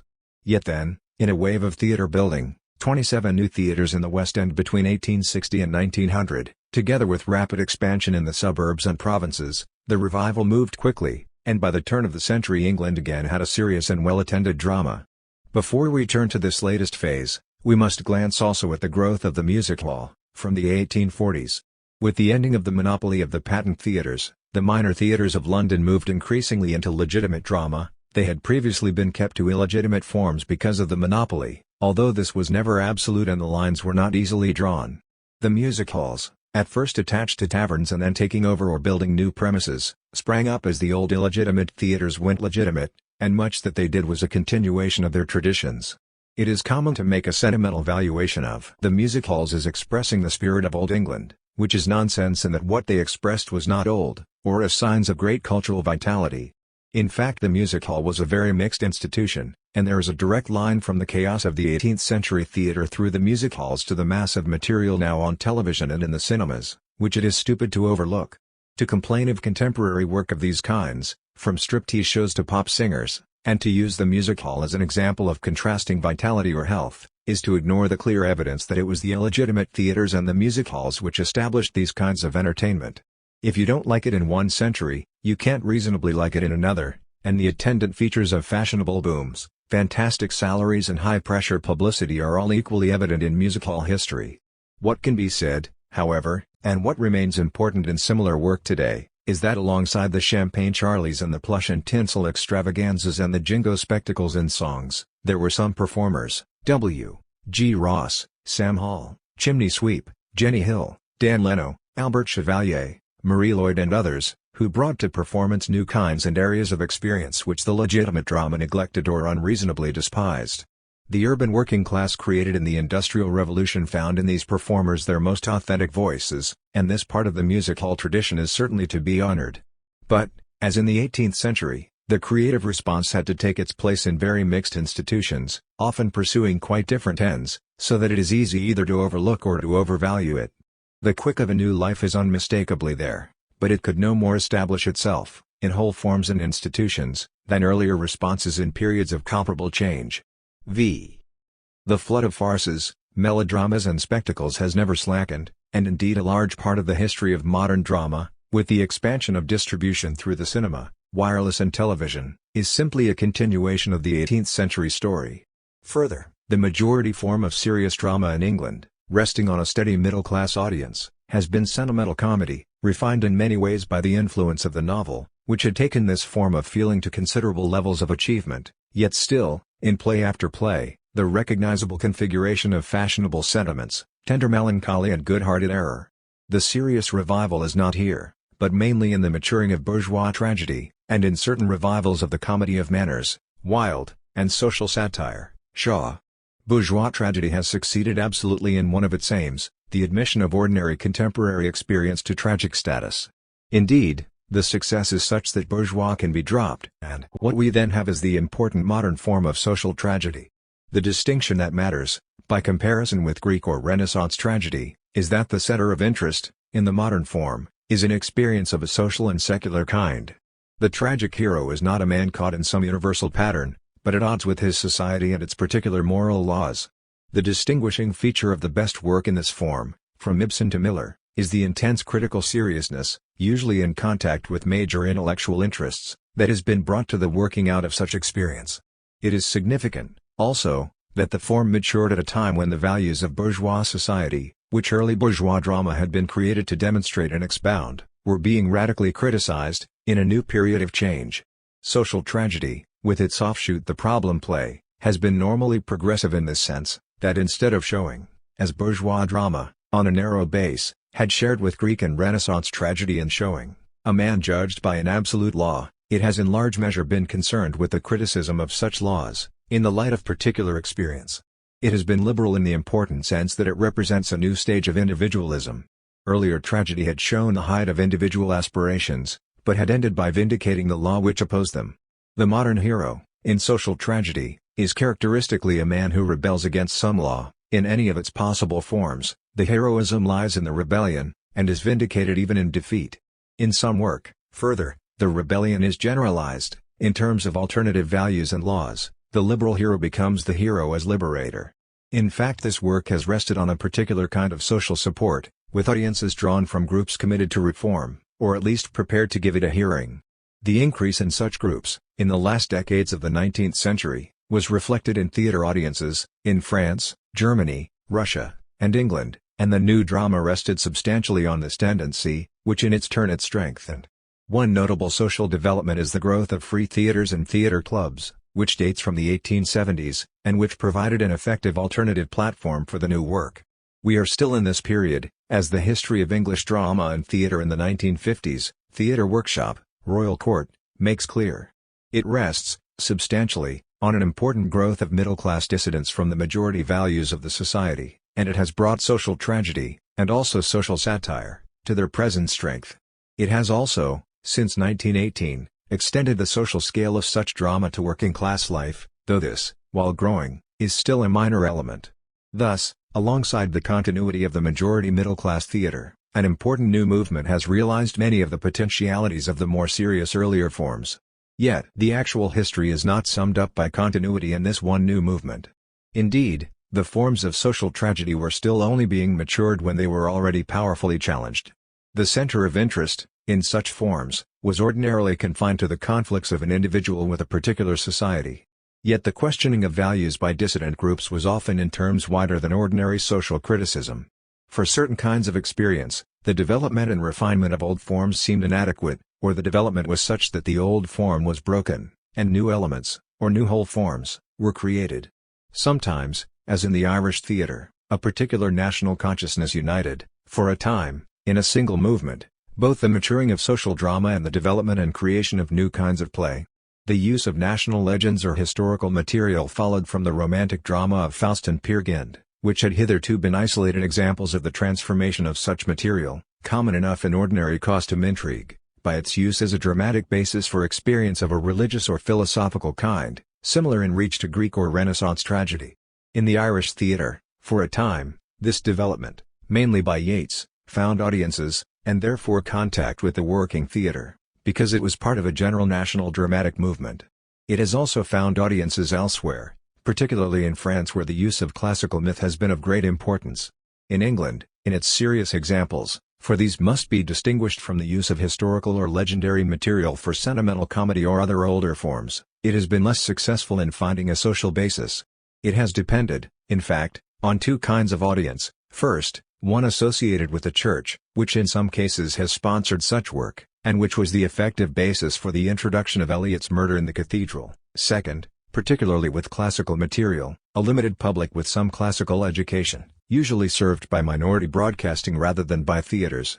A considerable part of serious modern drama has been in this tradition, but it has been limited, and at times virtually halted, by the tenuity of its links with the working theater and by the necessarily limited character of its natural audiences.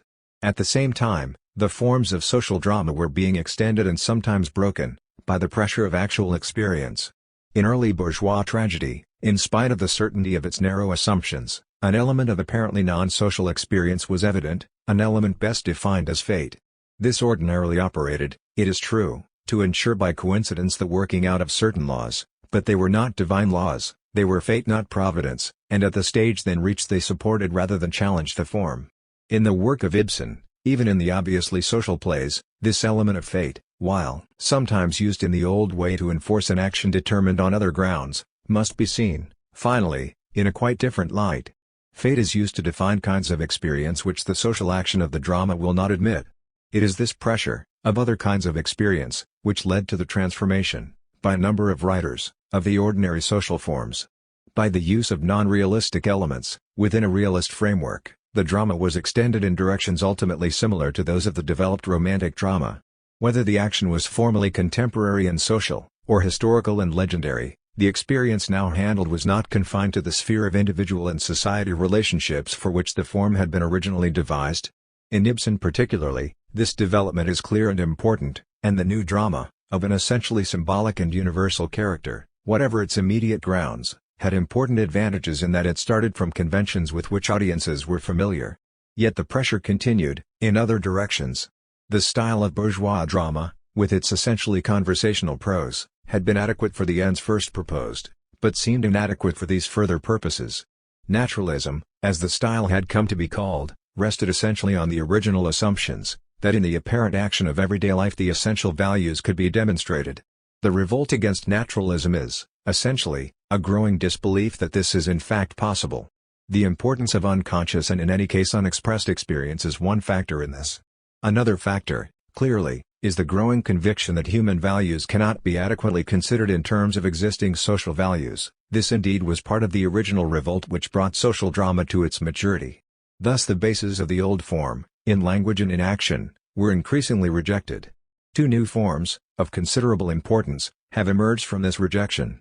One is the modern verse drama, which, while accepting a framework of naturalist action, has used the greater range of dramatic verse as a way of expressing experience which the action, in its ordinary terms, could not express.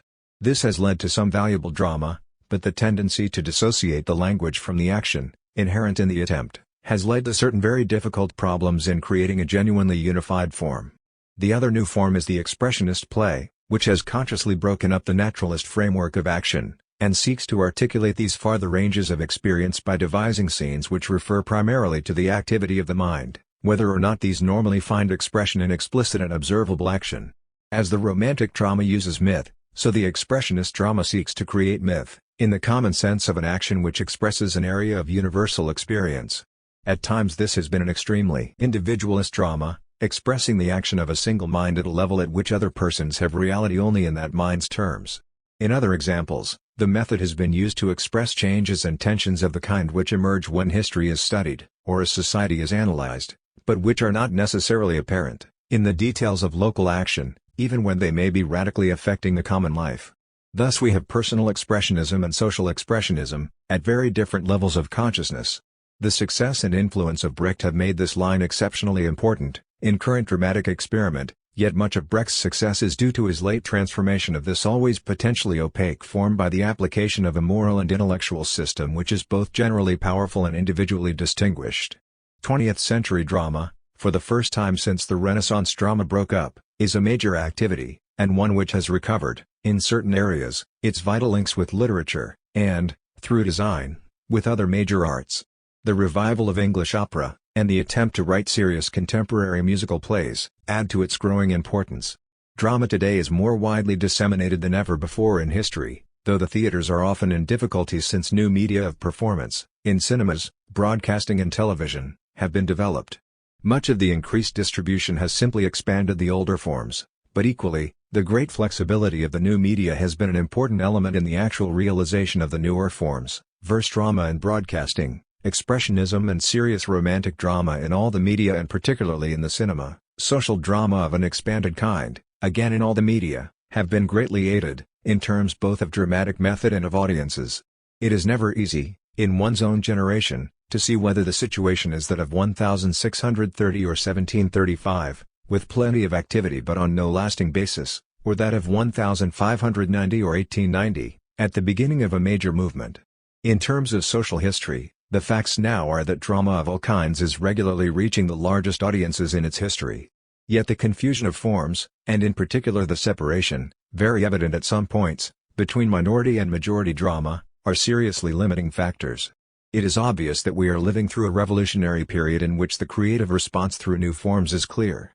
At the same time these normally depend on minority social groups, and the emergence of a relatively unified audience, like the medieval or Elizabethan, seems unlikely in the theater, though in the cinema and television it may be in process of formation. We cannot forecast what will happen, but one principle may be suggested. It is not merely the appearance of new audiences, but the creative discovery of new forms capable of expressing the meanings and values of substantial groups in these audiences, which determines dramatic history. The new audiences can come and not be served, at any important level, and there can be actual decadence within apparent expansion. The discovery of such forms is the work of creative individuals, but the necessary conventions and attitudes to ensure a form's survival depend on a degree of correspondence between the individual discovery and the new general consciousness. Of our current forms, the strength of social drama, of a generally naturalist kind, lies in its relevance to the lives of its expanded audience, in an art that has tended to restrict its content to a comparatively narrow area of society. The weakness of such drama may be its normal restriction, from the period of liberal revolt, to themes of the individual in conflict with his society, which, though rising at times to issues of general significance, can come to resemble the isolation and breakdown of some expressionist drama, serving a minority group but leaving other forms, even inferior forms, apparently nearer to general experience. Conflict of a different kind, between particular human values and certain established definitions of human scope and purpose, can, on the other hand, in the expanded social drama, in some romantic drama and again in expressionism, reach out to and articulate a more general change in consciousness. I believe our crisis to be a social crisis, but its conditions are such that neither the simple liberalism, of the man who dissents, nor the set conflict, between an abuse and its remedy, an authority and its critics, seems able to express it. The more dynamic forms, capable of reaching out to inarticulate experience, and to possible common and universal references, seem to me more relevant to our actual history. The weaknesses of such forms, hitherto, seem to me to have a social basis, in that the values ordinarily appealed to, especially in English verse drama and in some romantic drama, have been based, not on contemporary experience, which does not necessarily require explicit contemporary setting or reference, but on the preserved values of other societies and other drama, the groups supporting them being essentially opposed to the general directions of our society. Thus, while the socially reforming minority has fallen short of the true scale of the changes, the minority making wider reference has been limited by consistent reference to a past in which alone it tends to find value and meaning. Yet, from some directions, adequate forms seem to be coming into existence, with a common characteristic that they are capable of handling movement, and of reaching certain kinds of experience which dissolve the fixed categories of the individual and society as these have been ordinarily expressed. The dynamism of which film technique and the expressionist theater have been masters, with the association of contemporary music, dance and a more varied dramatic language, seem to me the elements which these audiences, which determines dramatic history. The new audiences can come and not be served, at any important level, and there can be actual decadence within apparent expansion. The discovery of such forms is the work of creative individuals, but the necessary conventions and attitudes to ensure a form's survival depend on a degree of correspondence between the individual discovery and the new general consciousness. Of our current forms, the strength of social drama, of a generally naturalist kind, lies in its relevance to the lives of its expanded audience, in an art that has tended to restrict its content to a comparatively narrow area of society. The weakness of such drama may be its normal restriction, from the period of liberal revolt, to themes of the individual in conflict with his society, which, though rising at times to issues of general significance, can come to resemble the isolation and breakdown of some expressionist drama, serving a minority group but leaving other forms, even inferior forms, apparently nearer to general experience. Conflict of a different kind, between particular human values and certain established definitions of human scope and purpose, can, on the other hand, in the expanded social drama, in some romantic drama and again in expressionism, reach out to and articulate a more general change in consciousness. I believe our crisis to be a social crisis, but its conditions are such that neither the simple liberalism, of the man who dissents, nor the set conflict, between an abuse and its remedy, an authority and its critics, seems able to express it. The more dynamic forms, capable of reaching out to inarticulate experience, and to possible common and universal references, seem to me more relevant to our actual history. The weaknesses of such forms, hitherto, seem to me to have a social basis, in that the values ordinarily appealed to, especially in English verse drama and in some romantic drama, have been based, not on contemporary experience, which does not necessarily require explicit contemporary setting or reference, but on the preserved values of other societies and other drama, the groups supporting them being essentially opposed to the general directions of our society. Thus, while the socially reforming minority has fallen short of the true scale of the changes, the minority making wider reference has been limited by consistent reference to a past in which alone it tends to find value and meaning. Yet, from some directions, adequate forms seem to be coming into existence, with a common characteristic that they are capable of handling movement, and of reaching certain kinds of experience which dissolve the fixed categories of the individual and society as these have been ordinarily expressed. The dynamism of which film technique and the expressionist theater have been masters, with the association of contemporary music, dance and a more varied dramatic language, seem to me the elements which 7. Realism and the contemporary novel. The centenary of realism as an English critical term occurred but was not celebrated in 1956. Its history, in this 100 years, has been so vast, so complicated and so bitter that any celebration would in fact have turned into a brawl. Yet realism is not an object, to be identified, pinned down and appropriated. It is, rather, a way of describing certain methods and attitudes, and the descriptions, quite naturally, have varied, in the ordinary exchange and development of experience. Recently, I have been reconsidering these descriptions, as a possible way of defining and generalizing certain personal observations on the methods and substance of contemporary fiction. I now propose to set down, first, the existing variations in realism as a descriptive term, second, my own view of the ways in which the modern novel has developed, third, a possible new meaning of realism. There has, from the beginning, been a simple technical use of realism, to describe the precision and vividness of a rendering in art of some observed detail. In fact, as we shall see, this apparently simple use involves all the later complexities, but it seemed, initially, sufficiently accurate to distinguish one technique from others, realism as opposed to idealization or caricature. But, also from the beginning, this technical sense was flanked by a reference to content. Certain kinds of subject were seen as realism, again by contrast with different kinds. The most ordinary definition was in terms of an ordinary, contemporary, everyday reality, as opposed to traditionally heroic, romantic or legendary subjects. In the period since the Renaissance, the advocacy and support of this ordinary, everyday, contemporary reality have been normally associated with the rising middle class, the bourgeoisie. Such material was called domestic and bourgeois before it was called realistic, and the connections are clear. In literature, the domestic drama and, above all, the novel, both developing in early 18th century England with the rise of an independent middle class, have been the main vehicles of this new consciousness. Yet, when the realist description arrived, a further development was taking place, both in content and in attitudes to it. A common adjective used with realism was startling, and, within the mainstream of ordinary, contemporary, everyday reality, a particular current of attention to the unpleasant, the exposed, the sordid could be distinguished. Realism thus appeared as in part a revolt against the ordinary bourgeois view of the world. The realists were making a further selection of ordinary material which the majority of bourgeois artists preferred to ignore. Thus realism, as a watchword, passed over to the progressive and revolutionary movements. This history is paralleled in the development of naturalism, which again had a simple technical sense, to describe a particular method of art, but which underwent the characteristic broadening to ordinary, everyday reality and then, in particular relation to Zola, became the banner of a revolutionary school, what the Daily News in 1881 called that unnecessarily faithful portrayal of offensive incidents. Thus, entwined with technical descriptions, there were in the 19th century meanings doctrinal affiliations. The most positive was Strindberg's definition of naturalism as the exclusion of God, naturalism as opposed to supernaturalism, according to the philosophical precedents.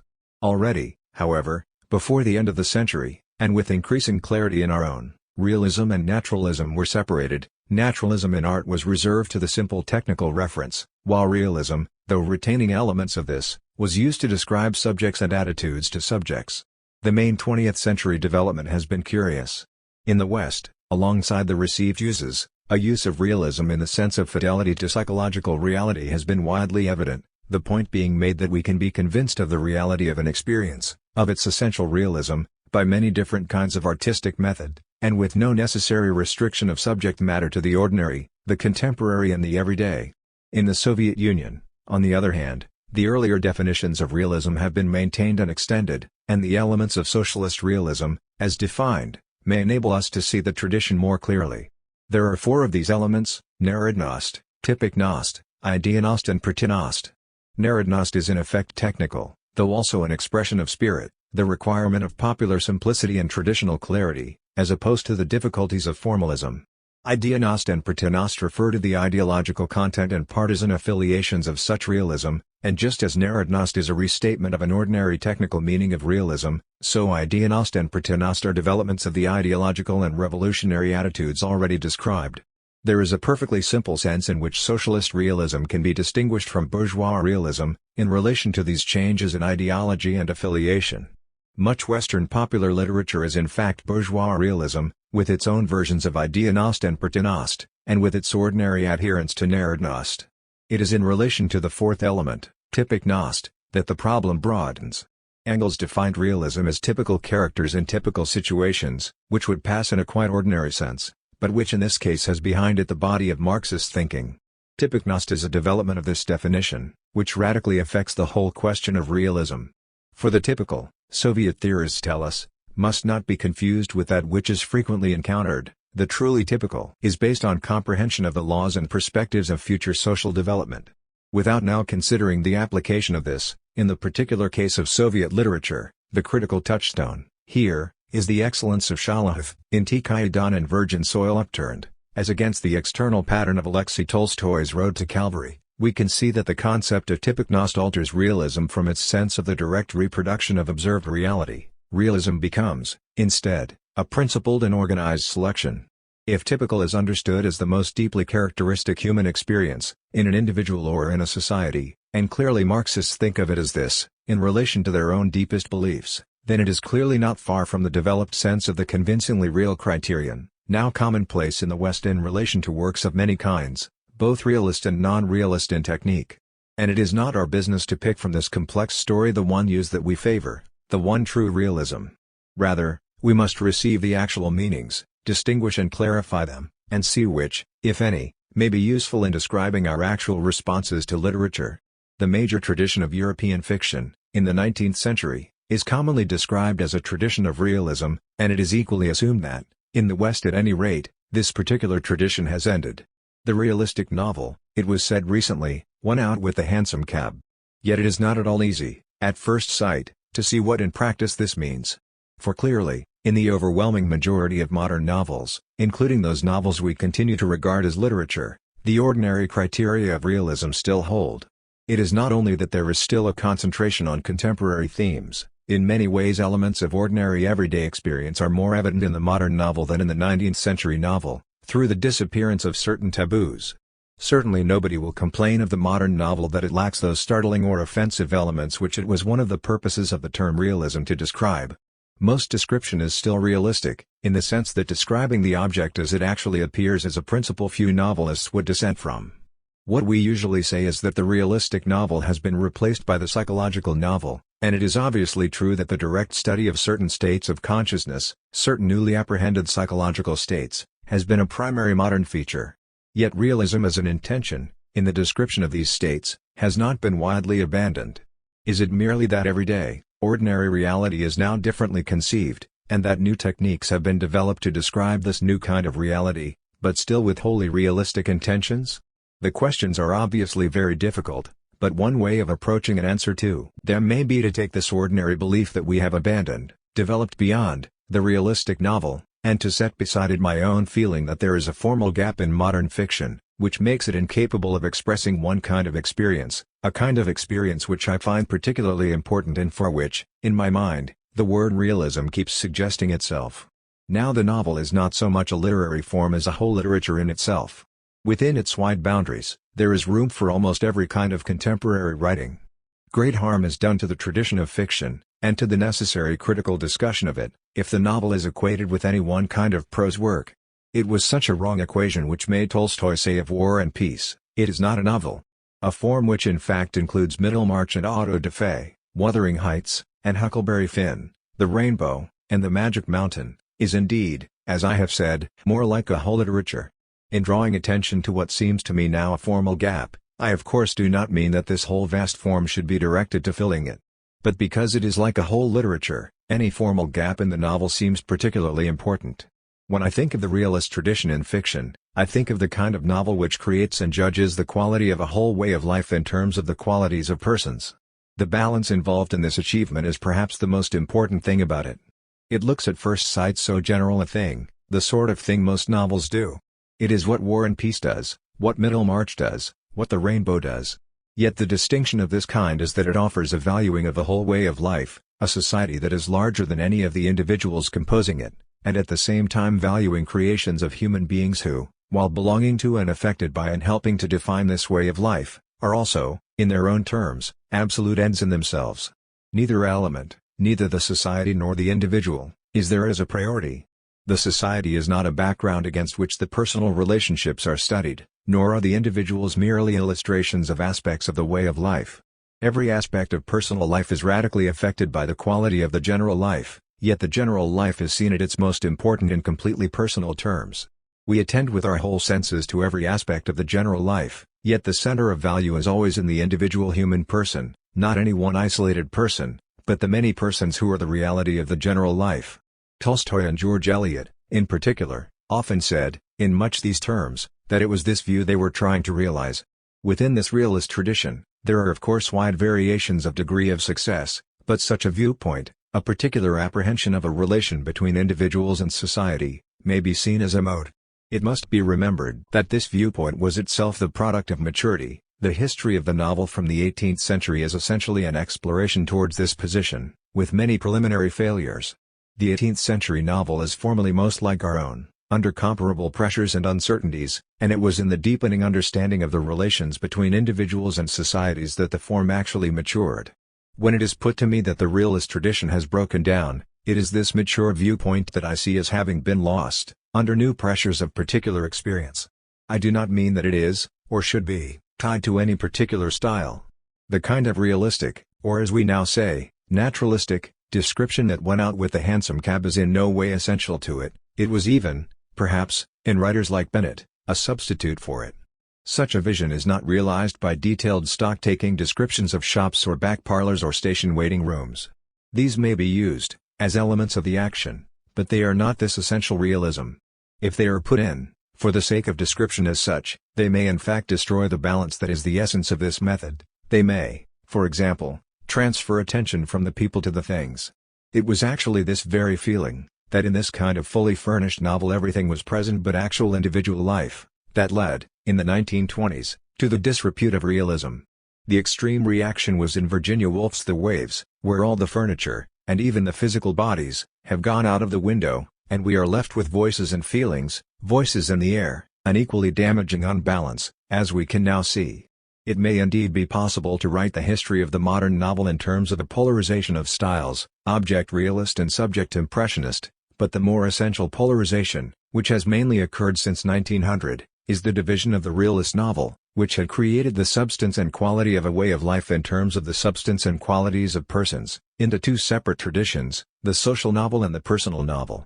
In the social novel there may be accurate observation and description of the general life, the aggregation. In the personal novel there may be accurate observation and description of persons, the units.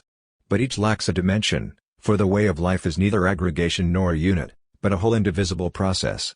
We now commonly make this distinction between social and personal novels. Indeed, in one way we take this distinction of interest for granted. By looking at some examples, the substantial issue may be made clear. There are now two main kinds of social novel.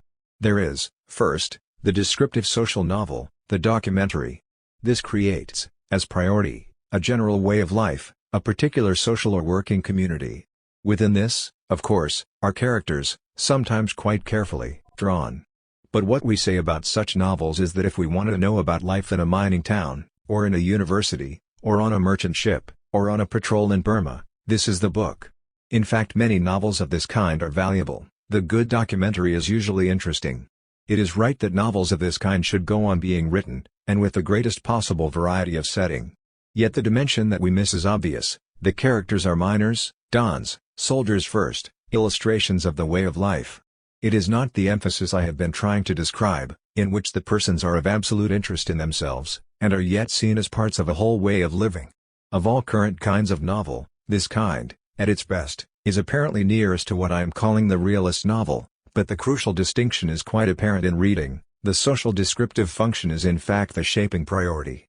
A very lively kind of social novel, quite different from this, is now significantly popular. The tenor, here, is not description, but the finding and materialization of a formula about society. A particular pattern is abstracted, from the sum of social experience, and a society is created from this pattern.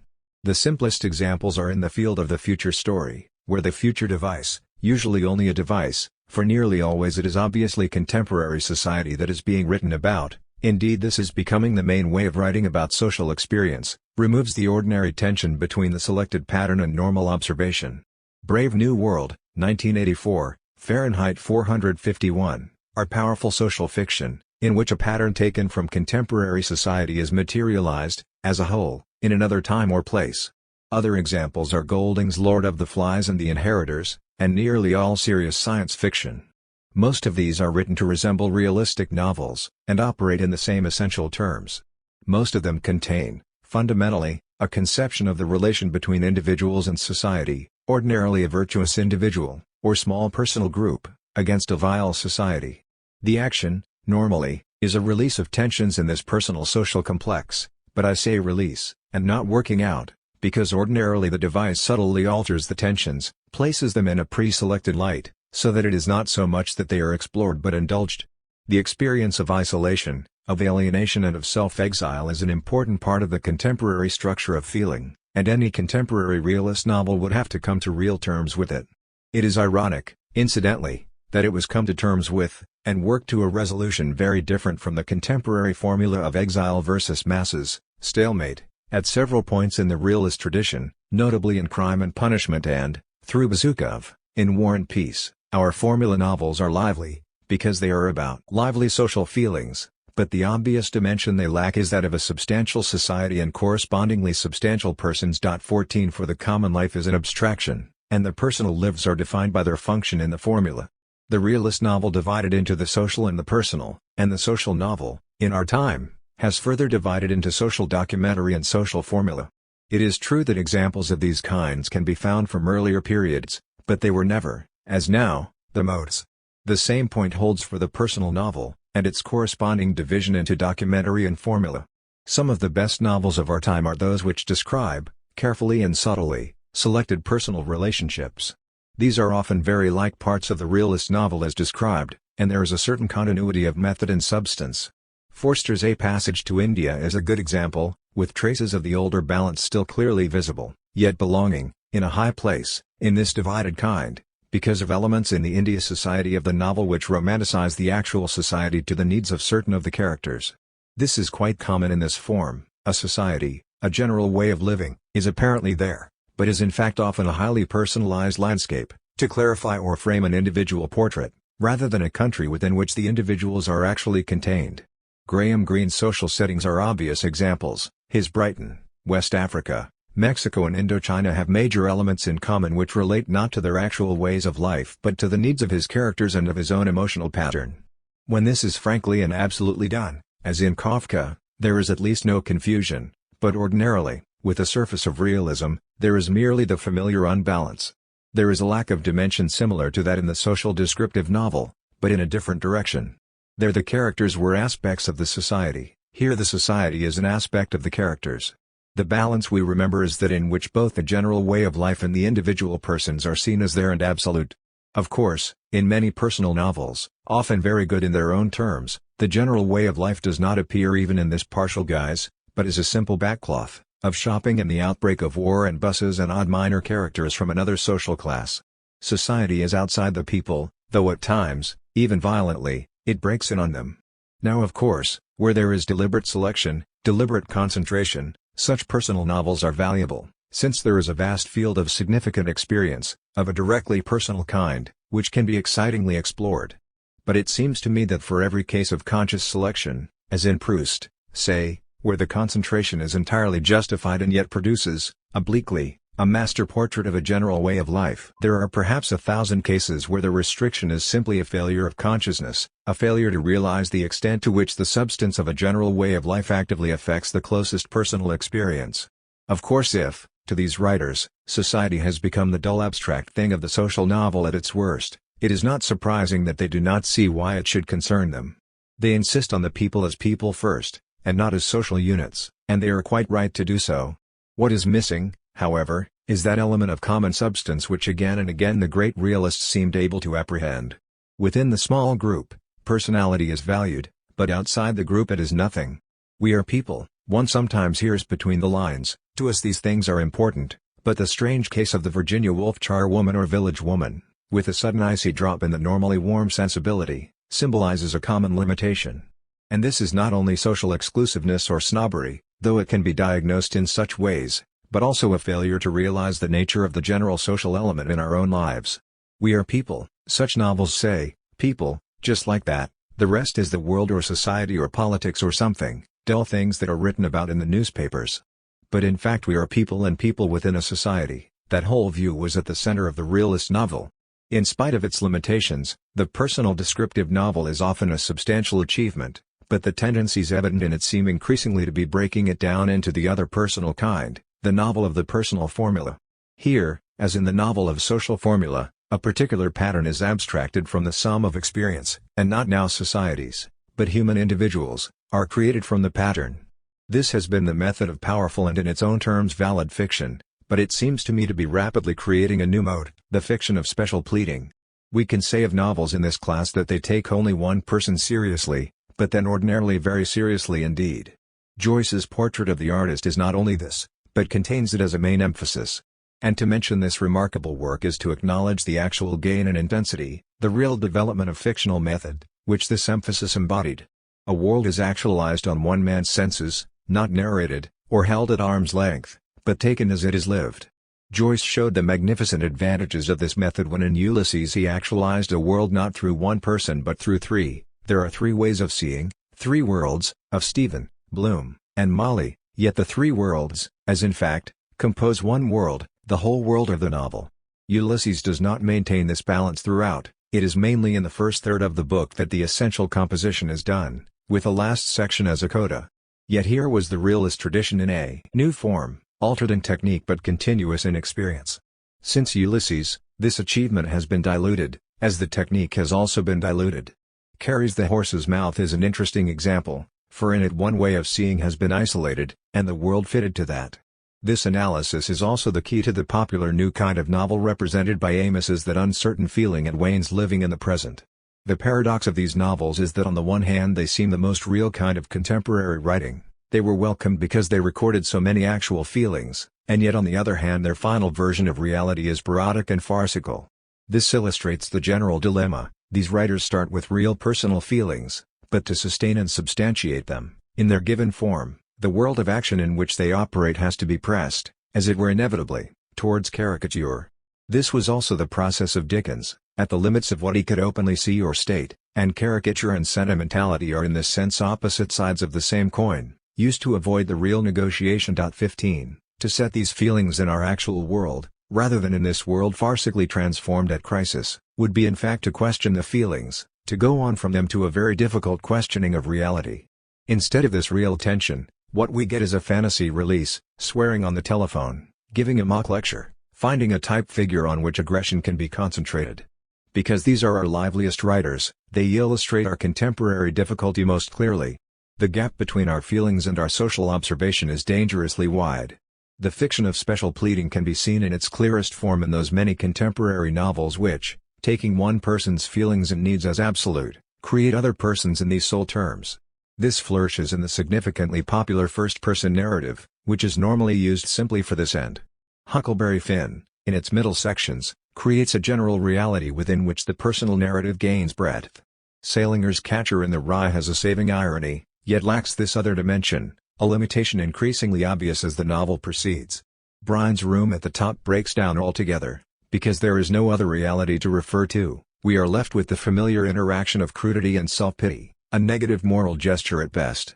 Compare, for example, Carson McCullers' Member of the Wedding, which has its realist dimension, and in which the reality of personal feeling, growing into fantasy, interacts at the necessary tension with the world in which the feelings must be lived out. Or again, on the opposite side, there is Sagan's Bonjour Tristesse, where the persons are presented almost objectively, but are then made to act in accordance with the fantasy of the central character.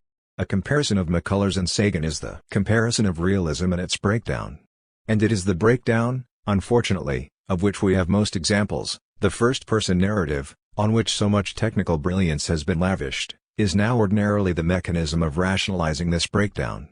The fiction of special pleading extends, however, into novels still formally resembling the realist kind. In Bowen's Heat of the Day, for example, the persons exist primarily as elements in the central character's emotional landscape, and are never seen or valued in any other terms, though there is no first-person narrative, and there is even some careful descriptive realism, to make the special pleading less stark. As it is now developing, the personal novel ends by denying the majority of persons. The reality of society is excluded, and this leads, inevitably, in the end, to the exclusion of all but a very few individual people. It is not surprising, in these circumstances, that so much of the personal feeling described should be in fact the experience of breakdown.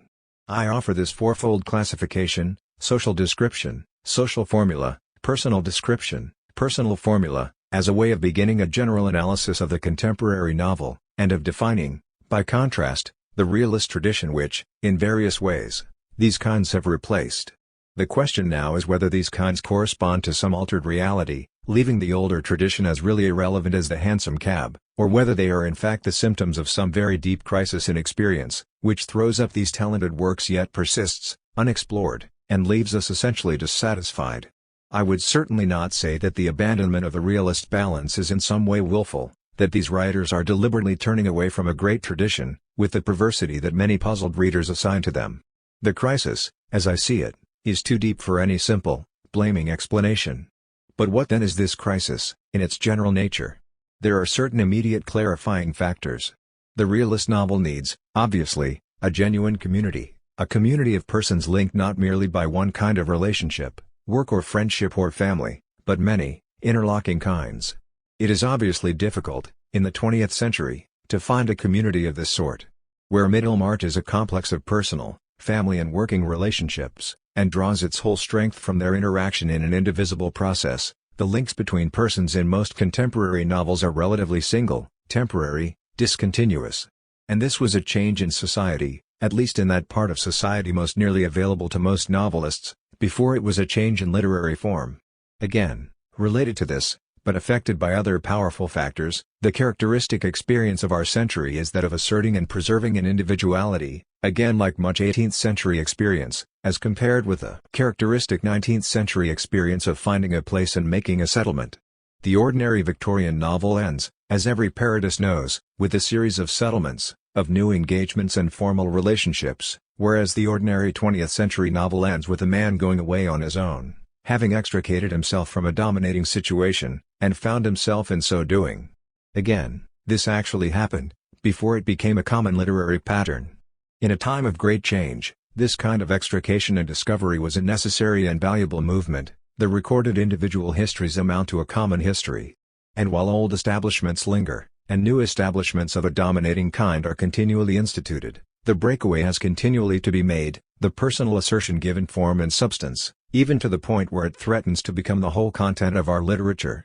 Since I know the pressures, I admit the responses, but my case is that we are reaching deadlock, and that to explore a new definition of realism may be the way to break out of the deadlock and find a creative direction. The contemporary novel has both reflected and illuminated the crisis of our society, and of course we could fall back on the argument that only a different society could resolve our literary problems.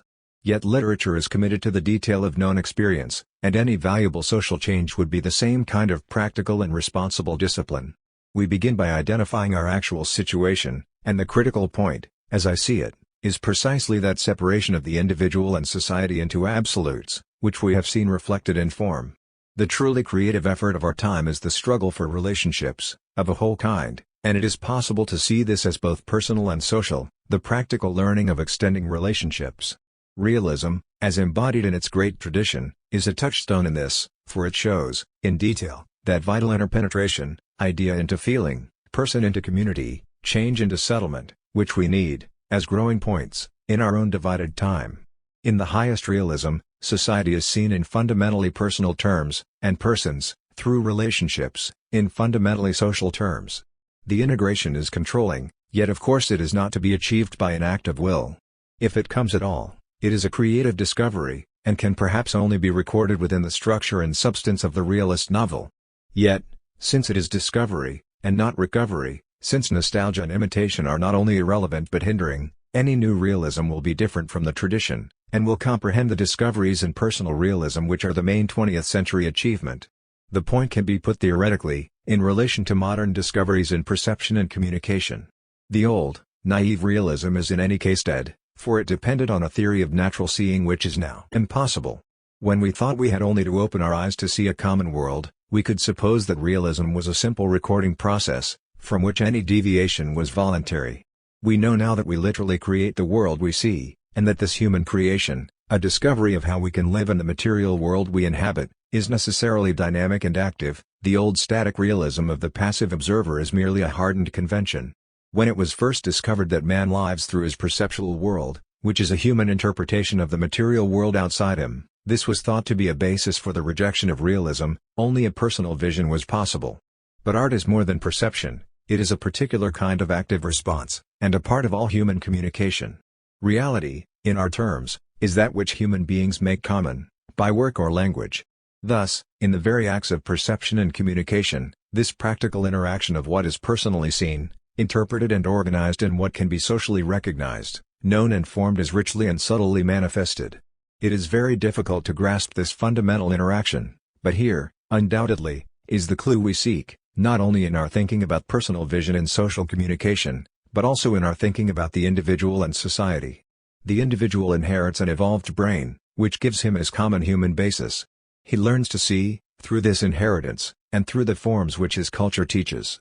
But, since the learning is active, and since the world he is watching is changing and being changed, new acts of perception, interpretation and organization are not only possible, but deeply necessary. This is human growth, in personal terms, but the essential growth is in the interaction which then can occur, in the individual's effort to communicate what he has learned, to match it with known reality and by work and language to make a new reality. Reality is continually established, by common effort, and art is one of the highest forms of this process.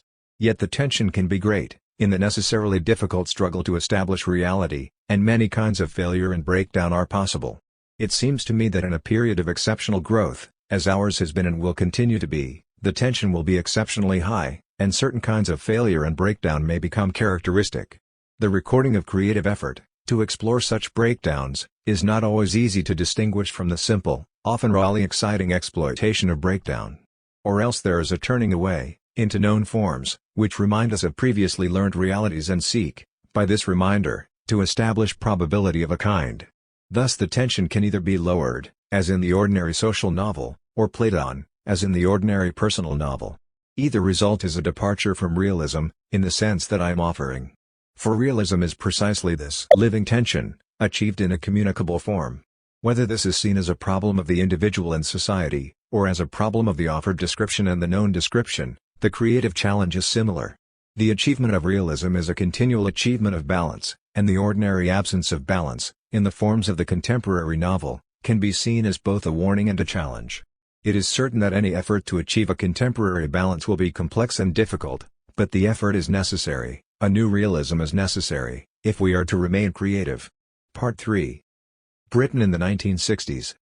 We have been trying to develop methods of analysis which, over a range from literature to social institutions, can articulate actual structures of feeling, the meanings and values which are lived in works and relationships, and clarify the processes of historical development through which these structures form and change. I shall attempt, in this part, a description of contemporary Britain in this sense, necessarily only in outline, needing expansion by other kinds of analysis and measurement, but offering an account of the essential language, the created and creative meanings, which our inherited reality teaches and through which new reality forms and is negotiated. The context I give to this particular description is the historical process which I have called the Long Revolution. As we enter the 1960s, the effect of historical patterns of British society seem reasonably clear. The Industrial Revolution, in an important technical phase, is continuing. The cultural expansion, again with new technical developments, also continues. In the Democratic Revolution, Britain has recently been mainly in a defensive position, as the colonial peoples move to emancipation. At home it is generally assumed that the democratic process has been essentially completed, with parliamentary and local government solidly established on universal suffrage, and with the class system apparently breaking up. Britain seems, from these patterns, a country with a fairly obvious future, industrially advanced, securely democratic, and with a steadily rising general level of education and culture. There is substantial truth in this reading.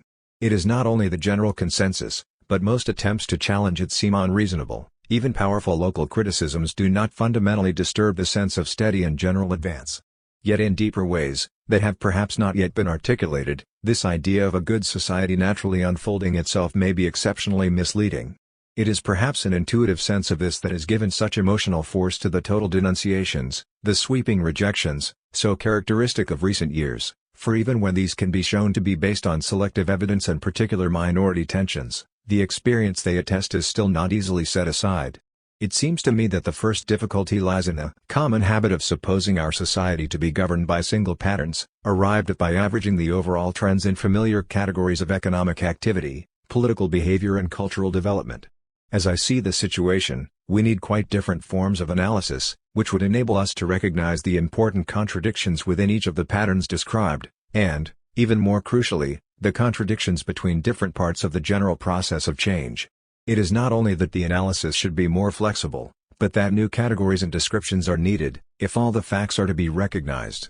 In particular fields we have made some progress with these, but in our most general descriptions we are all still visibly fumbling, leaving an uncertainty easily exploited by the blandest versions of a natural and healthy evolution, and certainly not redeemed by such general nostrums as the fight for socialism, which remains, after all, in terms of this country, almost wholly undefined.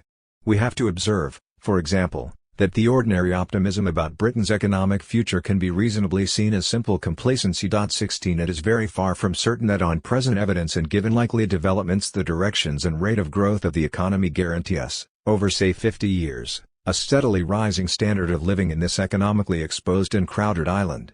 Both the rapid rate of economic growth elsewhere, and the certainty of steady industrialization of many areas now undeveloped, seem ominous signs for a country so dependent on trade and in fact given its prosperity by its early industrial start, now being rapidly overtaken, and by its empire, now either disappearing or changing its character. Long-term thinking of this kind is in fact beginning, but the gap between thinking and vigorous action to implement it seems no ordinary inertia, but the consequence of habits which, in other parts of our life, seem satisfactory and even admirable.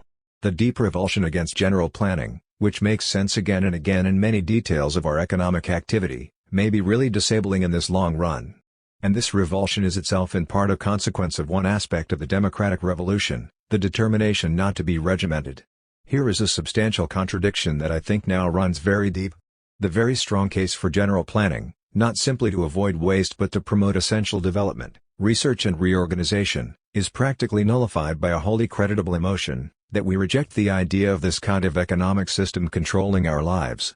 True, we are controlled now and will continue to be controlled by a quite different system, with its own denials and rigidities, but in the first place this is very much harder to identify, and secondly, by its very structure and ideology, it appears to offer, and in just enough places does offer, the feeling of freedom. It seems unlikely that the case for general planning will ever be widely accepted until not only do its forms seem sensible, but also its methods seem compatible with just this feeling of freedom. Democratic planning is an easy phrase, but nobody really knows how it would work, and the spectacular successes of economic planning elsewhere have after all not coexisted with any general democracy. This is the severe damage of the contradiction, because it is then easy to suppose that we have found good reasons for not planning, when in fact the need remains urgent and the problems will not disappear because on balance we find them too difficult to solve. It remains very difficult, in fact, to think about our general economic activity at all. Both its successes and its failures remain obstinately local, and to this kind of description, particular successes announced by their makers, particular failures not announced until they erupt in crisis, the only ordinary alternative is an almost useless measurement of total production, as if some single thing were being produced. Economists have done a good deal to make these questions significant, but in ordinary thinking it is either this success and that failure, or this misleadingly simple general graph. We can only think in real terms if we know what real things are being produced, and ask relevant questions about need and quality. Some part of the production may be truly unnecessary, but the more likely situation is that the balance between various kinds of production will be wrong or even absurd. The usual answer to this kind of question is a particular description, the market, which supposedly regulates questions of need and quality. It is needed because it is bought. If it were not bought, it would not be made. Of course this leaves out one major consideration, whether need and ability to buy are matched. But in any case the description is crude, because it leaves out too much. To match the block figure of production, we are offered another block figure, the consumer. The popularity of consumer as a contemporary term deserves some attention. It is significant because, first, it unconsciously expresses a really very odd and partial version of the purpose of economic activity. The image is drawn from the furnace or the stomach. Yet how many things there are we neither eat nor burn, and, second, it materializes as an individual figure, perhaps monstrous in size but individual in behavior, the person with needs which he goes to the market to supply. Why consumer? To take the first point, we have to go back to the idea of a market, to get this clear. A market is an obviously sensible place where certain necessary goods are made available, but the image of the place lingers when the process of supply and demand has in fact been transformed. We used to go to markets and shops as customers. Why are we regarded now as consumers? The radical change is that increasingly, in the development of large-scale industrial production, it is necessary to plan ahead and to know the market demand. What we now call market research was intended as a reasonable provision for this. Demand is discovered so that production can be organized. But in fact, since production is not generally planned, but the result of the decisions of many competing firms, market research has inevitably become involved with advertising, which has itself changed from the process of notifying a given supply to a system of stimulating and directing demand. Sometimes this stimulation is towards this version of a product rather than that. Mountain brand is best, but frequently it is stimulation of a new demand. You need pocket radio, or revival of a flagging demand. Drink a pint of milk a day. In these changing circumstances, the simple idea of a market has gone. The huckster stands level with the supplier. It is then clear why consumer, as a description, is so popular, for while a large part of our economic activity is obviously devoted to supplying known needs, a considerable and increasing part of it goes to ensuring that we consume what industry finds it convenient to produce. As this tendency strengthens, it becomes increasingly obvious that society is not controlling its economic life, but is in part being controlled by it.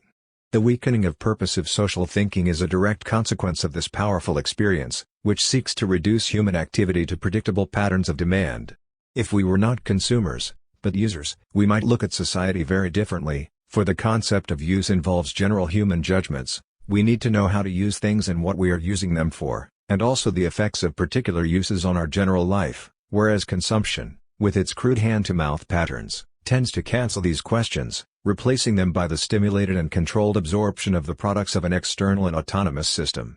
We have not gone all the way with this new tendency, and are still in a position to reverse it, but its persuasive patterns have much of the power of our society behind them.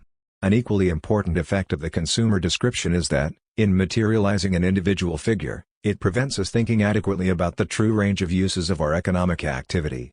There are many things, of major importance, which we do not use or consume individually, in the ordinary sense, but socially. It is a poor way of life in which we cannot think of social use as one criterion of our economic activity, yet it is towards this that we are being pushed by the consumer emphasis, by the supposed laws of the market, and by the system of production and distribution from which these derive. It is beginning to be widely recognized, in Britain in the 1960s, that a serious state of unbalance between provision for social and individual needs now exists and seems likely to increase. It is easy to get a sense of plenty from the shop windows of contemporary Britain, but if we look at the schools, the hospitals, the roads, the libraries, we find chronic shortages far too often. Even when things are factually connected, in direct daily experience, as in the spectacular example of the flood of new cars and the ludicrous inadequacy of our road system, the spell of this divided thinking seems too powerful to break. Crises of this kind seem certain to dominate our economy in the years ahead, for even when late, very late, we begin thinking about the social consequences of our individual patterns of use, to say nothing about social purposes in their own right. We seem to find it very difficult to think about social provision in a genuinely social way. Thus we think of our individual patterns of use in the favorable terms of spending and satisfaction, but of our social patterns of use in the unfavorable terms of deprivation and taxation. It seems a fundamental defect of our society that social purposes are largely financed out of individual incomes, by method of rates and taxes, which makes it very easy for us to feel that society is a thing that continually deprives and limits us. Without this system we could all be profitably spending. Who has not heard that impassioned cry of the modern barricade, "But it's my money you're spending on all this, leave my money alone." And it doesn't help much to point out that hardly any of us could get any money, or even live for more than a few days, except in terms of a highly organized social system which we too easily take for granted. I remember a miner saying to me, of someone we were discussing, "He's the sort of man who gets up in the morning and presses a switch and expects the light to come on." We are all, to some extent, in this position, in that our modes of thinking habitually suppress large areas of our real relationships, including our real dependences on others. We think of my money, my light, in these naive terms, because parts of our very idea of society are withered at root. We can hardly have any conception, in our present system, of the financing of social purposes from the social product, a method which would continually show us, in real terms, what our society is and does. In a society whose products depend almost entirely on intricate and continuous cooperation and social organization, We expect to consume as if we were isolated individuals, making our own way. We are then forced into the stupid comparison of individual consumption and social taxation, one desirable and to be extended, the other regrettably necessary and to be limited. From this kind of thinking the physical imbalance follows inevitably. Unless we achieve some realistic sense of community, our true standard of living will continue to be distorted.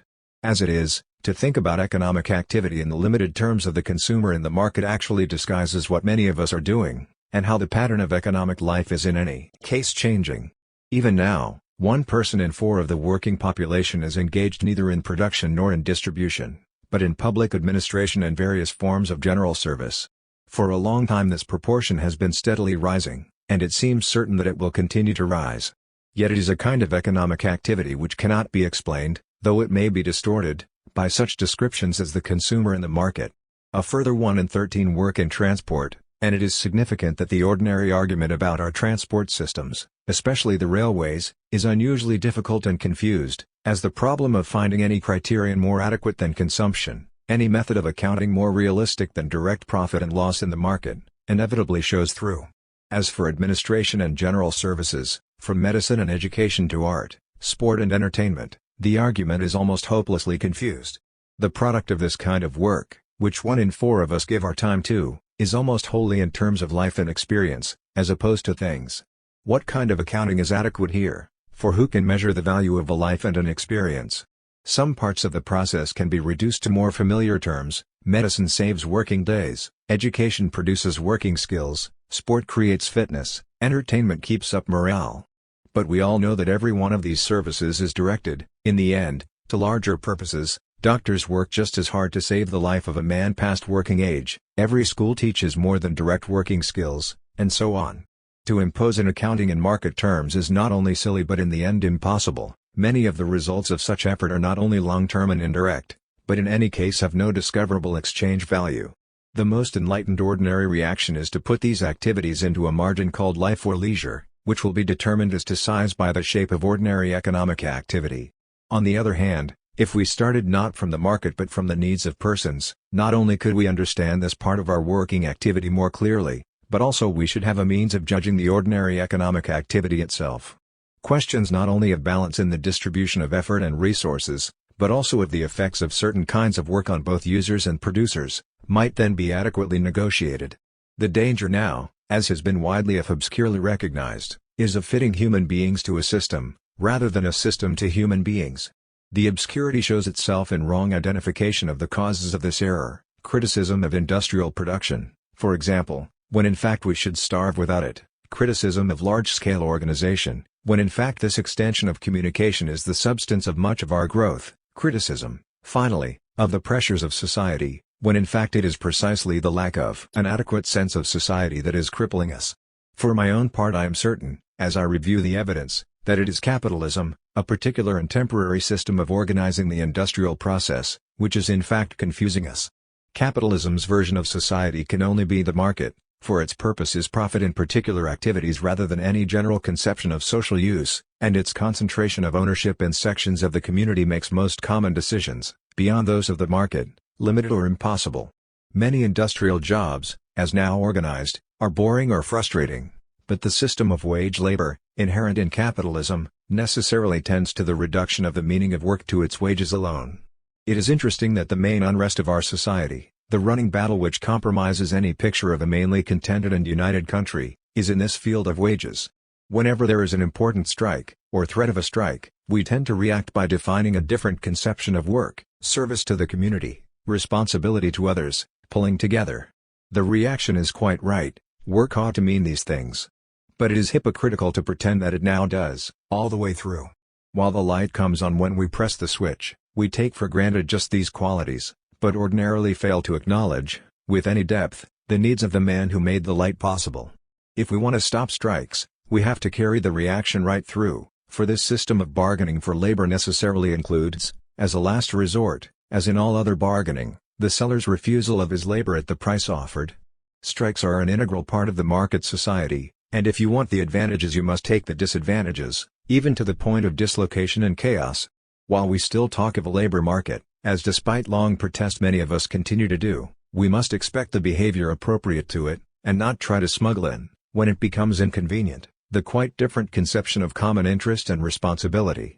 The moral disapproval of strikers is shallow and stupid, while the system of work is based on the very grounds of particular profit which we there condemn. What is happening to capitalism in contemporary Britain? We are told that it is changing, but while this is obviously true, it can be argued that the patterns of thinking and behavior it promotes have never been more strong.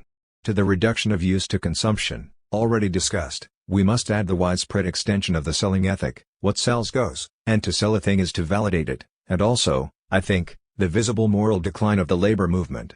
Both politically and industrially, some sections of the labor movement have gone over, almost completely, to ways of thinking which they still formally oppose.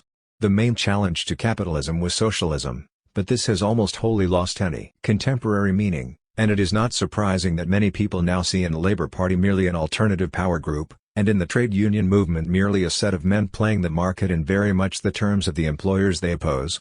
Any such development is generally damaging, for the society is unlikely to be able to grow significantly if it has no real alternative patterns as the ground of choice.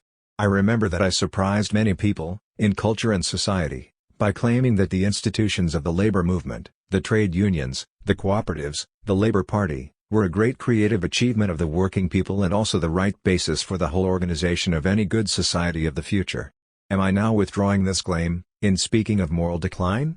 The point is, as I see it, that my claim rested on the new social patterns these institutions offered. I recognize that the motives for their foundation, and consequently their practice, must be seen as mixed. Sectional defense and sectional self-interest undoubtedly played their part. But also there was this steady offering and discovery of ways of living that could be extended to the whole society, which could quite reasonably be organized on a basis of collective democratic institutions and the substitution of cooperative equality for competition as the principle of social and economic policy. In the actual history, there has been a steady pressure, from the existing organization of society, to convert these institutions to aims and patterns which would not offer this kind of challenge. The cooperatives should be simply trading organizations, the trade unions simply industrial organizations with no other interests, each union keeping to its own sphere, and the Labour Party simply an alternative government in the present system. The country needs an effective opposition. This pressure could not have been as successful as it has if just these aims had not been part of the original impetus of the institutions. Certain elements in their patterns have been encouraged, certain elements steadily opposed and weakened. And in every case, of course, to accept the proposed limitation of aims may lead to important short-run gains in practical efficiency. The men within these institutions who accept the limitation often make more immediate sense. But it is quite clear, living in the 1960s, that the point has been reached when each of these institutions is discovering that the place in existing society proposed for it, if it agrees to limit its aims, is essentially subordinate. The wide challenge has been drained out, and what is left can be absorbed within existing terms. For many reasons this has sapped the morale of the institutions, but also, fortunately, led to crisis and argument within them. The choice as it presents itself is between qualified acceptance in a subordinate capacity or the renewal of an apparently hopeless challenge. The practical benefits of the former have to be balanced against the profound loss of inspiration in the absence of the latter. If I seem eccentric in continuing to look to these institutions for effective alternative patterns, while seeing all too clearly their present limitations, I can only repeat that they can go either way, and that their crisis is not yet permanently resolved. The situation is complicated by the fact that real changes have occurred in the society, through the pressure of these institutions aided by reforming elements within the existing patterns. The extension of social services, including education, is an undoubted gain of this kind, which must not be underestimated by those who have simply inherited it. But it remains true not only that the social services are limited to operation in the interstices of a private ownership society, but also that in their actual operation they remain limited by assumptions and regulations belonging not to the new society but the old, a situation brilliantly described by Brian Abel Smith in Conviction. The other substantial change, the nationalization of certain industries and services, has been even more deeply compromised. The old invaluable principle, of production for use and not for profit, has been fought to a standstill in just this field. The systems taken into public ownership were in fact those old systems no longer attractive in profit terms: coal, railways, new systems requiring heavy initial investment, airways, and systems formerly municipally or publicly developed, gas, electricity.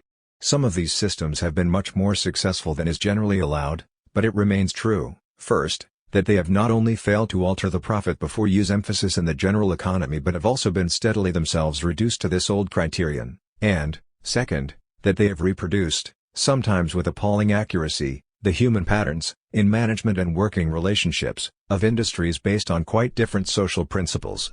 The multiplication of such effects is indeed uninviting, and the easy identification of these institutions, as types of the supposed new society, has added to the general confusion. In being dragged back to the processes of the old system, yet at the same time offered as witnesses of the new, they have so deeply damaged any alternative principle in the economy to have emptied British socialism of any effective meaning.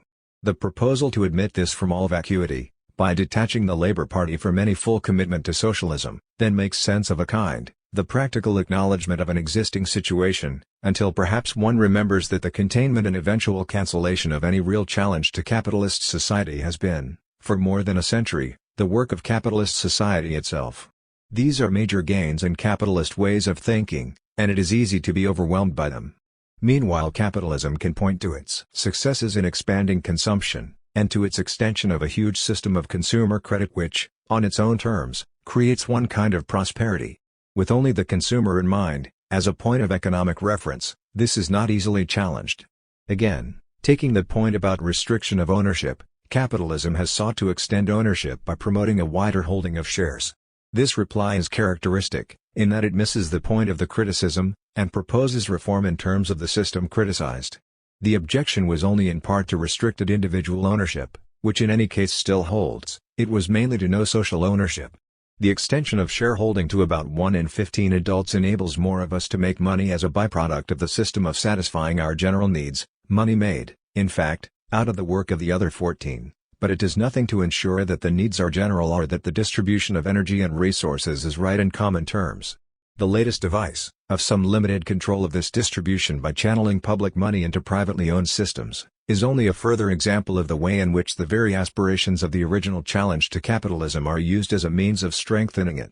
Finally, capitalism, and its ex-socialist apologists, emphasizes the decline in control by shareholders, an ironic comment, of course, on the extension of shares, which is then not a new kind of ownership but simply an extension of playing the market, and the rise in importance of the managers and technicians.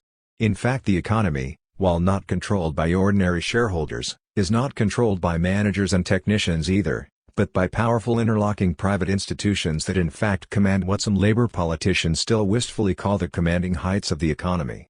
Even if the managerial revolution had occurred, and the real revolution is the passing of power to financial institutions and self-financing corporations, the original challenge would still be lost, for the direction of our common economic life would have been reduced to a series of technical decisions, without anything more than a market reference to the kind of society the economy should sustain.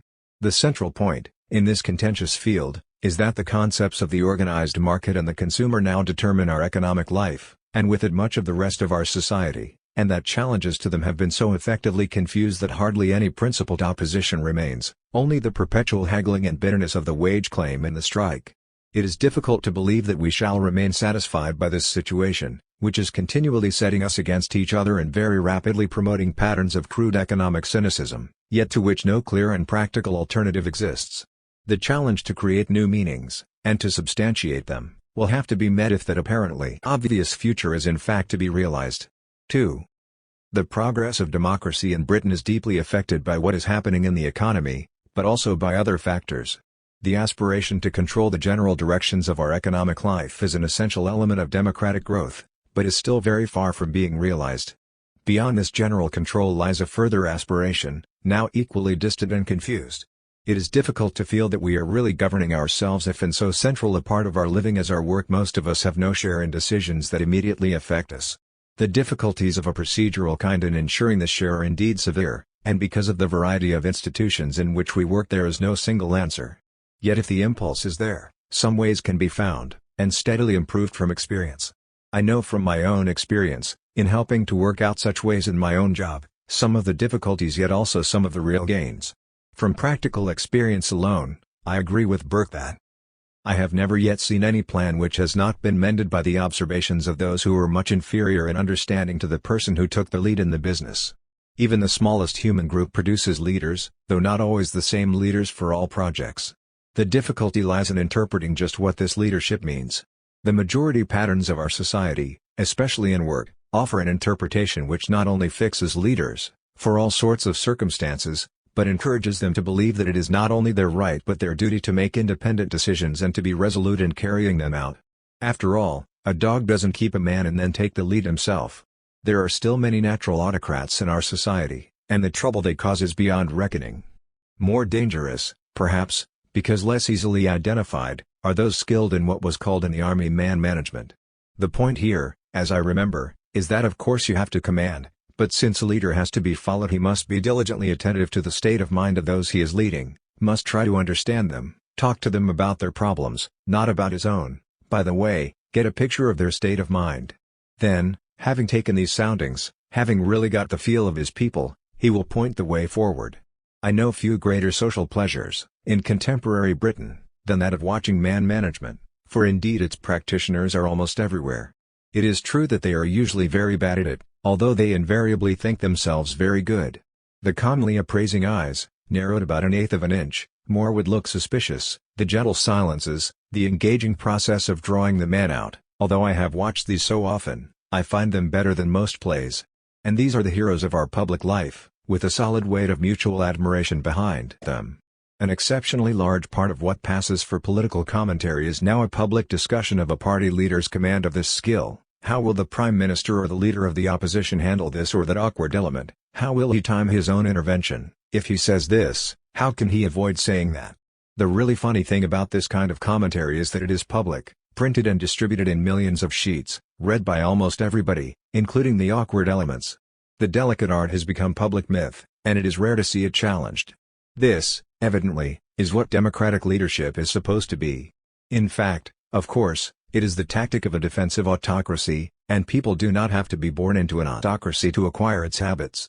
The true process of democratic decision is that, with all the facts made available, the question is openly discussed and its resolution openly arrived at, either by simple majority vote or by a series of voluntary changes to arrive at a consensus.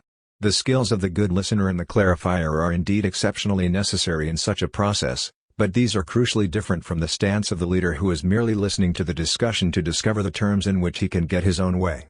The intricate devices worked out by democratic organizations, to ensure the full record of facts, the freedom of general contribution, the true openness of decision and the opportunity to review the ways in which decisions are executed, are indeed invaluable. Some people thought I was joking when I mentioned committee procedure as part of our cultural heritage, but the joke is on them, if they are serious about democracy, for these are the means of its working. Yet just because they are intricate, they are easily abused by the man-managers. One even hears boasts about the ways in which this or that committee has been handled. I would only say that I have never seen such handling, reputedly practiced as a way of avoiding trouble, lead to anything but trouble. For once men are reasonably free, they will in the end assert their interests, and if these have not been truly involved in the decision, as opposed to collected and borne in mind, the real situation will eventually assert itself, often with a bitterness that shows how bad the man-managers really are. Our main trouble now is that we have many of the forms of democracy, but find these continually confused by the tactics of those who do not really believe in it, who are genuinely afraid of common decisions openly arrived at, and who have unfortunately partly succeeded in weakening the patterns of feeling of democracy which alone could substantiate the institutions. We must add a note on the tones of contemporary discussion, if this situation is to be fully understood. Most people who pass through universities learn certain conventions of discussion which pass into the public process. The most important of these is a habit of tentative statement, characteristically introduced by such phrases as "I should have thought that" or "I don't know but it seems to me." This manner is sometimes merely superficial, like the gambit of the Oxford lecturer who begins by saying that he knows practically nothing about the subject of the lecture, and in any case has forgotten his notes. I once saw this practiced, by 3 lecturers running, on an audience of foreign graduates. They were not charmed, and indeed concluded that the lecturers were not quite as good as they supposed themselves to be, a not wholly inaccurate diagnosis of a stance of modesty which in fact came through as insulting. These defects are evident, but elsewhere, for certain kinds of discussion, the conventions have their advantages. These can most easily be seen by contrast with the conventions of argument of many wage earners, particularly manual workers, but not always trade union officers, who have sometimes learned tortuousness to a really amazing proficiency. At first, the bluntness of statement and assertion is refreshing after too long a course of "I should have thought." But one notices how easily, In such discussions, points of view become involved with the personal prestige of the speaker. The opinion cannot be attacked without attacking him as a man, and he cannot modify it without what looks like climbing down. I have listened in despair to many arguments of this kind, where in the end it would really be easier to adjourn and fight it out in the yard, all the signs of physical aggression and challenge being already more evident than the issues, except, of course, that tomorrow the discussion would only have to begin again. The value of the convention of tentative statement is that opinion can be reasonably detached from the personal prestige of the speaker, in a way that is ultimately necessary if a common opinion is to be arrived at. The frank speaking of the labor movement has been, on balance, a great gain. The issues are forced into the open, away from the man-managers and the cupboarded autocrats. But at the same time the workings of democracy have been severely damaged by habits of aggressive assertion, personified in many a roaring old man at the rostrum, which must be seen quite clearly as pre-democratic, the language of unequals, shouting for their place in the world, and sometimes ensuring, by turning a common process into a series of personal demonstrations, that common improvement will not be got. It is clear, on balance, that we do not get enough practice in the working of democracy, even where its forms exist. Most of us are not expected to be leaders, and are principally instructed, at school and elsewhere, in the values of discipline and loyalty, which are real values only if we share in the decisions to which they refer. Those who are expected to be leaders are mainly trained to the patterns of leadership I have been discussing, centered on the general development of confidence, but in fact that a leader should be self-confident enough to be capable of radical doubt is rarely mentioned and rarely taught.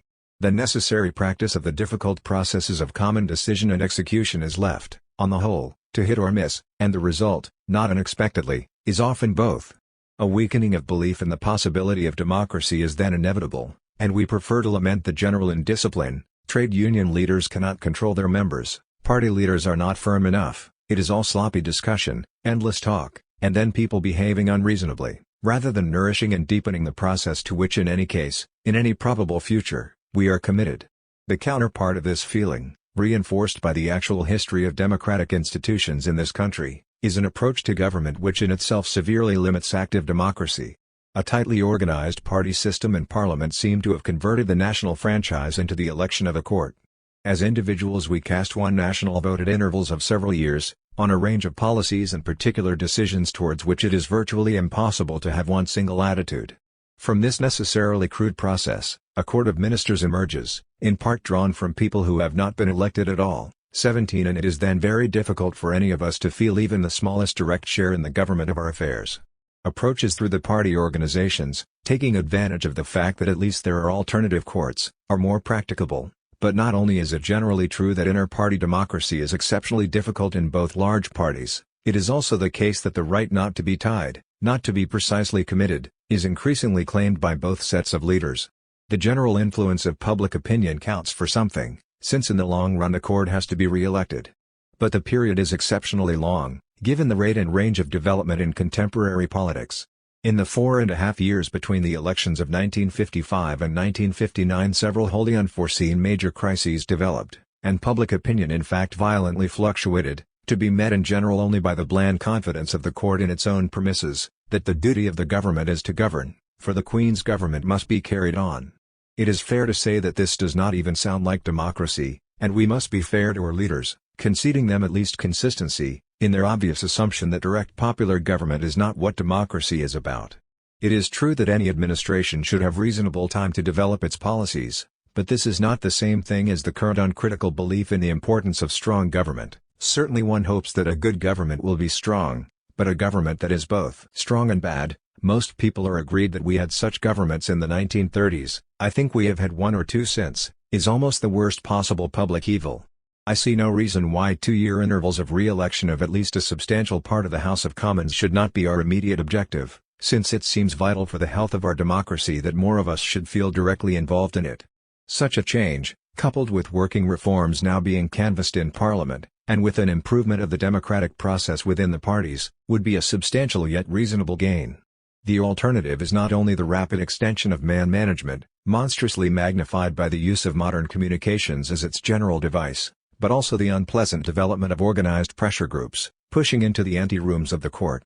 One further necessary amendment seems to be a fixed date for the periodic elections, for to concede choice of this date to the court itself is psychologically quite wrong. We should not have to wait, Within broad limits, for the court to ask our approval, the right of election is not theirs but ours. 18. These changes in themselves would make only a limited difference, but they would at least go some way towards altering the present atmosphere of British democracy, which seems increasingly formal and impersonal, and powered by little more than the belief that a choice of leaders should be periodically available. The next field of reform is obviously the electoral system, which seems designed to perpetuate the existing interpretations. Its most obvious characteristic is that it exaggerates, sometimes grossly, comparatively slight tendencies in opinion. Post-war electoral history suggests a violent fluctuation of opinion, from a very strong Labour to a very strong Conservative government. But actual opinion, reckoned in terms of people, has changed much less.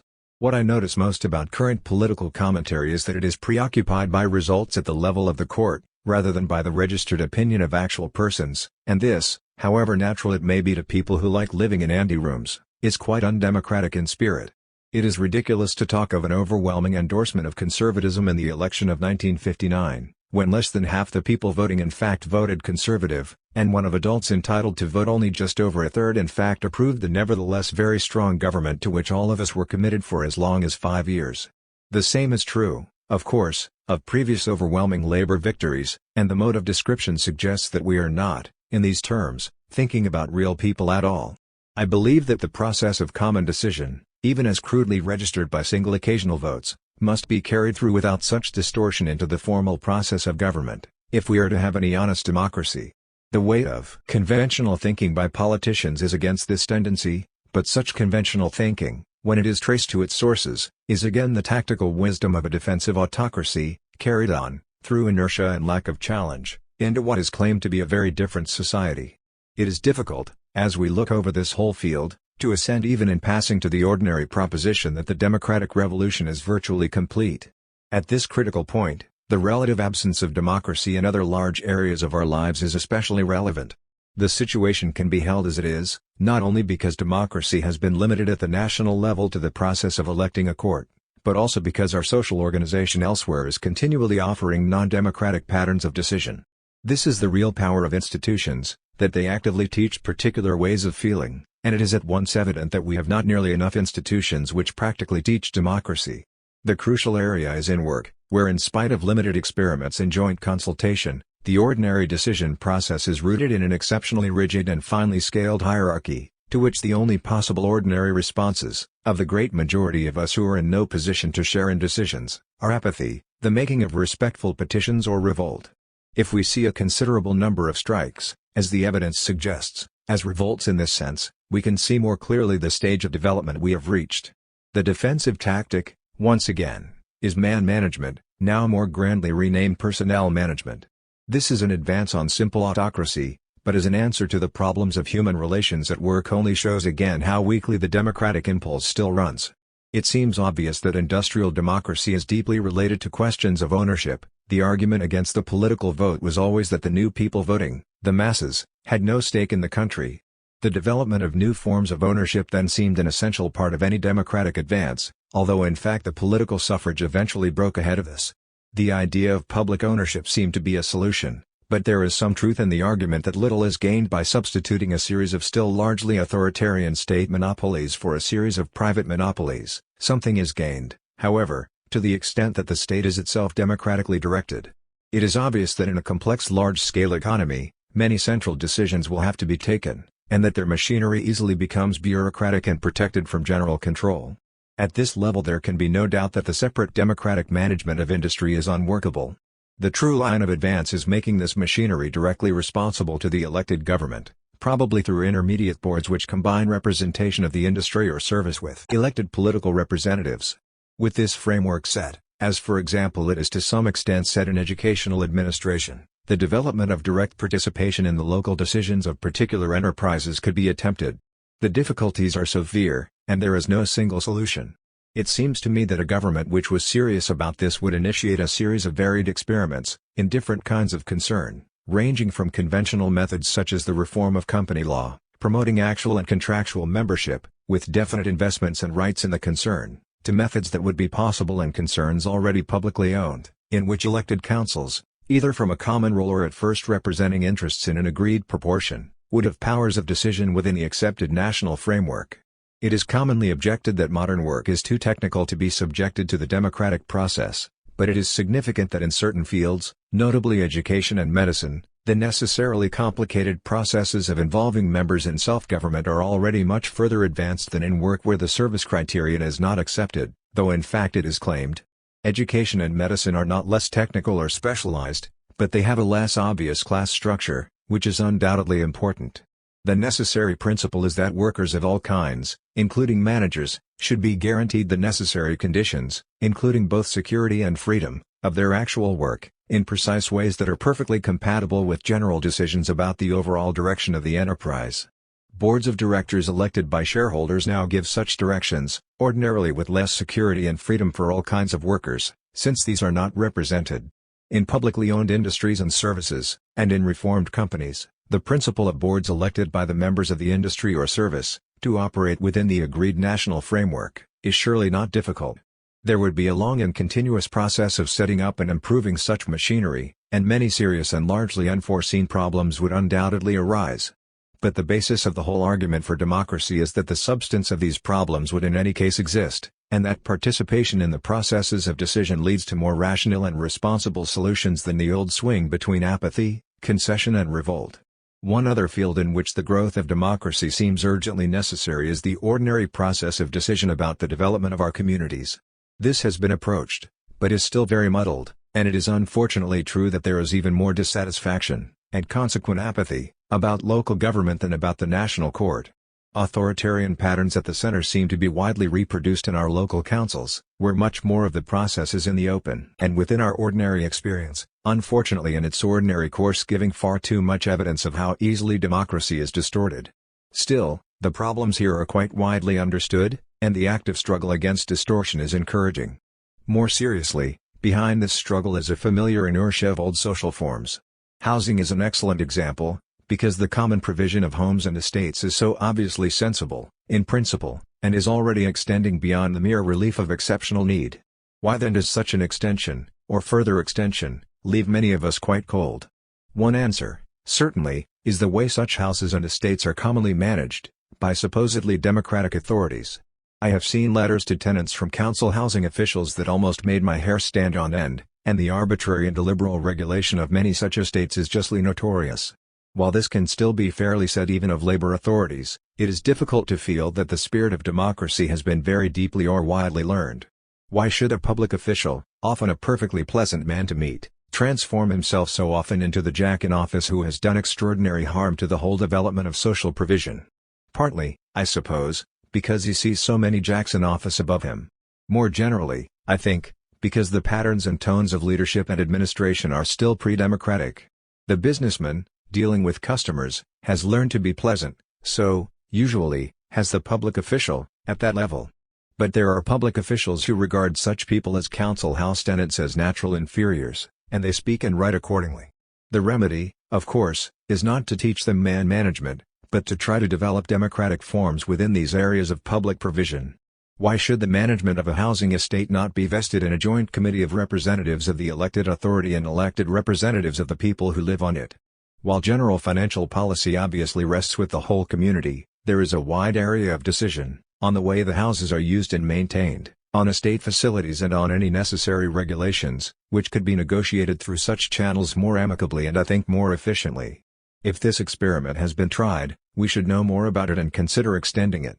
If it has not been tried, here is an immediate field in which the working of democratic participation could be tested. Labor councils, in particular, ought continually to be thinking in these ways, for there is great danger to the popular movement if its organizations are persistently defensive and negative, as in the ordinary tenants' association, and it is labor which has most to lose if it allows democracy to dwindle to a series of defensive associations and the minimal machinery of a single elected administration. The pressure has been to define democracy as the right to vote, the right to free speech and so on, in a pattern of feeling which is really that of the liberty of the subject within an established authority. The pressure now, in a wide area of our social life, should be towards a participating democracy, in which the ways and means of involving people much more closely in the process of self-government can be learned and extended. 3. Behind any description of the patterns of our economy and of our political and social life lie ways of thinking about class, which in Britain in the 1960s seem exceptionally uncertain and confused. Here, as a matter of urgency, we must go back from our ordinary meanings to our experience. I showed in Culture and Society that class, as a social term, came into ordinary English usage in the period of the effective beginning of the Industrial Revolution. Shaped by this particular history, it had from the first a confused reference, pointing to both social and economic facts in ways characteristic of a period of important transition. This confusion, unfortunately, has remained, and we are still not sure whether the determining factor, in our membership of a social class, is our birth or our adult work.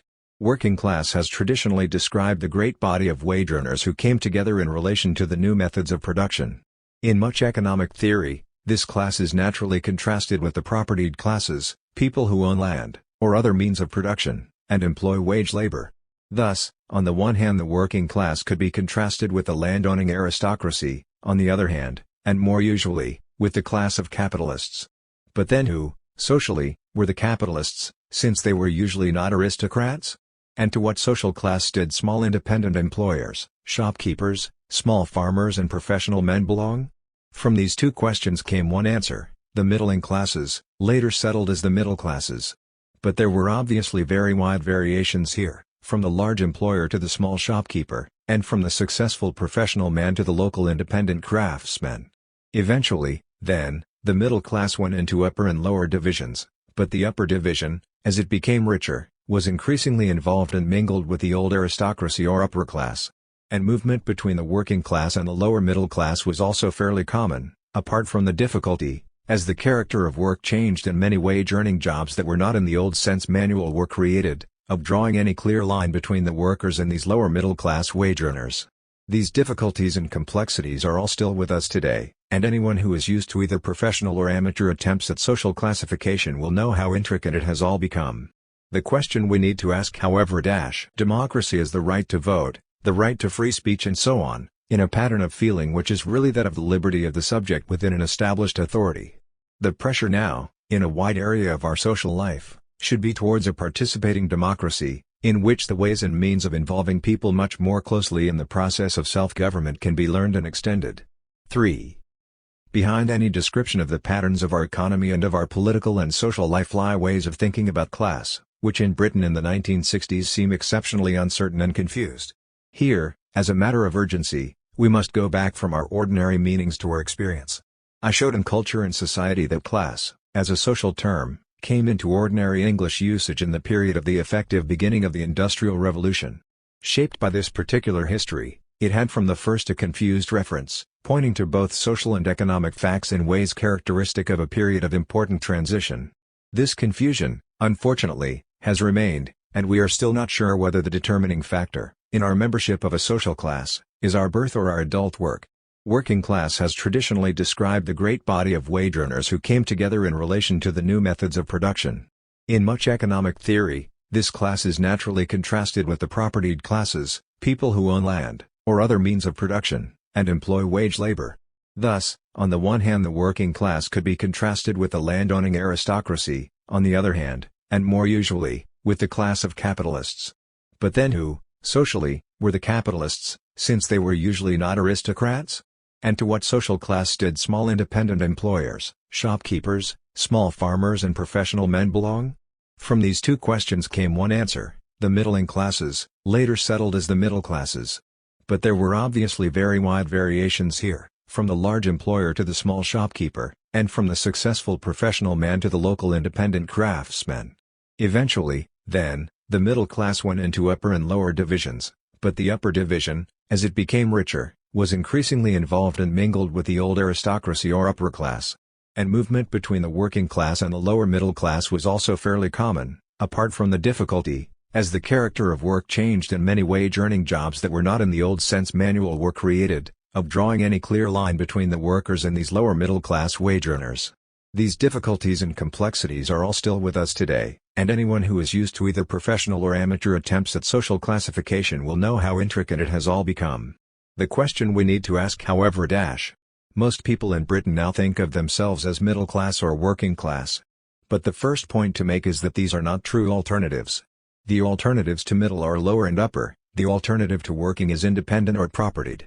The wonderful muddle we are now in springs mainly from this confusion, that one term has a primarily social, the other a primarily economic reference. When people are asked if they belong to the working class, many of them agree. When they are asked if they belong to the lower class, many less agree. Yet the persistent suggestion of middle is that the working class is lower, and it is hardly surprising that many wage earners want to think of themselves as middle class if lower is explicitly or implicitly the alternative description. Again, many middle-class people are indignant at the suggestion or implication that they do not work because they do not belong to the working classes. They are quite right to be indignant, but they have only themselves to blame if they have contributed in any way to the confusion between the economic description, the wage-earning working classes and the social implication that these people are the lower class. It seems that we have to ask not only what purposes are served by the classification, but also what purposes are served by so persistent a confusion. The fact is that we are still in a stage of transition from a social stratification based on birth to one based on money and actual position. The drive towards the latter kind of society is very strong. It is both built into our economic system and continually stimulated by it. But we do not have to look far, in Britain, to find older ways of thinking. The principal function of the otherwise insignificant upper class is to keep distinction by birth and family alive. A simple description of power in Britain might show the irrelevance of this, but there are still, after all, the monarchy, the House of Lords, and a system of honours involving change of family name and status. So far from these systems being regarded as merely the vestiges of an older society, they are now so intensively propagated that their practical effect is still considerable. By their very removal from the harsh and controversial open exercise of power, their social prestige is even enhanced. But why is this so, in a changing society? The intense propaganda of monarchy, by a shrewd mixture of magnificence and ordinariness which in its central incompatibility bears all the signs of functional magic, seems a conscious procedure against radical change. The emphasis on the unity, loyalty and family atmosphere of the Queen's subjects is not easy to reconcile with the facts of British life, but as an ideal, though silly, it catches just enough real desires, and just sufficiently confuses consciousness of real obstacles, to be a powerful reserve of feeling in favor of things as they are.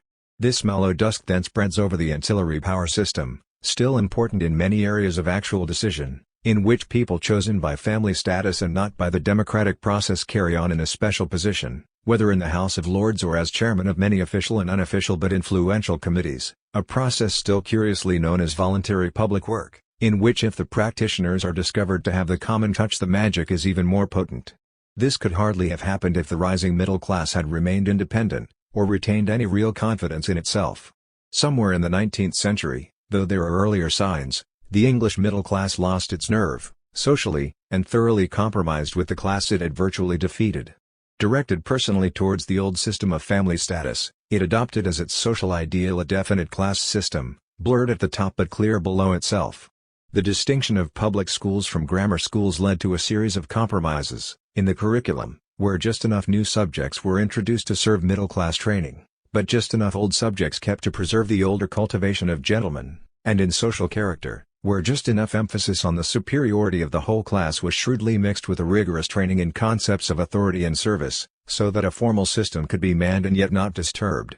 The principal difficulty, in preserving this system, was that new middle-class groups kept rising behind those who had made their peace. However closely the grammar schools imitated those few of their number that had been renamed public schools, it was necessary for distances to be kept, and grammar school in some ears soon sounded like soup kitchen '19. The principal tension, in recent English social life, has been between the fixed character of the arrived middle class, with its carefully conditioned ways of speaking and behaving, and the later arrivals or those still struggling to arrive. The worst snobberies still come, with an extraordinary self-revealing brashness, from people who, if family were really the social criterion, would be negligible. The compromise takes care of that, for it had included, what the aristocracy was not unwilling to learn, the accolade of respectability on work and especially the making of money by work. This enabled the pattern to be kept mobile, without altering its character.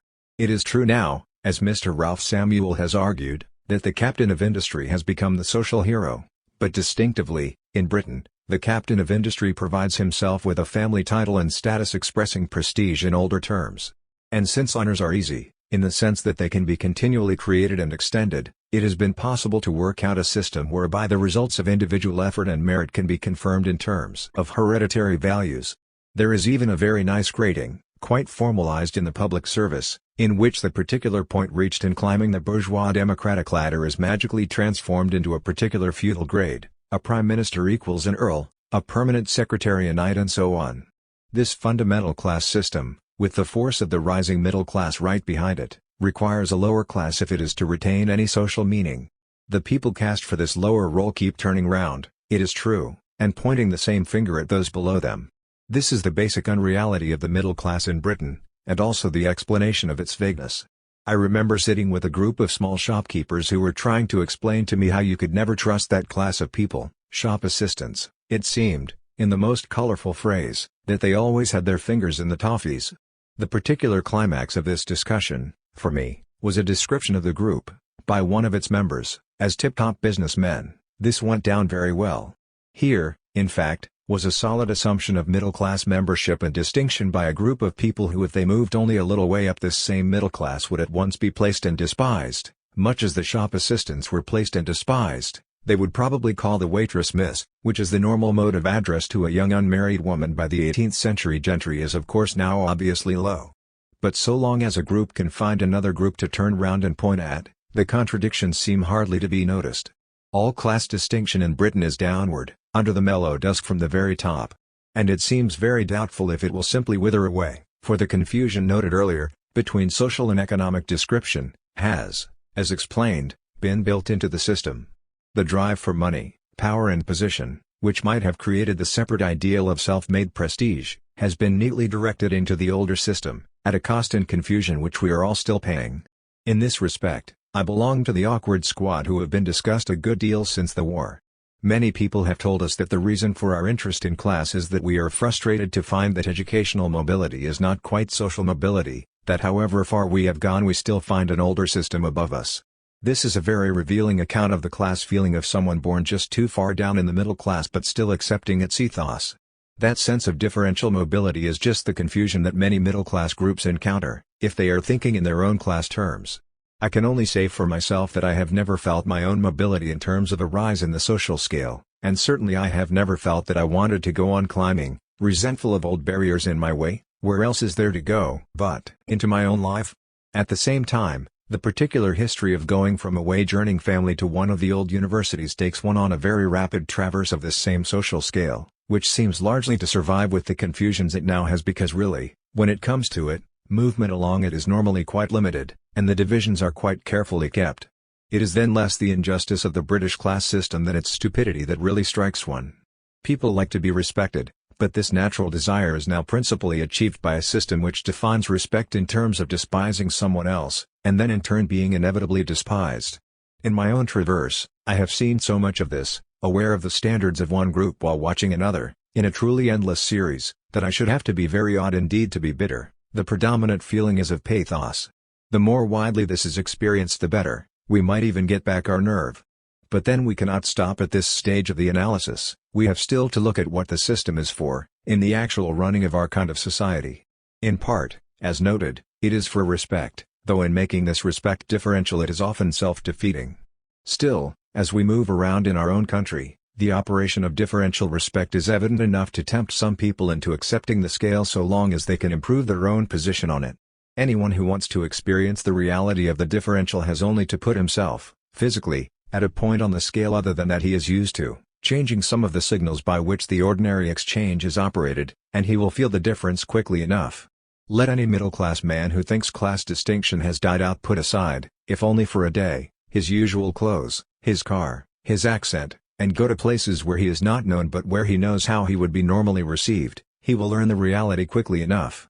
Let him go in the working clothes of a manual worker, but with his standard accent, to a shop, an office, a pub, and watch the confusion as the contradictory signals are sorted out. In daily experience this complicated differential goes on, but we have to cross the borders to appreciate it fully, for we normally get used to the rate of respect our evident market value commands. Is this differential anything to worry about, though, in its patent hypocrisy? Not personally, of course, but it would be a change to have a community in which men and women were valued either as real individuals or, where that closeness is impossible, by a common general respect. There are many signs that money, in the form of conspicuous possession of a range of objects of prestige, is rapidly driving out other forms of class distinction, and it is this change which is behind the argument that class distinction is diminishing. This is a simple confusion of meanings, for it is the reality of differential treatment, rather than the particular forms through which it operates, that makes a class system. The point is particularly important in that the money we earn, to set the differential system going, is itself subject to built-in differentials of an especially complicated kind.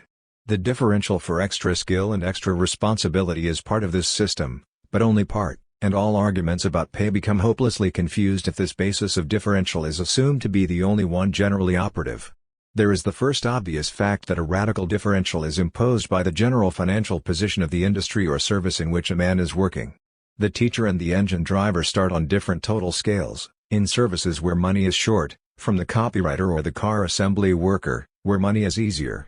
And if standing in the community is increasingly assessed in straight money terms, this situation is a very serious distortion from the outset. The next radical differential is more closely tied to class. Most of us live by selling our labor, but in some cases the pay is called salary, in other cases a wage. In practice this is much more than a verbal difference. We hear of wage demands from one kind of man, but of requests for a review of remuneration from another.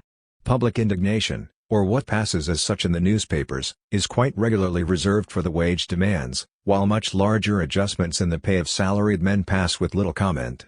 When workers in one industry agitate for more pay, there is too little comparison with the whole range of pay, and too much with other workers no better off. Or one reads the public discussions, in some minority newspapers, of the level of percentage increase which wages can be confined to in a given year. In the same year quite different and much larger percentage increases are discussed in relation to salaries, but hardly ever within the same terms of reference. It is difficult to know what else to call this but a practical class system. Many of the lower salaried workers are in practice treated as wage earners. There is great confusion at that point in the scale. But at a certain level a whole world of difference begins, not only in straight money, but in such critical factors as an automatic incremental scale, a contract of service conferring important rights in such things as payment in sickness and protection against dismissal, and differential facilities in many things from cups to carpets. The system is almost infinitely graded within itself, but the class line, below which these benefits are not available, is ordinarily quite clear. Once again, however, it is misleading to confine such analysis to comparison between salaried and wage-earning employment. Many salaried people consider themselves unjustly treated, in such matters as tax relief for expenses, by comparison with salary earners or employers in different parts of the economy. Between all these groups there is enough resentment to ensure a cynical community for generations. I support those economists who believe that in spite of the immense difficulties the attempt to establish some general principle of equity, to which particular arguments about pay can be referred, must be made. The present resentments, and the crude ways in which they are fought out, are more than a healthy community can afford. Meanwhile, to finance the system of conspicuous expenditure, an extraordinary credit network has been set up, which, when considered, reveals much of our real class situation, and the ways in which it is changing. The earners of wages and salaries are alike in this, that most of them become quickly involved in a system of usury which spreads until it is virtually inescapable. How many supposedly middle-class people really own their houses, or their furniture, or their cars? Most of them are as radically unpropertied as the traditional working class, who are now increasingly involved in the same process of usury. In part it is the old exaction, by the propertied, from the needs of the unpropertied, and the ordinary middle-class talk of the property and independence which make them substantial citizens is an increasingly pathetic illusion. One factor in maintaining the illusion is that much of the capital needed to finance the ordinary buyer comes from his own pocket, through insurance and the like, and this can be made to look like the sensible process of accumulating social capital. What is not usually noticed is that established along the line of this process are a group of people using its complications to make substantial profit out of their neighbors' social needs.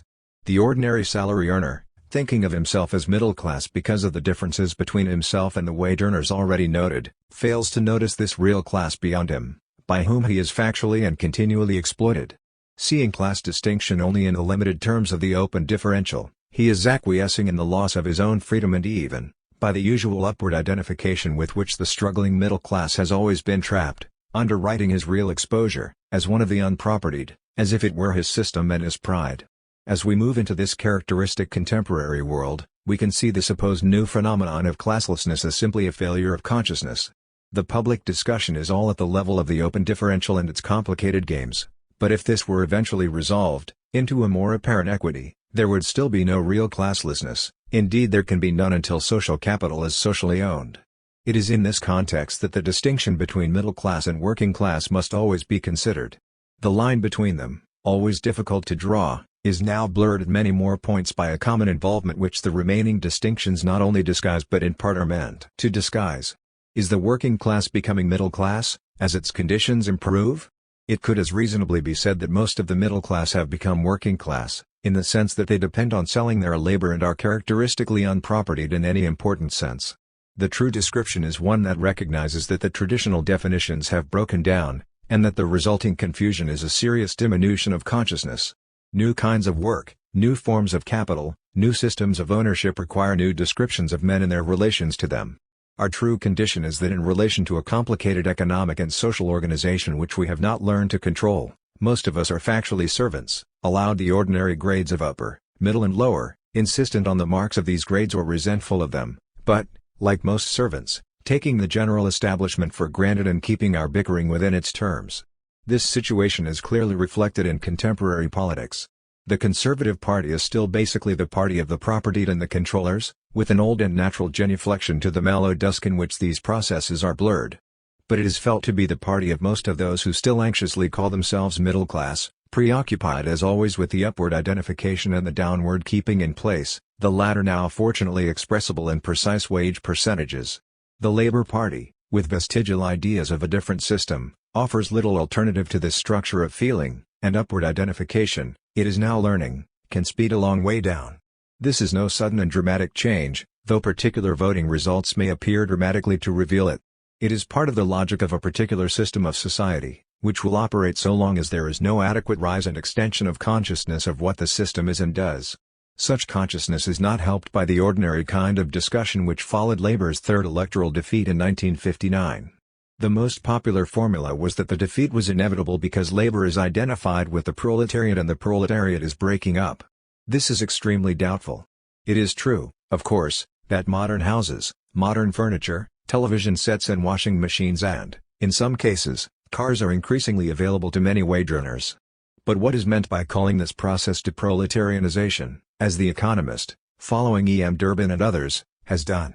If the electoral decline of Labour in the 1950s is evidence of this, what are we to make of the fact that when working-class standards were low, as in the interwar depression, and so when more proletarian conditions might have been supposed to exist, many less people than now in fact voted Labour? Thus the Labour vote in 1959, in its third defeat, was nearly half as much again as it was in the worst periods of poverty and depression. In 1924 the Labour vote was 5.5 million, in 1929 8.5 million. In 1931 6.5 million, in 1935 8.5 million. In the famous victory of 1945, the Labour vote rose to 12 million, and a slump in the Conservative vote brought Labour a large parliamentary majority. After this peak, according to the popular formula, Labour lost electoral support because its first measures towards socialism were disliked. How curious, then, that in 1950 the Labour vote was 13,235,610. And in 1951 the highest figure ever polled by a British party, 13,949,105. The proletarian situation of the Depression had produced a maximum of 8.5 million votes, the full employment situation of 1951 nearly 14 million. And what of the elections since then, with more consumer goods and consumer credit, breaking up this proletariat of the past? In 1955, on a lower total poll, 12,405,246 Labour votes. In 1959, on a poll still much lower than 1951, 12,216,166. The loss in voters in those two elections was marked. 20 in 1955 it was blamed on bad polling weather, internal dissensions, these were also serious in 1951, and apathy. In 1959, the weather was perfect, the dissension was less and the election received more publicity, through television, than ever before. Yet the vote went down again, and, most significantly, the total poll was still some 5% lower than in 1951. It is a difficult situation to analyze, but we need not be hindered by myths of a proletariat and deproletarianization. In the whole proletarian period up to 1939, Labour never got more than 38% of the total votes cast. In the deproletarian period since 1945 it has never got less than 43%. These facts reduce the usual analysis to nonsense. The British working class, in the traditional sense of the great body of wage earners and their families, has in fact never voted solidly Labour, as anyone who grew up in a wage-earning family would know without being told.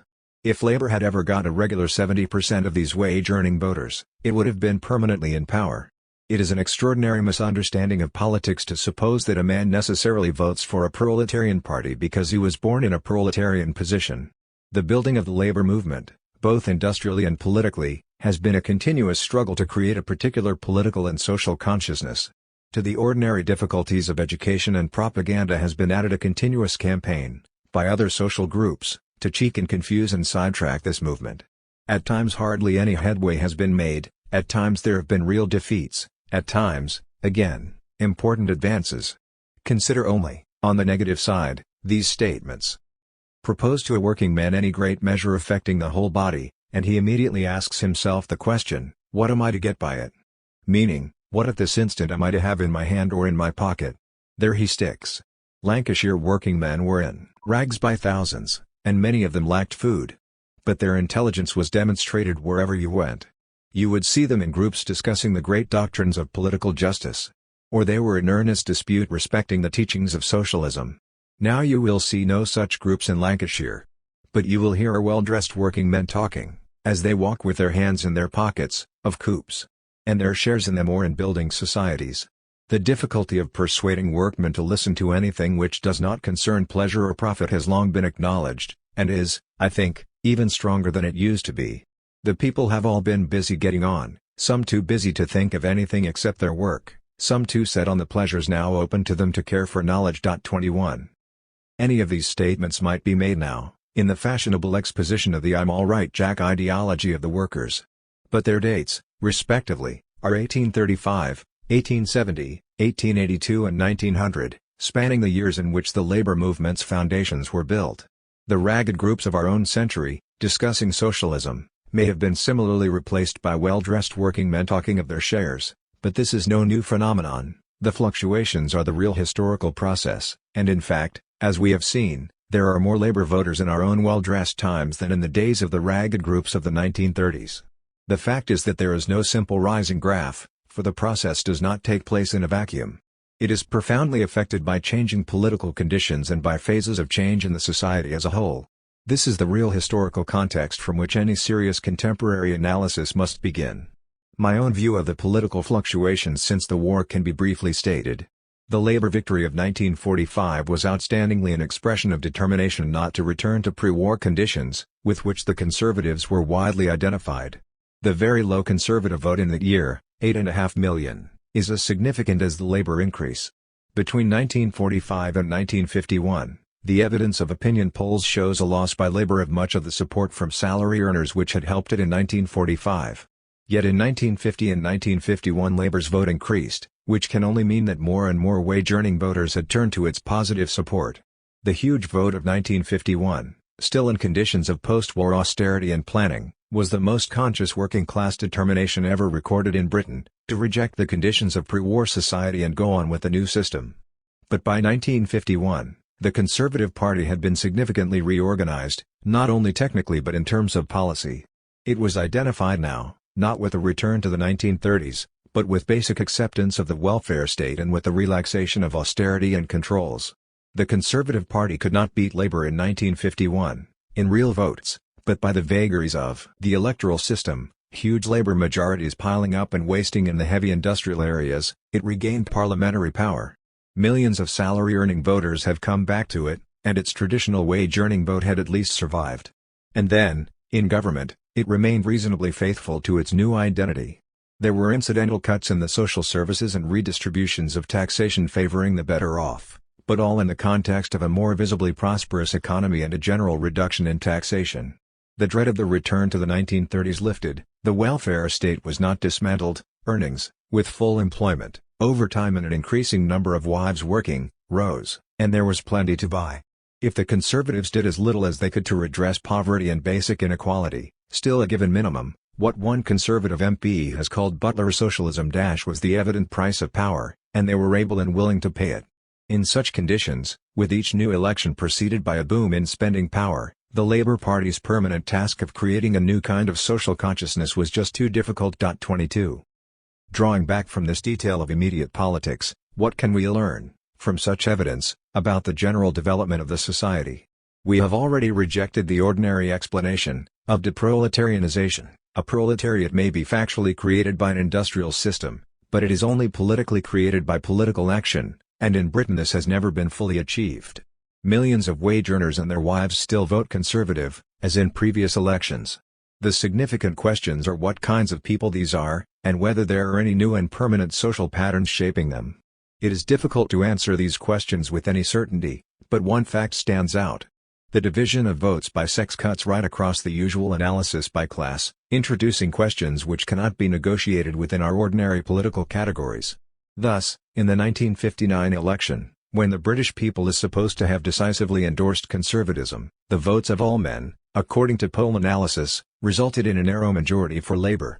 The figures were 51% Labour against 49% Conservative among men, 55% Conservative against 45% Labour among women.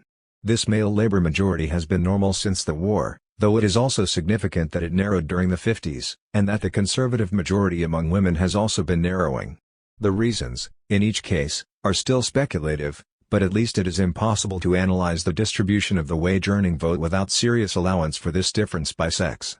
In 1955, for example, the wage-earning vote split 55.5% to Labour, 40.5% to Conservatives, while all men split 50% Labour to 45.5% Conservative, all women 54% Conservative to 42% Labour.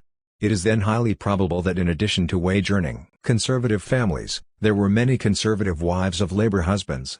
Given actual trends, it is very difficult to see any radically new pattern in this complex, especially if we are rid of the proletarian myth that before 1939 almost all wage earners and their wives voted Labour as a matter of course. Labour gets a higher percentage of the total vote in the period of washing machines and television than in the period of high unemployment, and the adjustments within this are obviously too complicated for any single explanation. 23. Another possible line of approach is in terms of new kinds of community. If we look at a political map of Britain, over the century, we see an important relation between kinds of community and political representation, and this seems a real clue to understanding contemporary change. A map of Labour representation is virtually a map of the coalfields and the great towns, with the significant exception of some of the Celtic areas, where English social patterns are less marked and where Labour can win even in scattered rural constituencies. Conservatism is strong in almost all the English counties, some Scottish counties, Northern Ireland, where English politics are confused by questions of religion and partition, and the smaller English towns. This diversity is the reality, which is masked by overall counts and the exaggerations of the present electoral system. In Conservative Britain, in 1960, Wales was strongly Labour, Scotland had a Labour majority for the first time and, to take only the outstanding cases, there was a Labour London, a Labour Birmingham, a Labour Manchester and a Labour Glasgow. Thus in the heavy industrial areas and in the great towns the wage-earning identification with Labour remains high, though in no sense total or even nearly so. Similarly, in other easily identified communities, such as the English rural counties, and the traditional residential resorts, popular support of the Conservatives is high, as it has traditionally been. It is in other kinds of community, between these extremes, that the difficult social analysis begins. We think of the new housing estates, the new suburbs and the new towns as characteristic of the new Britain, and on the whole it is in these areas that Labour hopes are now most regularly disappointed. 24 This is the living space of that other popular figure of contemporary analysis, the semi-detached proletariat. But in fact people of many different kinds live in these places, which also between themselves have important differences. Attention has been concentrated on the breakup of old community patterns, by such physical removal, but this needs discriminating description. There is social variation, all the way from the estate still mainly serving a single works to the new town wholly mixed in origins and centers of work. There is also historical variation, from the first-generation estate in which social relations are still at the level of casual neighborly contact, to the second-generation estate on which people have been born, grown up and married. The disruption of extended families noted in some removals is in itself a temporary phenomenon. All first-generation estates will become second and third generation, though not necessarily with exactly the same family patterns. We cannot be sure what will happen, but it would be rash to assume that all former patterns are permanently gone. The old working-class communities grew, over a century, from a situation of removal and exposure fully comparable in effect to the present phase. When the temporary and artificial nature of the newest communities has been allowed for, and when we have overcome the simple determinism of supposing that things, whether houses or washing machines, shape men, we shall perhaps be more cautious in assuming that there are wholly new permanent patterns, and in particular that we know what these are. All that can reasonably be noted at the present stage is that these communities were planned not by the people who live in them, but by others with their own versions of what these people needed and what a society or a community is. Again, there is variation, but in many places certain patterns of thinking are now on the ground, as they were in the terrace barracks of the first industrial towns, and these, characteristically, are a cheap version of recent middle-class provision for itself. Thus the houses or flats have more space around them, which is a gain, and have hardly any social buildings ancillary to them, which I think is a loss. A social pattern of a particular kind is thus built into the provision of better housing. You take the one with the other, and the housing, given previous conditions, you must take. At the same time, new communication systems, built on old social patterns but on a very wide scale, are immediately accessible: the cheap national newspaper, the woman's magazine, television. It is not that these external systems are new in kind, though certainly in scale. It is that their growth interlocks with the uncertainties of the general transition, among which there is less to countervail. A new and uncertain factor, in those new communities where work is very mixed, is the degree of interaction between social consciousness gained at work, a classic center of the growth of labor consciousness, and social consciousness gained in the community. It is too early to say anything definite about this, since both elements in the interaction are themselves changing, but I am interested in some evidence of a split between trade union consciousness, the simplest thing learned at work, and labor consciousness in the wider sense, which has to be in terms of a mixed community and a whole society. Since it is in some groups' interests to encourage this split, we must not take such signs of it as there as an act of God. The American future, which this is also sometimes called, would be very much an act of men. At the same time, the conditions for this kind of change exist, indeed have been created. Caught in these many currents, the men and women of the newer communities are living out, explicitly, a pattern of learning and response which is also involving the society as a whole. I am not greatly surprised that contemporary conservatism, in part directing just this complex, makes sense as an interpretation of it to very many people. For at just this point, labor seems to have very little to offer. A different version of community, a pattern of new consciousness, it has not been able to give. Its compromise policies combine the two irrelevant elements of appeal to old and fading habits and memories, and of cultural adjustment to the present social confusion. Old left and new right in the Labour Party are unconscious allies in delaying any relevant analysis and challenge. The invocation of old habits, which to some extent people are bound to change and reject, combines with the rejection of socialism as a radically different human order, to leave the ruling interpretations and directions essentially unchallenged. Thus the complex and uneven growth of consciousness, most marked in the new communities but present almost everywhere in the society, is left with too few channels through which it can be politically expressed. This cannot be a permanent situation. Men and women do not wait forever on established systems. New learning, new response, will work through, perhaps in forms we cannot yet envisage, the Aldermaston marches. The local groups on education and services, are early examples. For the one absolute fact about the men and women of the new communities, as of the new kinds of society everywhere in the world, is that they are created in a human image, and not in the image of anybody's version of them. The teleglued masses do not exist, they are the bad fiction of our second-rate social analysts. What the masses, old or new, might do is anybody's guess. But the actual men and women, under permanent kinds of difficulty, will observe and learn, and I do not think that in the long run they will be anybody's windfall. The received descriptions of social classes have been at their most confusing, in just this new situation. How is anyone to know, in a new town or on a new housing estate, if he or she belongs to the working or the middle class? The traditional meanings that come through are not in economic terms, where, as we have seen, the working class middle class description is very difficult to draw, but in terms of style of life and behavior. Working class, for very many people, is simply a memory of poverty, bad housing and exposure, while middle class is a name for money to spend, better housing and a more furnished and controllable life. Since the styles of living of the whole society are in any case changing, this contrast very easily becomes one. Between past and present, working class is the old style, that people are steadily moving away from, middle class is the new contemporary style. It is easy to point out that by this time these terms have lost any relevant meaning, as descriptions of actual social organization, but their emotional charge is no less powerful for that.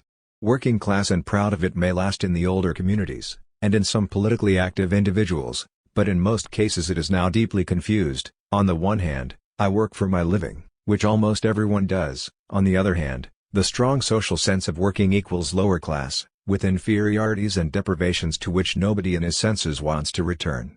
I have the impression that when socialists speak now of the working class, they attract to themselves natural resentments against the whole idea of class and inferiority.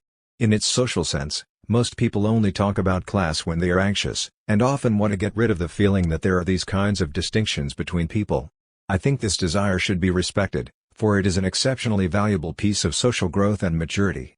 But the point has been reached where the growing feeling that class is out of date and doesn't matter is being used to ratify a social system which in other terms than those now visibly breaking down is still essentially based on economic classes. To perpetuate the present confusion is to guarantee a minimal social consciousness. We have instead to concentrate on two general facts, the open differential, and the ownership and control of social capital. If the open differential, which still gives some reality, though confused and confusing, to the working class-middle class distinction, is discussed on its own, the society cannot be understood. The differential is merely an operative function of a particular kind of society, and to promote an even more tense competition within it, setting one kind of worker against another, has the effect of directing social consciousness into forms that simply perpetuate the overall system. It is certainly my view that the differential will have to be revised, but the only possible basis for this is a real feeling of community, the true knowledge that we are working for ourselves and for each other, which, though present now as an ideal, is continually confused and in some cases cancelled by the plain fact that most of us do not own or control the means and the product of our work. In an industrial economy, social production will be owned or controlled either by the whole society, or by a part of it which then employs the rest. The decision between these alternatives is the critical decision about class, and if we are serious about ending the class system we must clear away the survivals, the irrelevancies and the confusion of other kinds of distinction, until we see the hard economic center which finally sustains them. With that basic inequality isolated we could stop the irrelevant discussion of class, of which most of us are truly sick and tired, and let through the more interesting discussion of human differences, between real people and real communities living in their valuably various ways. 4. The extension of culture has to be considered within the real social context of our economic and political life. My studies of the growth of particular cultural institutions showed a real expansion, which of course is continuing, but showed also the extent to which this was affected or determined by other facts in the society. In the 1960s, the rate of growth seems promising, and we are busy with plans to maintain and increase it. Yet here, very clearly, is a major contradiction easily overlooked by following a simple rising graph, for while real art and argument are being more widely enjoyed, the distribution of a bewildering variety of bad art and bad argument is increasing even more rapidly. We are reaching the point where the contradiction between these different lines and rates of growth is serious and inescapable, yet even those who see this situation feel particularly uncertain about what can be done. We must look first at a particular and local contradiction which can quickly confuse any such discussion. If someone proposes ways of extending good art and argument, and of diminishing their worst counterparts, someone else usually answers that we mustn't be snobs, that football, after all, is as good as chess, that jazz is a real musical form, that gardening and homemaking are also important. Who exactly is someone like this arguing with, since it is usually obvious that he is not really arguing with the man to whom he replies? Unfortunately he is arguing with actual people and a familiar way of feeling. It is true that certain cultural forms have been used as a way of asserting social distinction, and that much wholesale condemnation of new forms has been a way of demonstrating the inferiority of those two groups who have regularly to be put in their lower place, the masses and the young. This habit has to be resisted, but there is equal danger in a popular form of demagogy which, by the use of selective examples, succeeds in avoiding the problem of bad culture altogether. Can we agree, perhaps, before passing to the more difficult questions, that football is indeed a wonderful game, that jazz is a real musical form and that gardening and homemaking are indeed important?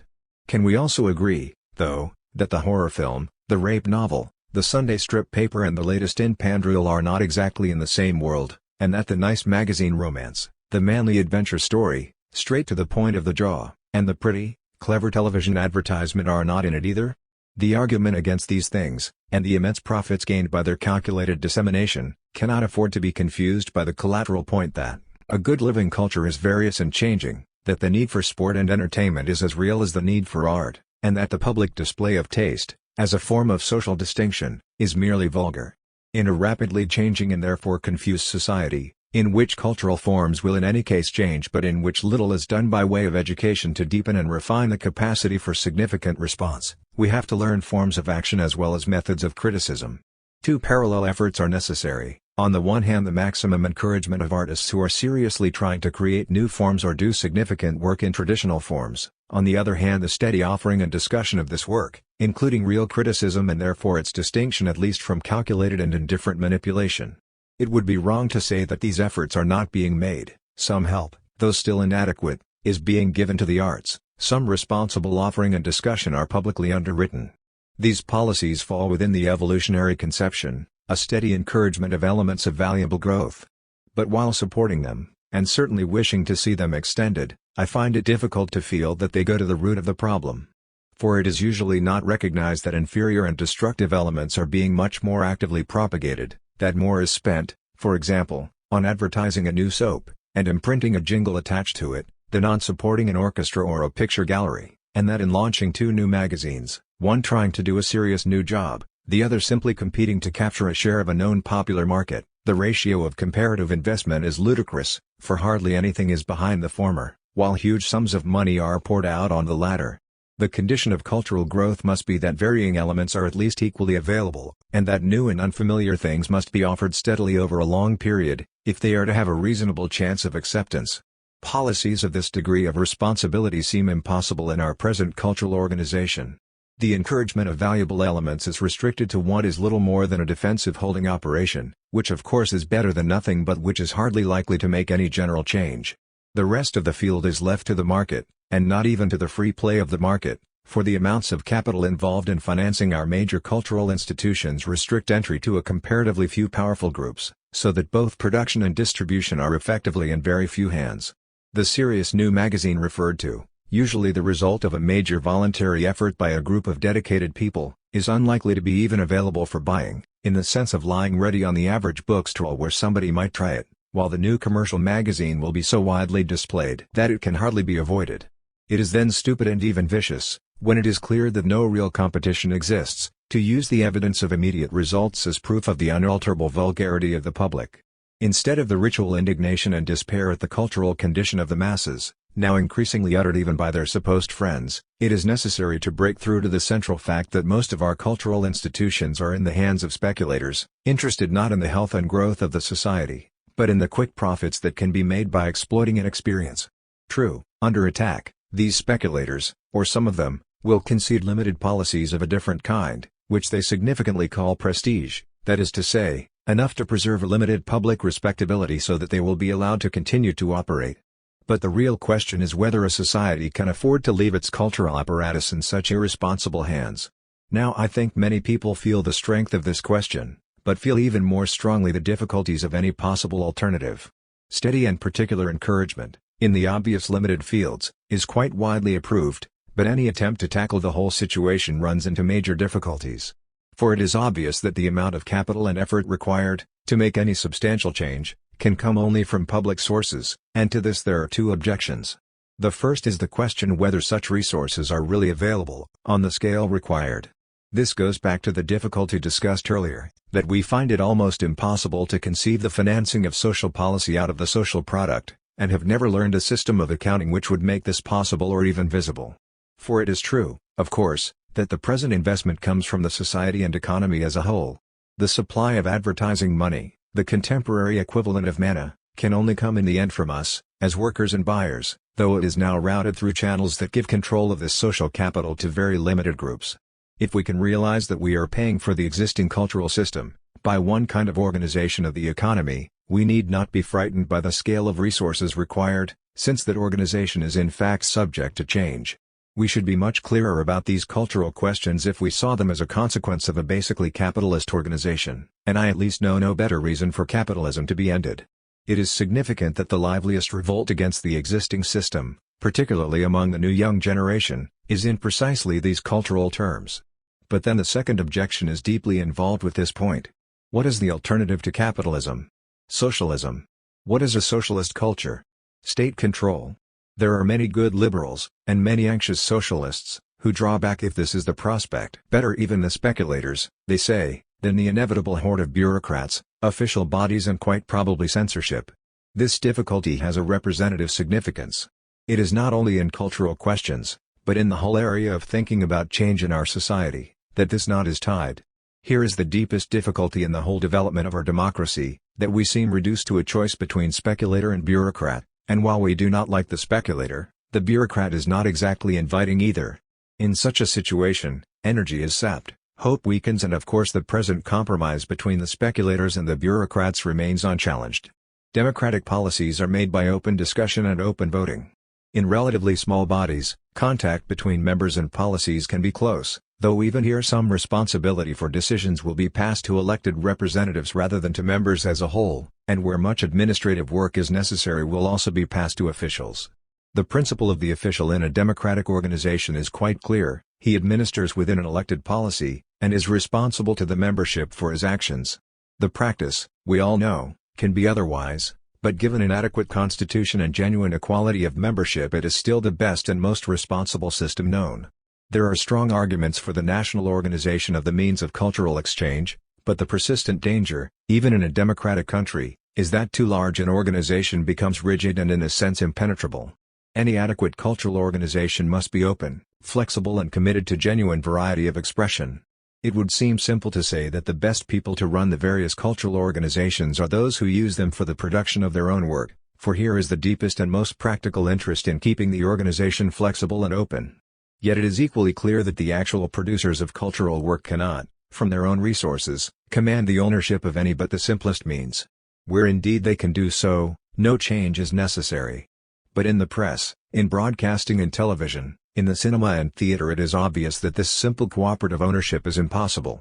This ought not then to mean, however, that the control of these expensive means should be made available to the highest bidder, especially when he is not even particularly interested in the actual work but mainly in its financial possibilities.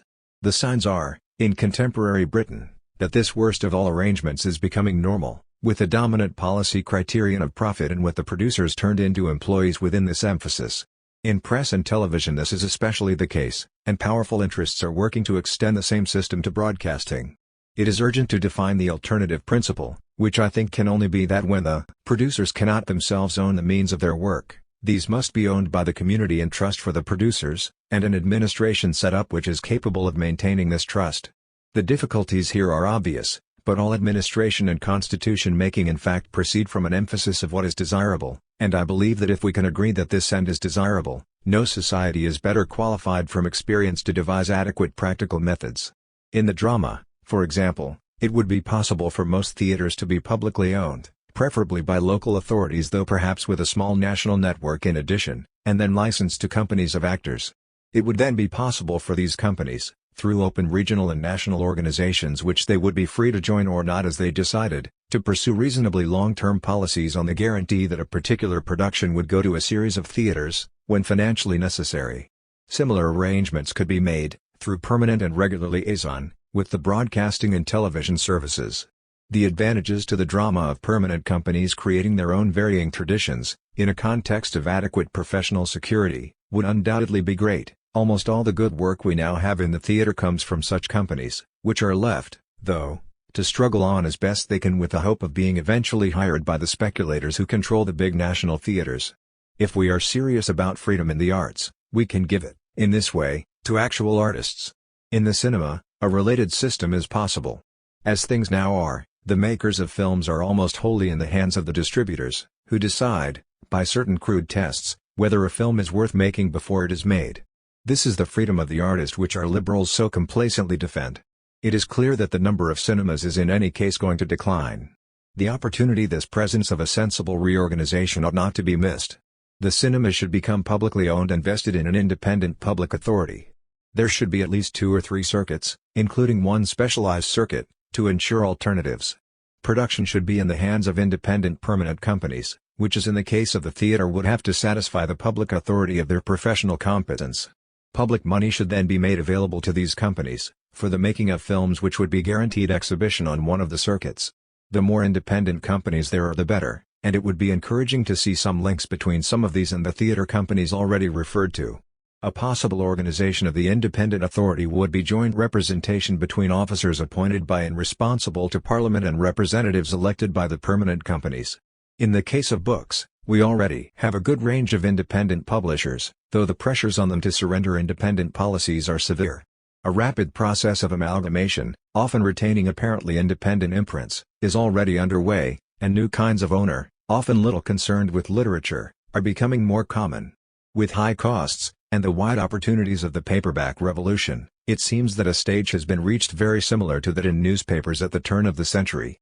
The quantitative thinking that can follow from such a system would be disastrous to publishing, past a certain point, and I think the time has come for an inquiry into the facts of recent changes and possible courses of action. Meanwhile, it is of vital importance that publishers who pursue, as now, responsible and therefore varying policies should be given all possible help. This can probably best be done in the now chaotic field of distribution. It is a standing disgrace that there should be hundreds of towns without anything that can be called a decent bookshop. The good independent bookseller performs an especially valuable service, but unless he is lucky in his locality he will often go under. The existing chain shops apply to books and periodicals simple tests of quantity. Below a certain figure they do not consider particular items worth handling. Is this any kind of freedom, or free availability? I think we could set up a books council, representative on the one hand of publishers, booksellers and authors, on the other hand of Parliament, which would have the duty of ensuring the continued independence of publication, and at the same time the best possible distribution of books and periodicals here and overseas. The pressure to reduce publications to a limited number of standard items, easily sold in quantity, should be resisted as a matter of public policy. Such a council could review existing bookselling arrangements, and wherever it found, as it would now widely find, that the real range of books and periodicals is not offered, it would have power to establish and guarantee independent enterprises committed to the policy outlined. It is very odd that we have accepted this principle, in the public library service, for the borrowing of books, but are still so far short of it in offering books that readers can buy and keep. In the case of newspapers and magazines, we have to deal with a situation in which control is passing into fewer and fewer hands, within a policy dedicated not to the quality of newspapers and magazines but to their profitability. The criterion of profitability is being raised to absurd levels, in which for example a daily newspaper may have to cease publication if less than 1 million people buy it, and in which a steady decline in the number of newspapers and magazines seems assured. Again, is this freedom, or free availability? The quality of newspapers is unlikely to be raised either by exhortation or censorship. Experience in all other fields suggests that standards in a profession rise when they are in the control of members of that profession.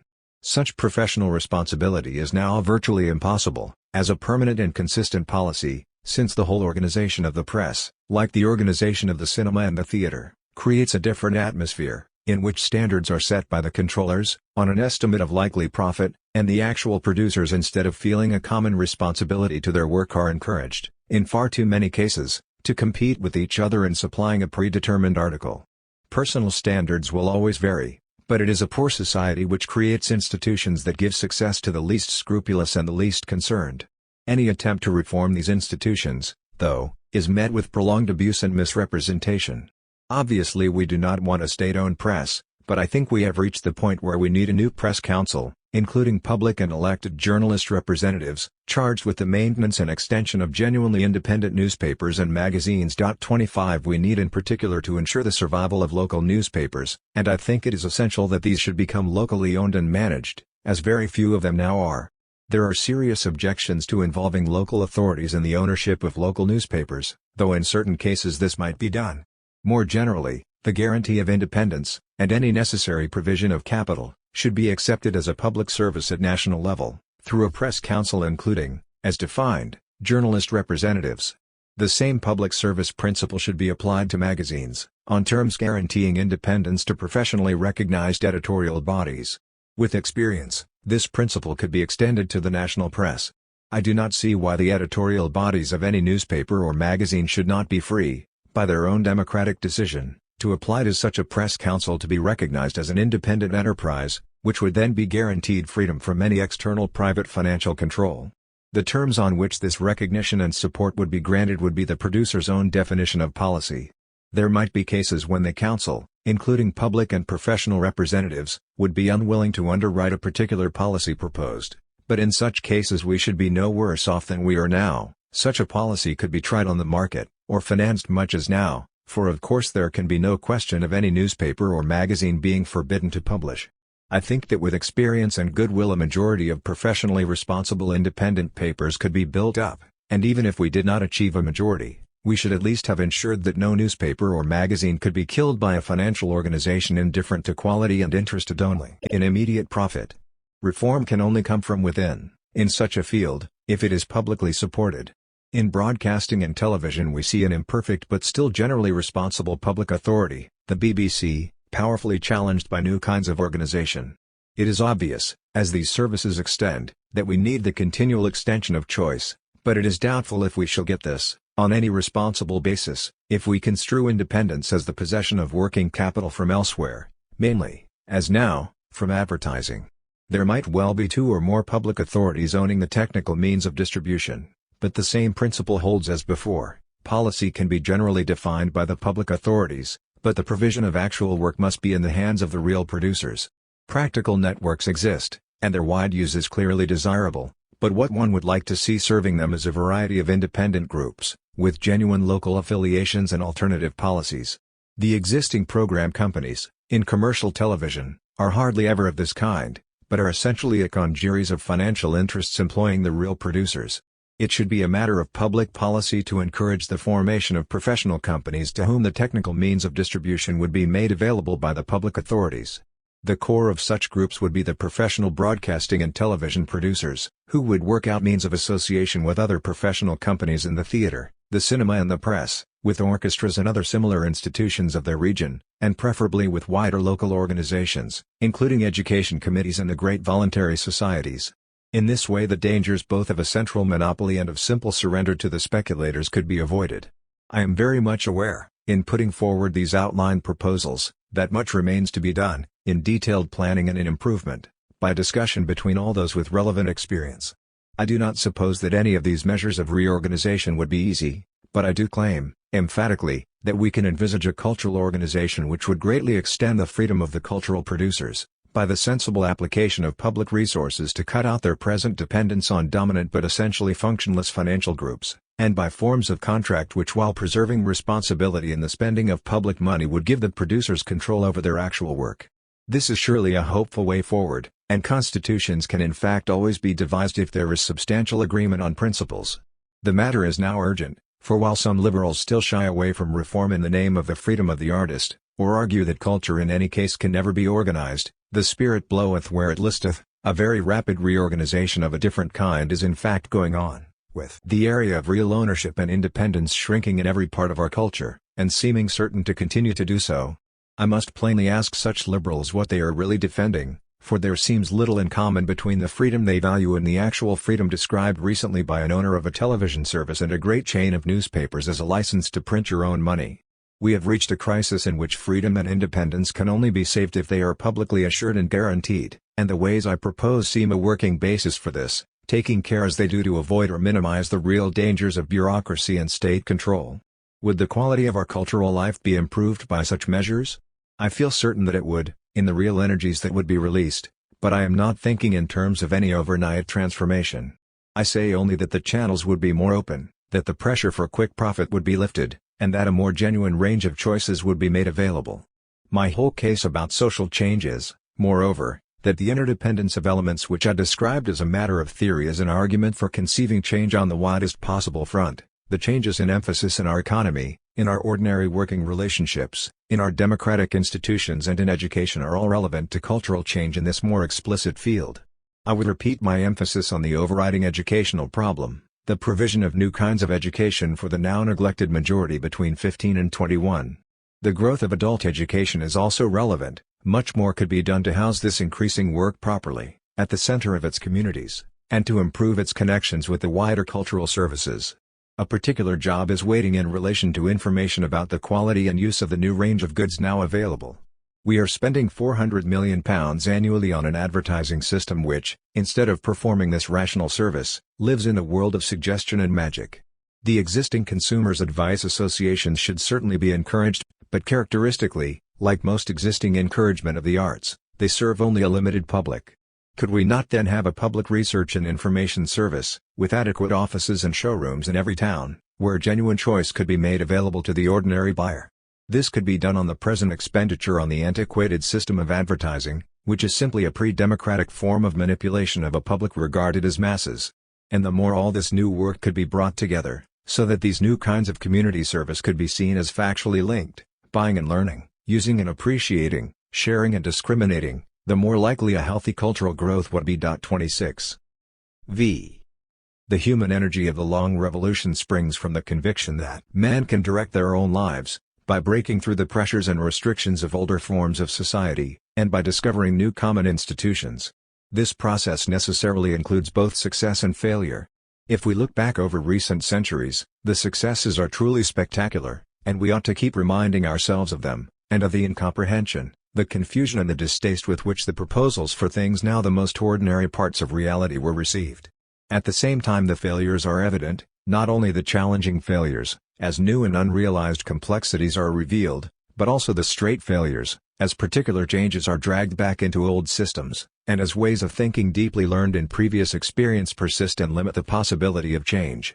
We tend to absorb the successes and then to be preoccupied by the hard knots of failure. Or as we approach the failures, to see if anything can be done, we are distracted by the chorus of success. I am told by friends in the United States that in effect the revolution is halted, that my sense of possibility and its continued creative energy is a generous but misleading aspiration, for they in America are in touch with the future, and it does not work. The extension of industry, democracy and communications leads only to what is called the massification of society. A different stance is then required, that not of the revolutionary but of the dissenter who though he cannot reverse the trends keeps an alternative vision alive. I hear this also in Britain, where the same patterns are evident, and it is true that in a large part of recent Western literature this is the significant response: the society is doomed, or in any event damned, but by passion or irony the individual or the group may preserve a human enclave. Meanwhile I am told by friends in the Soviet Union that the decisive battle of the revolution has been won in nearly half the world, and that the communist future is evident. I listen to this with respect, but I think they have quite as much still to do as we have, and that a feeling that the revolution is over can be quite as disabling as the feeling that in any case it is pointless. To suppose that the ways have all been discovered, and that therefore one can give a simple affiliation to a system, is as difficult, as I see it, as to perform the comparable act of ingratiation in Western societies, either the majority formula of complacency, or the minority announcement, tough, hard, realistic, that we are heroically damned. In the long revolution we are making our own scale, and the problem of expectation seems crucial in every society that has entered it. That's enough now is the repeated whisper, and as we turn to identify the voice we see that it is not only that of the rich, the dominant and the powerful, who want change to stop or slow down, but also that of many others, who have no further bearings and are unwilling to risk their real gains. That's enough now. We've got rid of the worst poverty, we've got the vote, every child can be educated. And there it all is. For once these were all seemingly impossible expectations. Even to shape them took many men's lives, and to realize them took the work of many generations. But that's enough now, let's tidy up and consolidate. We have to distinguish three kinds of thinking by which the long revolution is continually limited and opposed. The first and most important, though it is often left unnoticed, is the steady resistance of privileged groups of many kinds to any extension of wealth, democracy, education or culture which would affect their exceptional status. In the early stages this is usually quite open, but later it becomes a very delicate strategy, using the advances that have been gained as reasons for doing no more, and above all creating the maximum of delay. It is because of the existence of this conscious and highly skilled opposition that the process is still as much a revolution, though in different forms, as when earlier expectations were met with open violence. Recent arguments and measures against African democracy are very similar to the history of early 19th century Britain. But a further relation is even more important, that the arguments and measures against, say, the extension of education in Britain on any adequate scale are part of the same historical process. This strategy must obviously be defined and opposed at every stage. Yet the privileged groups, again at all stages, find strange allies. The ordinary tactic of attaching the leaders of one phase to its achievements, and encouraging them to identify with the existing order, is extremely successful. The history of the labor movement is full of such cases, in which former leaders become determined opponents of further change, and give much of their energy to fighting new elements coming up through their own movement. This is still going on, in very much its old forms, though the reality of what such men are doing is usually not generally recognized until they are dead. In our own generation we have a new class of the same kind, the young men and women who have benefited by the extension of public education and who, in surprising numbers, identify with the world into which they have been admitted and spend much of their time, to the applause of their new peers, expounding and documenting the hopeless vulgarity of the people they have left, the one thing that is necessary, now, to weaken belief in the practicability of further educational extension. They could find plenty of vulgarity and narrowness where they are, if they had the nerve to look, just as the knighted trade union leader, indignant about shop stewards and communists and all kinds of disruptive elements, could find plenty of arbitrary and ignorant power and conscious intrigue in the world in which he now moves. In our own period it is impossible to overlook this body of people who are effectively limiting and opposing the revolution by which they themselves have benefited. The third kind of thinking which limits and opposes is much the most difficult to understand. What the Americans call the massification of society can only happen, however hard the new elites may work, if a majority of the people whom they regard as the masses accept this version of themselves. But then it is a fact that for long periods, given sufficient skill in the elites in confusing and flattering, such a majority can for practical purposes be got.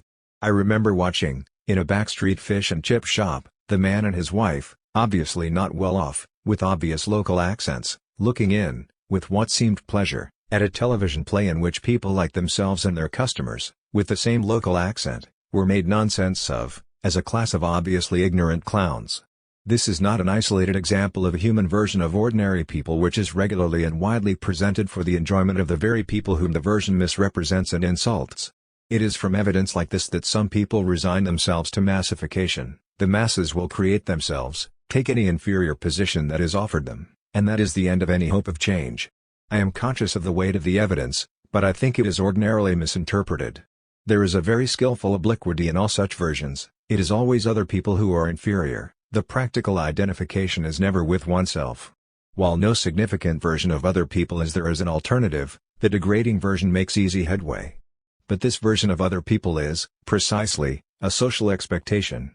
The version of ordinary people as masses is not only the conscious creation of the elites, who work very hard at it, by the way. It is also a conclusion from actual experience within the forms of a society which requires the existence of masses. The framing of different expectations of others has to be carried out, always, against the pressures of an existing culture which is teaching, often very deeply, incompatible patterns. A good example of this is the popularity of "I'm all right, Jack" as an interpretation of our majority's social feelings. Whatever moral notes may be added on the selfishness of this attitude, the fact is that this is a version of ordinary people which the terms of our society need people to accept. If everyone is only out for himself, why bother about social change?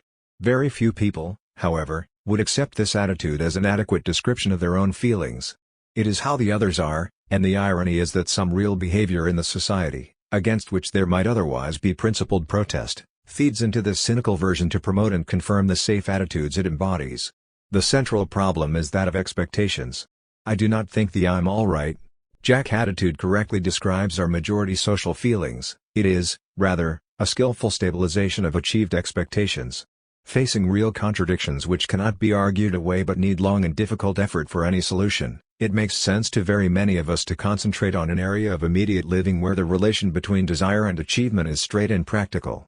If you accept your place and work hard at your job, you can make a big improvement in your life, as things now are. Any alternative effort will not only make less visible progress, but it is by no means clear what in fact the effort would be for. The main pressure of the last 3 generations of social criticism has been towards the abolition of individual poverty, and the point has now been reached where the social conditions for this have been partly achieved, and can then be taken for granted, the immediate climb from poverty seeming now an individual effort. And the point is not so much to remind ourselves that unless the social effort had been made, the individual effort, as in the past, would in most cases be fruitless. Most people, understandably, will not take much notice of the past. The point is always to frame new expectations, in terms of a continuing version of what life could be.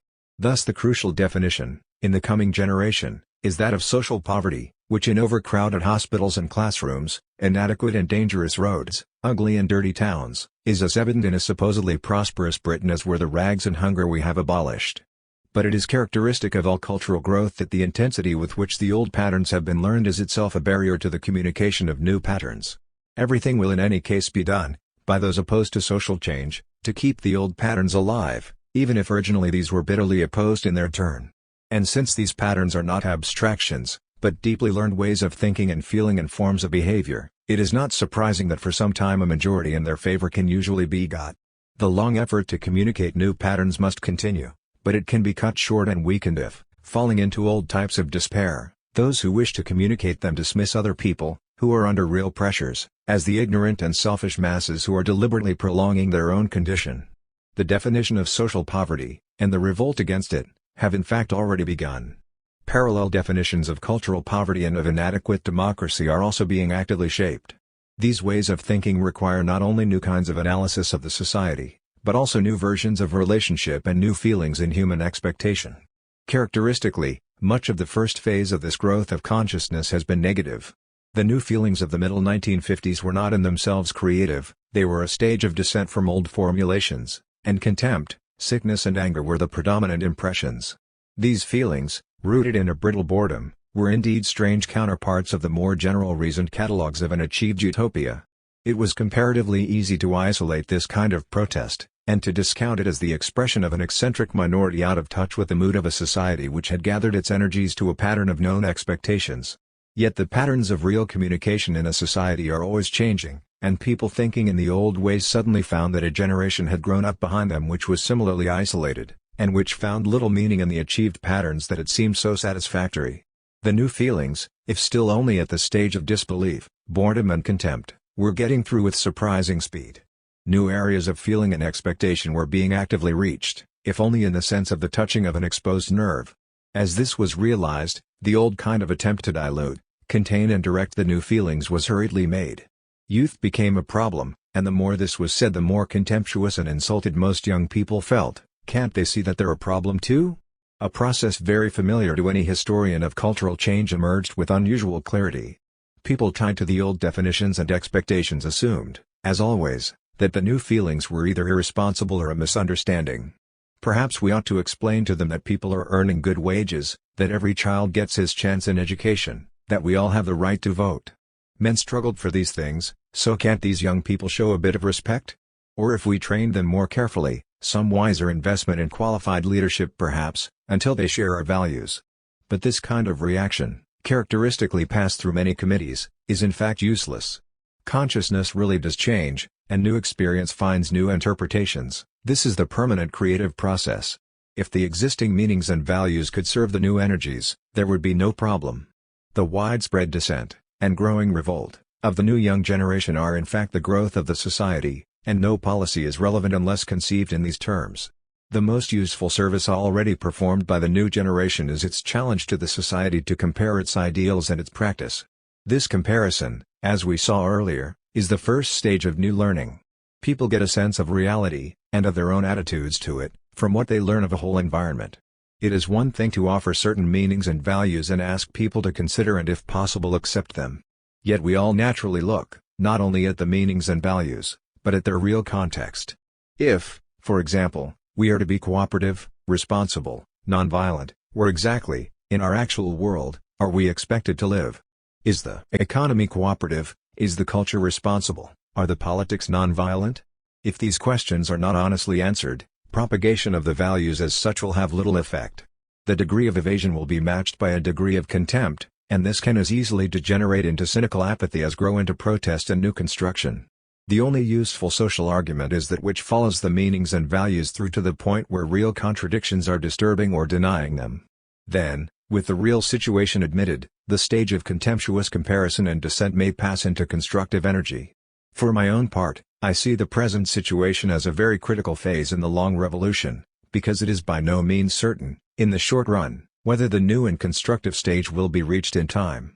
There are many warning signs of dissent and boredom being capitalized as a new kind of distraction. The cult of the criminal, the racketeer, the outsider, as relevant heroes of our society, is exceptionally dangerous, because it catches up just enough real feelings to make the heroism seem substantial, yet channels them towards those parodies of revolution often achieved in modern history in the delinquent gang or even in fascism. These destructive expressions can only occur when, in the widest sense, the society is in a revolutionary phase. It is time then not for the reasoned catalogues of sober achievement, but for new creative definitions. The contradiction between an apparently contented society and a deep current of discontent emerging mainly in irrational and ugly ways is our immediate and inescapable challenge. A growing number of people, in recent years, have been trying to describe new approaches and to make them practical. They have, of course, been widely dismissed as utopians or extremists. But how did they seem at the time, those men we look back to who in opposition to the public opinion of the day, outraging their contemporaries, challenging the general complacency, somehow live with us and even seem tame and limited by their period? Working for something new, a writer or thinker easily identifies with these men, and of course may be wholly wrong. Not everything new is in fact communicated and lived. But the reasonable man, tolerantly docketing the extremists of his day, who is he exactly? For he too identifies with these figures from the past. It is usually where he learned to be reasonable. And then who is left for that broad empty margin, the public opinion of the day? I think we are all in this margin. It is what we have learned and where we live. But unevenly, tentatively, we get a sense of movement, and the meanings and values extend. I have tried to describe some possible ways forward, and ask only for these to be considered and improved. But what I mainly offer is this sense of the process, what I have called the long revolution. Here, if the meaning communicates, is the ratifying sense of movement, and the necessary sense of direction. The nature of the process indicates a perhaps unusual revolutionary activity, open discussion, extending relationships, the practical shaping of institutions. But it indicates also a necessary strength, against arbitrary power whether of arms or of money, against all conscious confusion and weakening of this long and difficult human effort, and for and with the people who in many different ways are keeping the revolution.